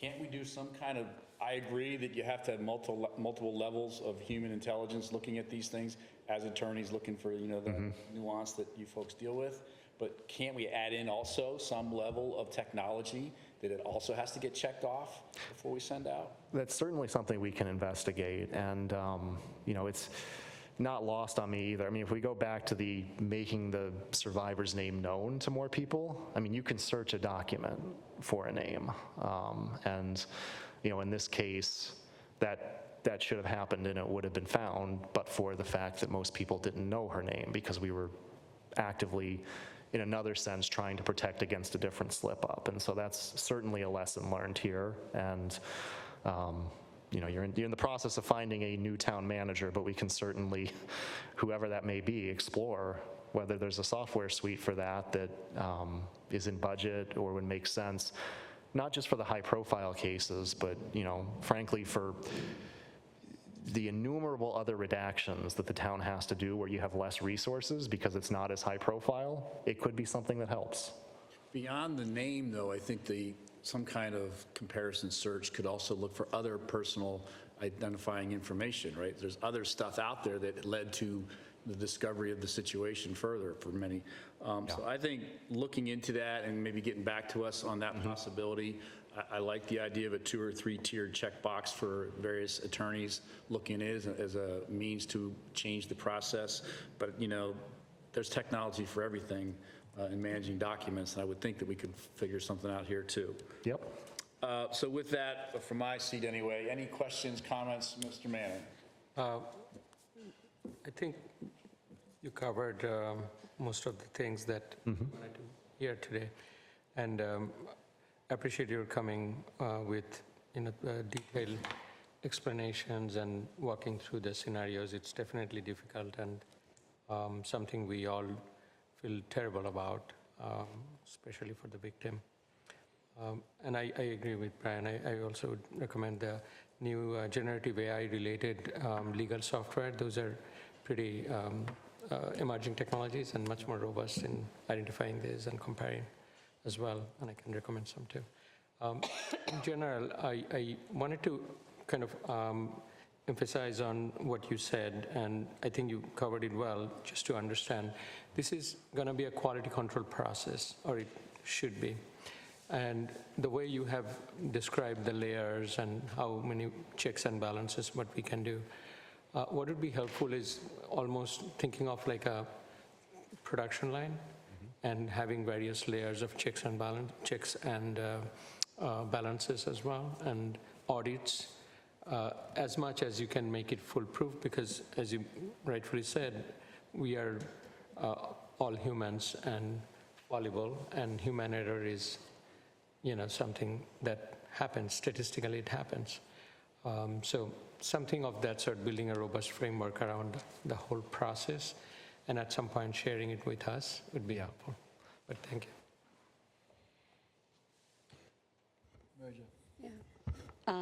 I went over this in this document very carefully, and I'm trying to figure out how we're going to move forward, because 14 to 16 people saw this and missed it. That's a lot. And so I have a question. How does Labor Council and Kroll get involved in this? I mean, you're our town council. How did it get up to them? Well, Kroll did the original investigation, and that, again, that's in a labor context. Whenever we have workplace issues, we will typically, because town council, we're all involved in this. If you're doing an investigation, you want it to be by at least an entity that has a level of independence. So they did that, and that's how they were involved. They were trying to both be helpful and I think to, act appropriately in sort of protecting the survivor's name and some other details by sending to us. We didn't get it till it was done. In other words, we don't draft it, they do. Sending it to us in a way that was already redacted. As I said, that's, mistaken assumption number one is that we should sort of treat it as though it had never been redacted internally, would be the better process rather than sort of looking at it and saying, okay, it's already gone through one level. Again, we still looked at it, but not with the rigor, not with the process. And that I acknowledge. So that's how they were involved. It was, Labor Council, Town Council, we were both involved in the actual hearing and proceedings. So, and again, many people got this. And so I would characterize that as many opportunities, but not many responsibilities to catch the error. In other words, the more people it goes to, the more opportunities there are that somebody notices it. But at the same time, just because it's going to these folks who may have a defined role or responsibility with respect to the process, if their responsibility isn't redaction, then it doesn't surprise me that they didn't notice it in a document of this length, this density, and as an attorney, I go through many documents like this, and I can tell you that we all like to think the human brain can multitask, but that's a fiction. You have something you're focusing on, and they'll go in with a responsibility or an objective, and it's very, very easy to just sort of not see the other things because you're focused on what you're doing. So, I want to be clear that, there's many entities named in that report, but not ones that necessarily had responsibility to redact it. Ultimately, there was an attorney in my office who reviewed it and missed it, and probably should have caught the name by the context and didn't, and that was a mistake. And there's, there should have been more layers. I know I read it a number of times and missed it, and to tell you the truth, I don't know what her name is today. The way the human brain works, and in my experience, that's perfectly understandable, and it wasn't your job. So in trying to move forward, I came up with a couple of suggestions, and one was try not to use Kroll again. But the other one was a machine to redact, a redacting machine, that, like you were suggesting. And someone to review. And I don't even know how practical this is. It's just coming to my mind to keep this from happening, is that we have an employee designated by the town to review all documents that may go to the press or be press-worthy. And that could be just, a futile thing to do, but that would help, I think, if we didn't put anything out until it was reviewed. Yeah. The press isn't going to like it because they want everything instantly. Yeah. I agree with you, and I think it gets to, sort of my suggestion that we need, it's not, yes, the attorney should be able to do it, but there's value to having people in other roles who may have worked with a document less or seen a document less, also doing it as a second check against mistakes. Again, I'm not trying to evade the mistake that was made. I'm just trying to build processes that when a mistake is made, it's caught before it goes out rather than after. So thank you for going through that. When I brought this up, my intent wasn't, a witch hunt, go point fingers. It does not change anything for the survivor. The damage has already been done there. It's immeasurable. Can't even pretend to acknowledge that. But I think the thing that has been spoken about a lot is prevention moving forward, instilling confidence in the community that, if something happens and they need to go to the police or anything related to the town, that they have the confidence in doing that. And so I agree with a lot of these proactive measures. You talk about layered policy, and you also talked about just human error, right? Which I can totally appreciate human error, but in my mind, at the end of the day, and moving forward, when we think about like these layered policies, I look at us, from a town standpoint, and I think you summed it up very well as, opportunities to see it, but not responsibilities to. When I look at a legal document in my personal line of work, if it's a contract going out the door that can be signed and executed upon, if the numbers are wrong, that's enforceable, right? And that falls on our legal team at that point to take responsibility for that. So I'd like to see something that, again, hoping that no mistake is ever made again, but if we have multi-layered policies, again, you're going to have a human element to it. It's right. Like, I think you agreed to that. And ultimately, I'd like to know that there's responsibility taken on that when we, hire a legal counsel to review things, and they have that responsibility, that's seen through. Because, again, hoping this never happens again, but that to me is ultimately where we need to get to. And again, I hope this never comes up again, right? But that's my thoughts. Okay. Amy?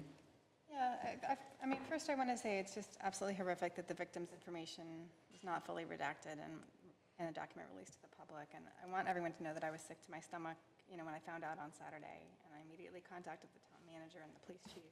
And they... Microphone, please. Yeah. And I immediately contacted the town manager and police chief, and they promptly removed the document on that Saturday. But I've been very consciously trying not to talk about it publicly, because although most news outlets, removed it in a day or two, I really do still worry that document could be still found out there somewhere on the internet, because the internet is forever. And I really don't want the public to go searching for the victim's personal information. And so I felt that it was best to remain silent. That's my, and as well the DA, then the DA was looking into it, so we were supposed to be silent. But in regards to the suggestions going forward, I do agree it probably would be a good idea to look into software options, because, we get public records requests for a lot of things. The police department, school department, and the town clerk's office, and it's a lot of staff work to redact things. So if we had software that would help with that, I think that would be good. Especially, I think when we start releasing body cam footage, it becomes a public record, but it will have to be redacted. So, and then redacting video is even more challenging than text. And then I guess I would like to make sure there's that we're clear on whose insurance is liable when if and when a mistake is made. I know the town has insurance, I know the lawyers, I'm sure, have insurance, I'm sure Kroll has insurance, but the clarity on where the responsibility is. And then just the other thing I noticed, the select board, we received the documents about a week ahead of the Loudermill, but they were shared with us in a private Google or Microsoft folder that we had to authenticate in with our town account each time we viewed them. So I had the impression that they were not going to be released to the public. So I was actually really shocked when we arrived at the Loudermill hearing and I found that they were being released like at that moment at 5 p.m. on Friday, because had I known they'd be released to the public, I certainly would have asked more questions, because I'm not trained in legal redaction. I don't know. I think we all assume that the name would have to be redacted, but I wasn't sure what other pieces had to be redacted or not. And I think I did know, and I can't remember if it was then or after, that a newspaper had, I think the Boston Globe had been requesting some less redacted versions of some of the documents that had been released. So I know we were under a lot of pressure to release things. So anyway, those are my suggestions for going forward. I wish the select board had known when we were looking at them, so we could have, asked questions at the time. I would. So, and like many others on the board, I work in the private sector. I've worked in the private sector for, I hate to say it, 40 years now. And HR is sacrilege. You don't touch HR, you don't expose HR, you don't discuss it in the elevator, you don't discuss it in the conference room. HR is private, whatever it is. It's private. In the public sector, I get it. I've done this for 20 years too, so that's a little bit of a different process. But there still should be some boundaries around what we, in the municipal government world, put out when it comes to human resources and people and their information, not just their information, but just the topics in general. Like, I'm all for transparency, but HR doesn't have to be that transparent. These are people's lives we're messing with. And I think it's important that we find a way to protect the people that we're charged with protecting and still be transparent. We don't have to put everything on the website. I'm sick of it. Let's put it on the website. Why? We don't have to do that with HR. We should not do that with HR. I don't know what the laws are around that, and I don't know what the public rules are about transparency and public documents and the like. There's got to be something else beyond this, though. Like, I can't imagine municipalities across Massachusetts or New England or the U.S. are putting up people's private information or even putting up topics that could include private information on websites and on social media sites. We don't have to put everything up. Someone said it earlier tonight, I think one of the candidates for town manager, just because you post it doesn't mean you're being transparent. Okay? And I just think that I'm a little juiced about it. It's a hot button for me, and look where we are. Because we were so obsessed with being transparent that we just blew the whole thing up. All right, so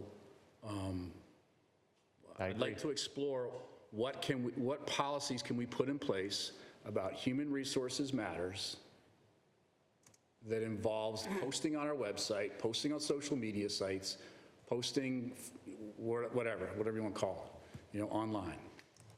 If there's anything we can do within the public, open meeting laws that are out there to tighten it up a little bit. I don't think we have to publish everything to be transparent. I think I would agree. That's a lesson learned here. And, we don't have to post it under the public records law. We have to provide it if requested in certain forms or to the extent the law requires, but we don't have to post it. And so, I agree. We could have a policy. It's probably going to have some principles, and there would be some judgment exercise. I mean, maybe no HR, but there's probably other topics where there may have to be some judgment involved. But yeah, I think that, when it's one lesson learned swung us too far in the other direction. In other words, before where we responded to every public records law request in a timely fashion, 100%, no overturns by the supervisor of public records, but we're still sort of viewed as being less than transparent. The lesson learned erroneously was, let's try to get ahead of it and put all of this out there. And we went too far. And I think this case shows that. And so I agree with you. I think we need to reassess that and try to find that happy medium. If you could take that as one of the items to kind of come back to us on in the near future, what actions can we take about limiting what we post when it comes to HR matters? Absolutely. So we've talked a lot about, what happened, and we've talked a fair bit about, possible changes in how we approach things and different technologies maybe we can use and so forth, mitigation efforts doesn't repeat itself. What about the accountability here? I know the Northwest District Attorney passed on that. Is there any accountability here that we have not explored? Should there be any accountability here, or is that ruling by them the final sort of decision? I mean, from a criminal standpoint, that is the prosecutorial decision. As what the town expects, I'm town council. I don't set those parameters. I simply lay out the facts, and I respect your judgments as to, what should come next. Don't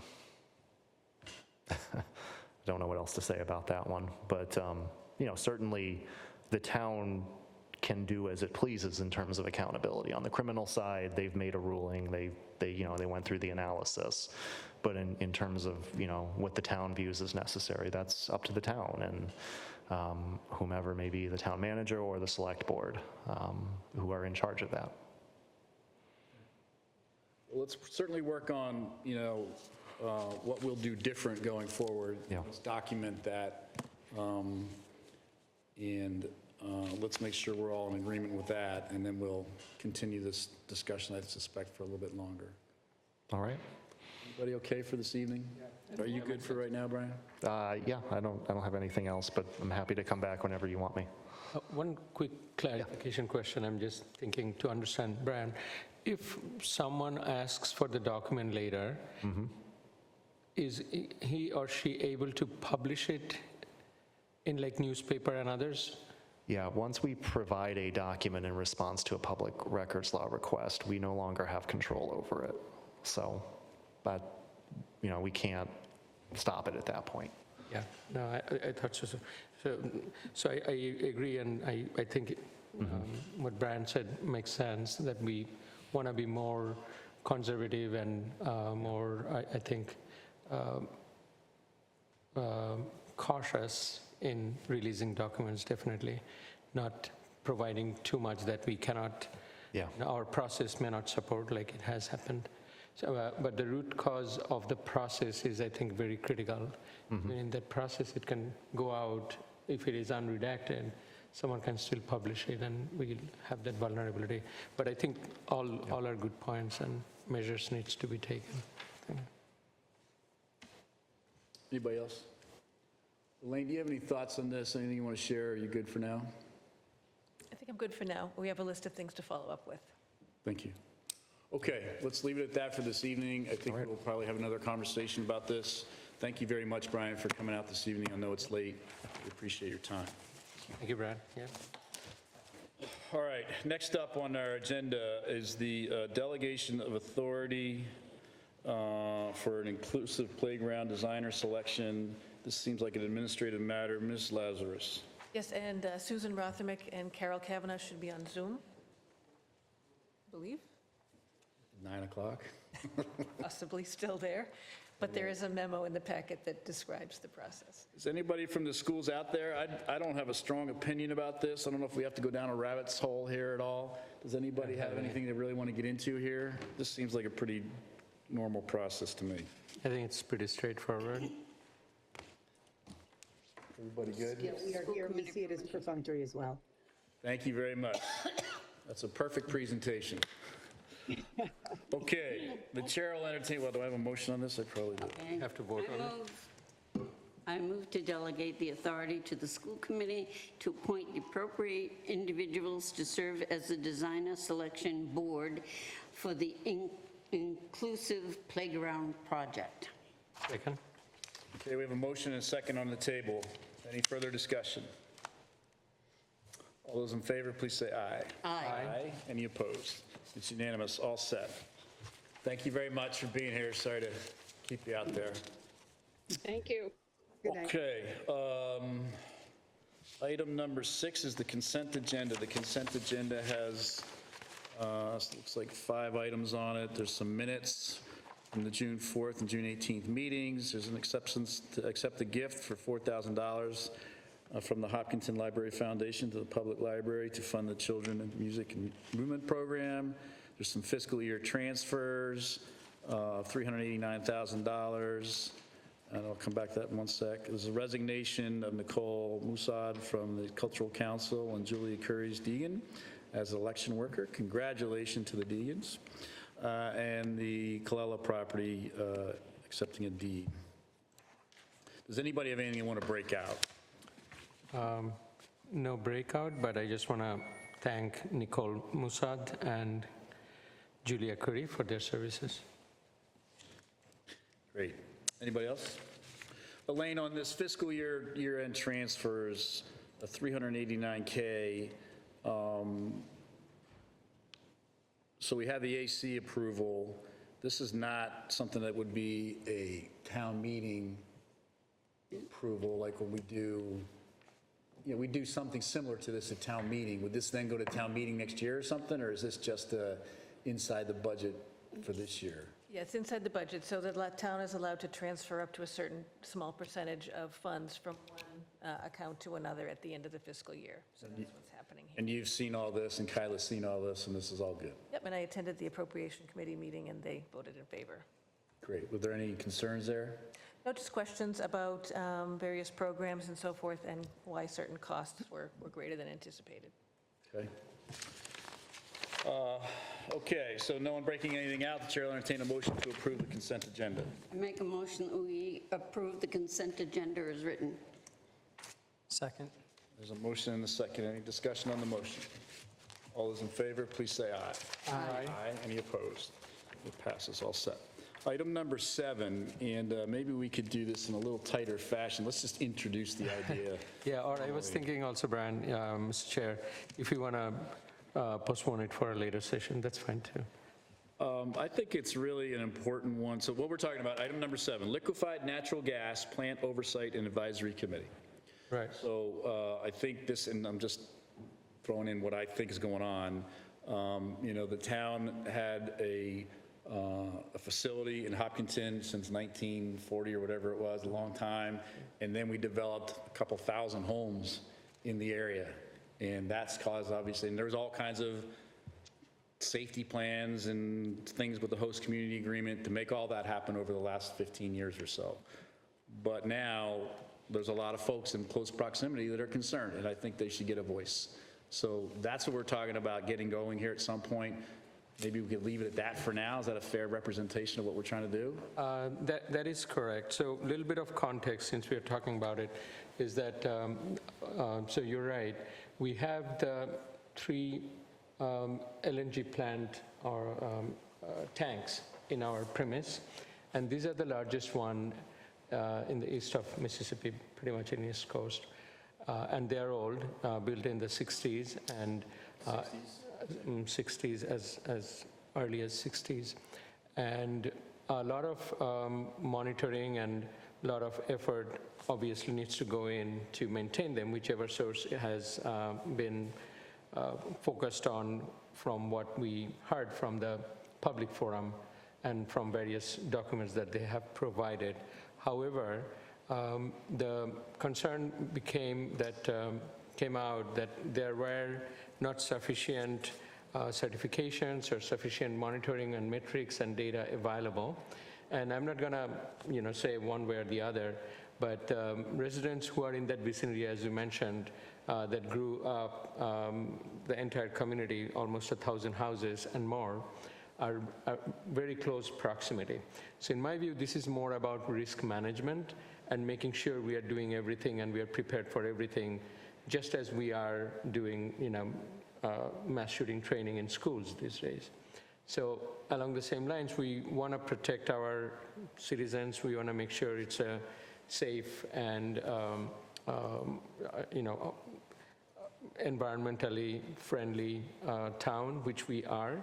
And we certainly are confident that, given the fire drill that we had last year, given a lot of actually discussions we have had, and we involved State Representative James Arena DeRosa, our Senate President Spilka's office, and Karen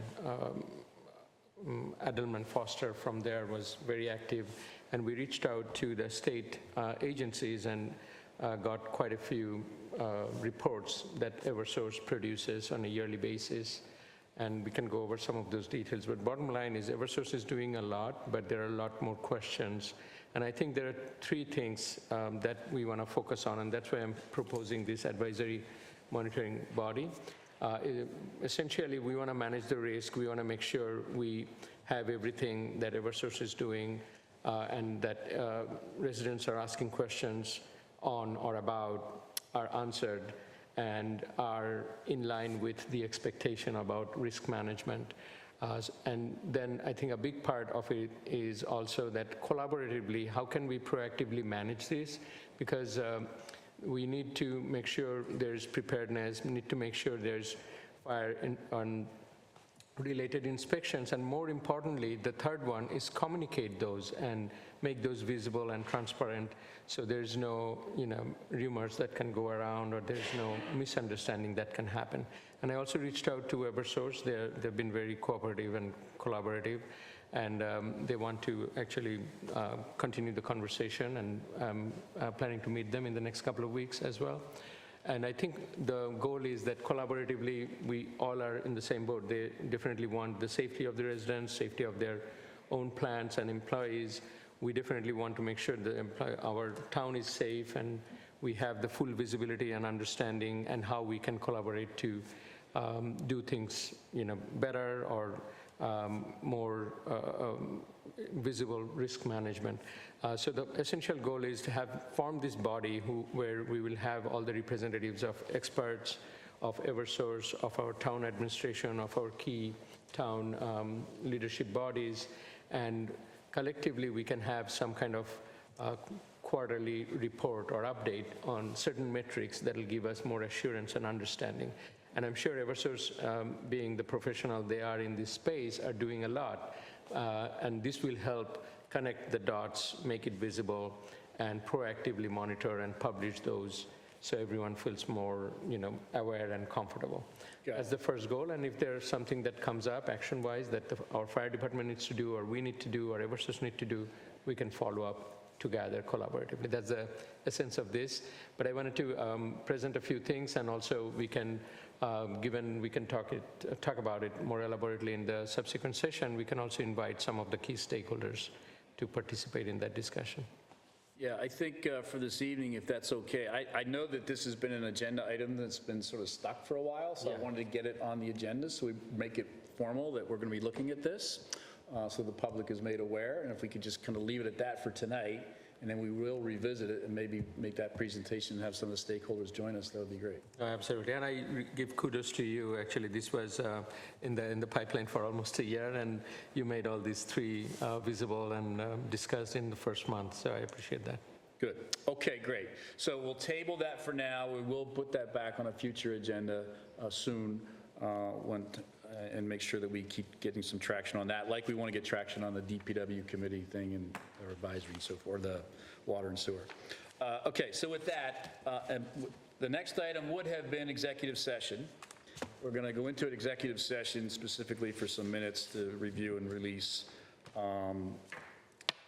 But prior to that, is it the board's interest to return to our town manager process and consider an attempt to name a new town manager this evening?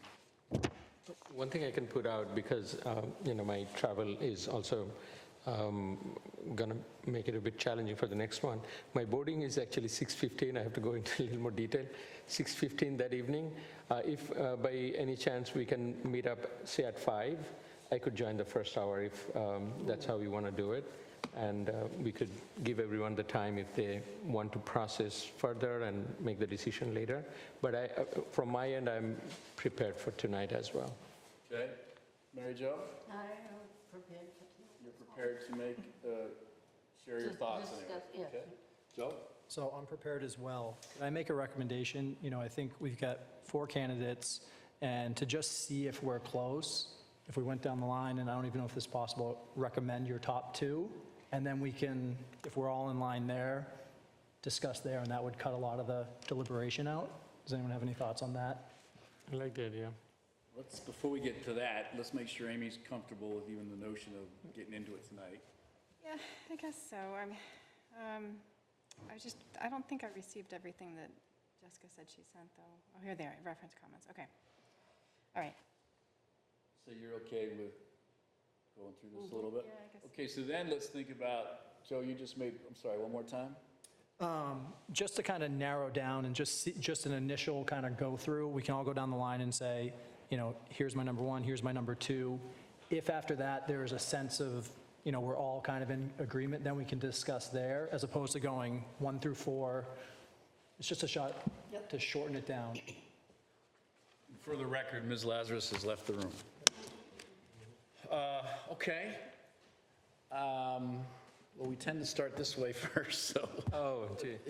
Unless you would rather go last, I'm I'm fine. I just wanted to check on one thing. I like the idea, but John, is there any concern about that, or? No, this is your decision-making process at this point. The only thing we ask is that you consider, these are 4 people who put themselves out in a public session, so we always ask you to consider that. And so when you're doing the discussion, talk about the positives and who's the best fit, for you, versus trying to highlight maybe a negative of a candidate, because this is public. I think there's plenty of positives, and it always works that way for you to do. But if that's a good suggestion. If boards do it in different ways, but picking the top 2, 2 going across and seeing if you have some consensus there is a good way to start. Okay. So All right, Joe. Actually, Joe said he was making the suggestion, so if you want to go first, all right. Whoever's out of the gate first is kind of like. No, I'm happy to start it. You know, I think two people kind of stood out to me just based off, you know, the way they responded. You know, my 1 and 2 would be Elaine and Lance. Okay. Mr. Manning. My top two are Elaine and Chris Senior. And are we discussing the reason or? I think if we just see if we're close, Oh, then we can, because then we have a few minutes to deliberate between the differences. That's good, yeah. Mary Jo. My top two were also Elaine and Chris. Elaine and Chris. Elaine and Lance, so I'm sorry, the title is Elaine and Chris, right? And MJ, Mary Jo, you're Elaine and Chris. Mrs. Ritterbusch. Yeah, Elaine would be my top choice, followed by Chris. Elaine and Chris. And mine, my top choice would be Elaine.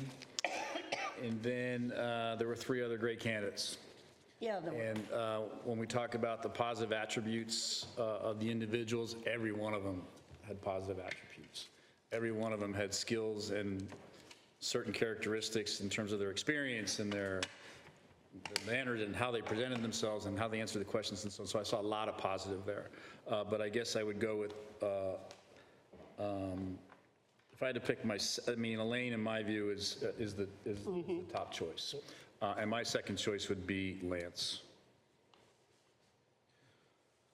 So, with that, we have just to be clear here, 1, 2, 3, 4, 5 folks suggesting that Elaine is their top choice. Does anybody want to discuss anything further? I think we are getting close, so that's great. I just want to also take an opportunity to be fair on the 4 candidates who spent so much time and gave us their, background, expertise, insights to their interest. I want to thank them, and I believe they all are great candidates. They have great careers and great service. Wonderful to see them progressing on their path, and certainly they have brought a lot of new ideas. I enjoyed talking to them earlier as well in the process. And I thought that Jason's, I'm making sure I have the names correct.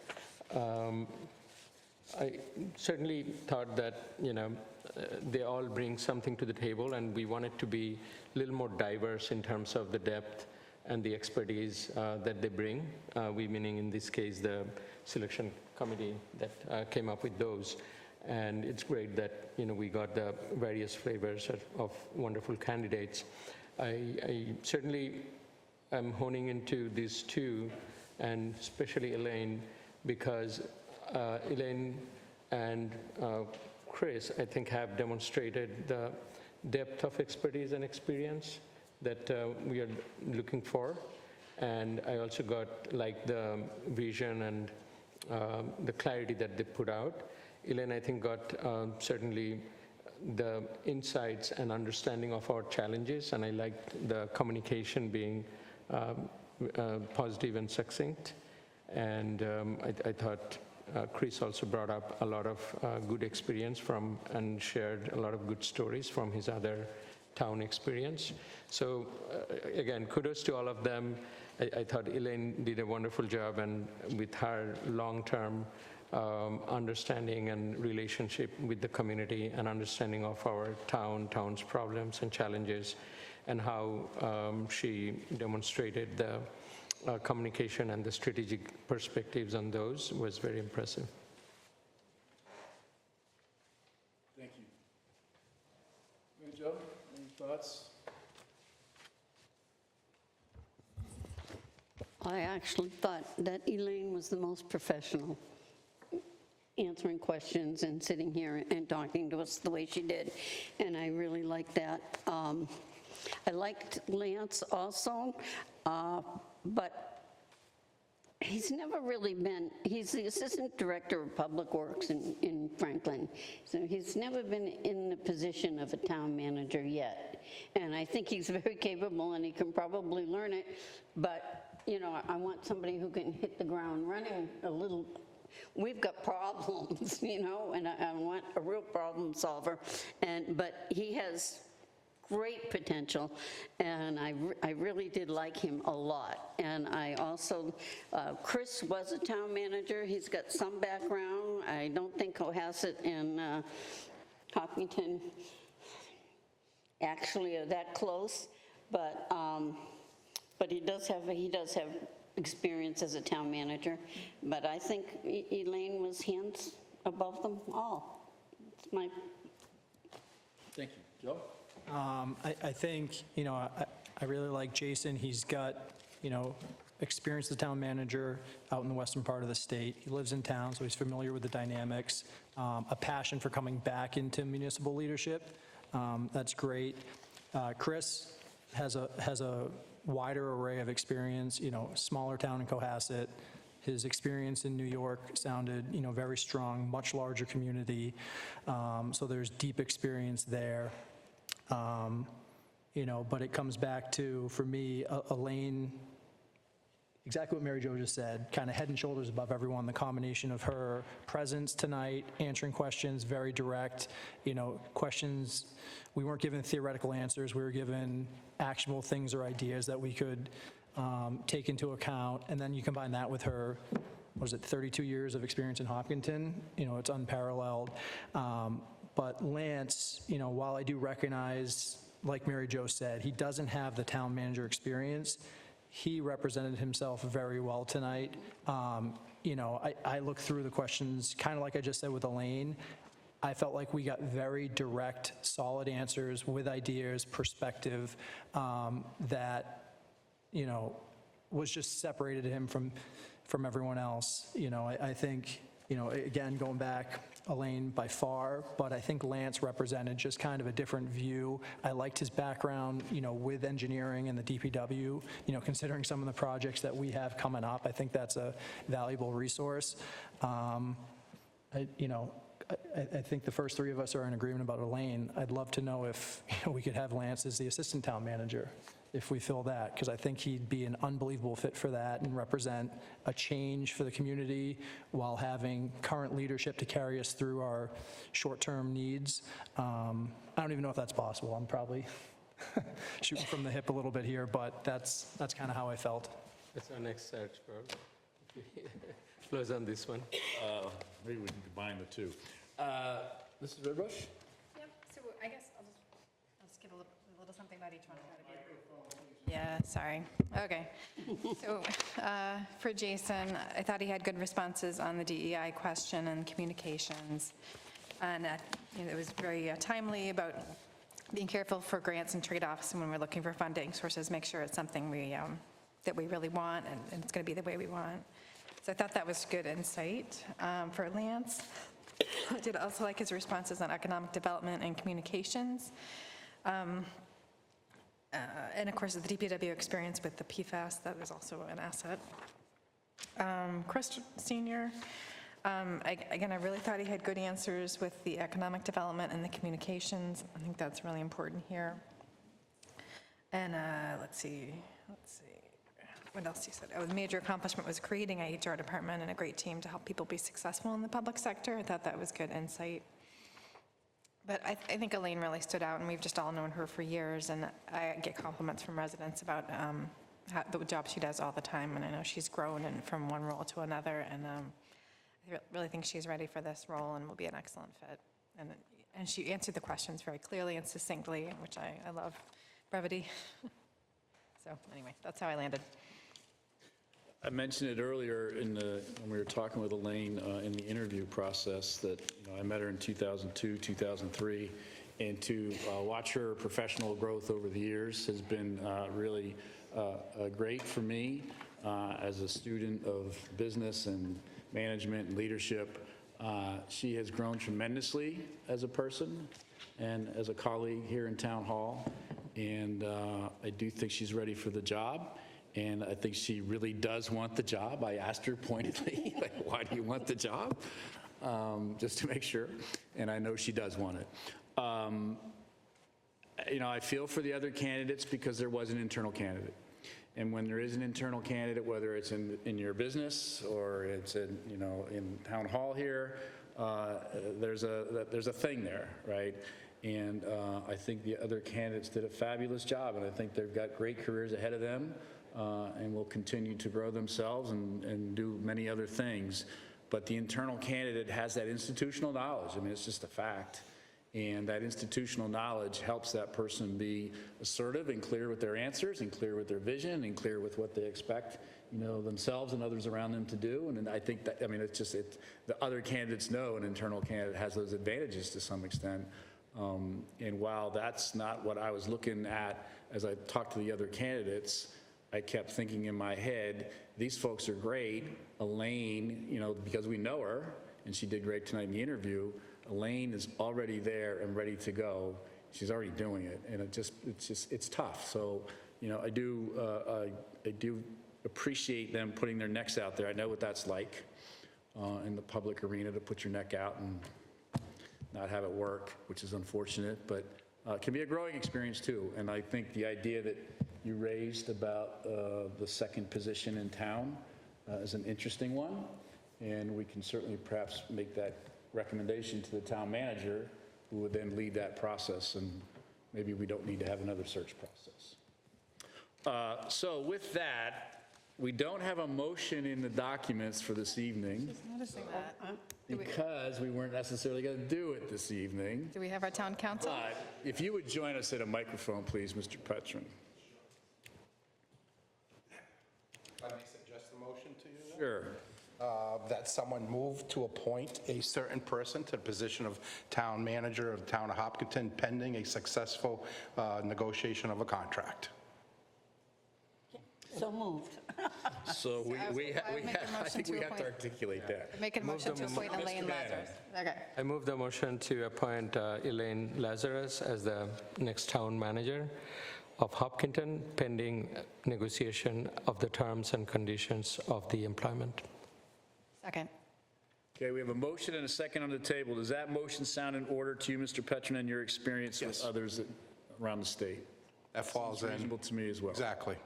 Okay, so we have a motion on the table and a second to appoint Elaine Lazarus as the next town manager for the town of Hopkinton. Any further discussion?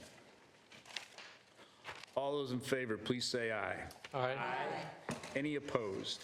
It's unanimous and so carries. Elaine Lazarus is our new town manager, pending a successful contract negotiation. And if I may, I do want to thank the 6 members of the screening committee who really did a bulk of the work, in this process.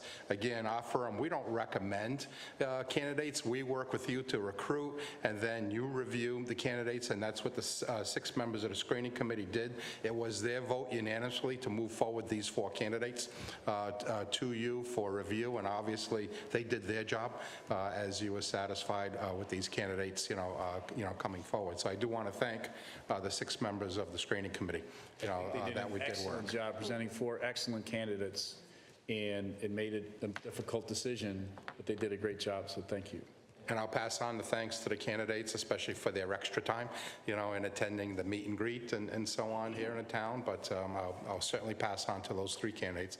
I would suggest you bring Elaine in for a formal, That'd be great. meet and greet of your new town manager to the Wouldn't board. mind grabbing her for us. Well, let's get her in here first, I guess. Then we got to make a motion. Make a motion to adjourn and not return to executive session, but not return to. Let's give her a standing O when she comes in. What's that?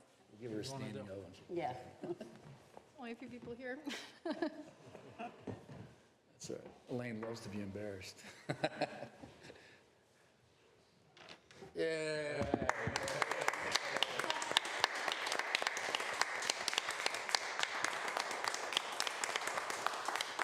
Congratulations. Congratulations. Congratulations, Elaine. So much. You have been appointed as the town manager for the town of Hopkinton, pending a successful contract negotiation. Okay. Well done.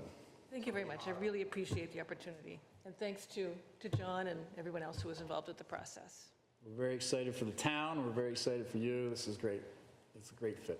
Should we do a quick photo or wait till next time? Let's, It's getting kind of late. we can do the photo as we go into executive session. Okay. We'll just swing around then.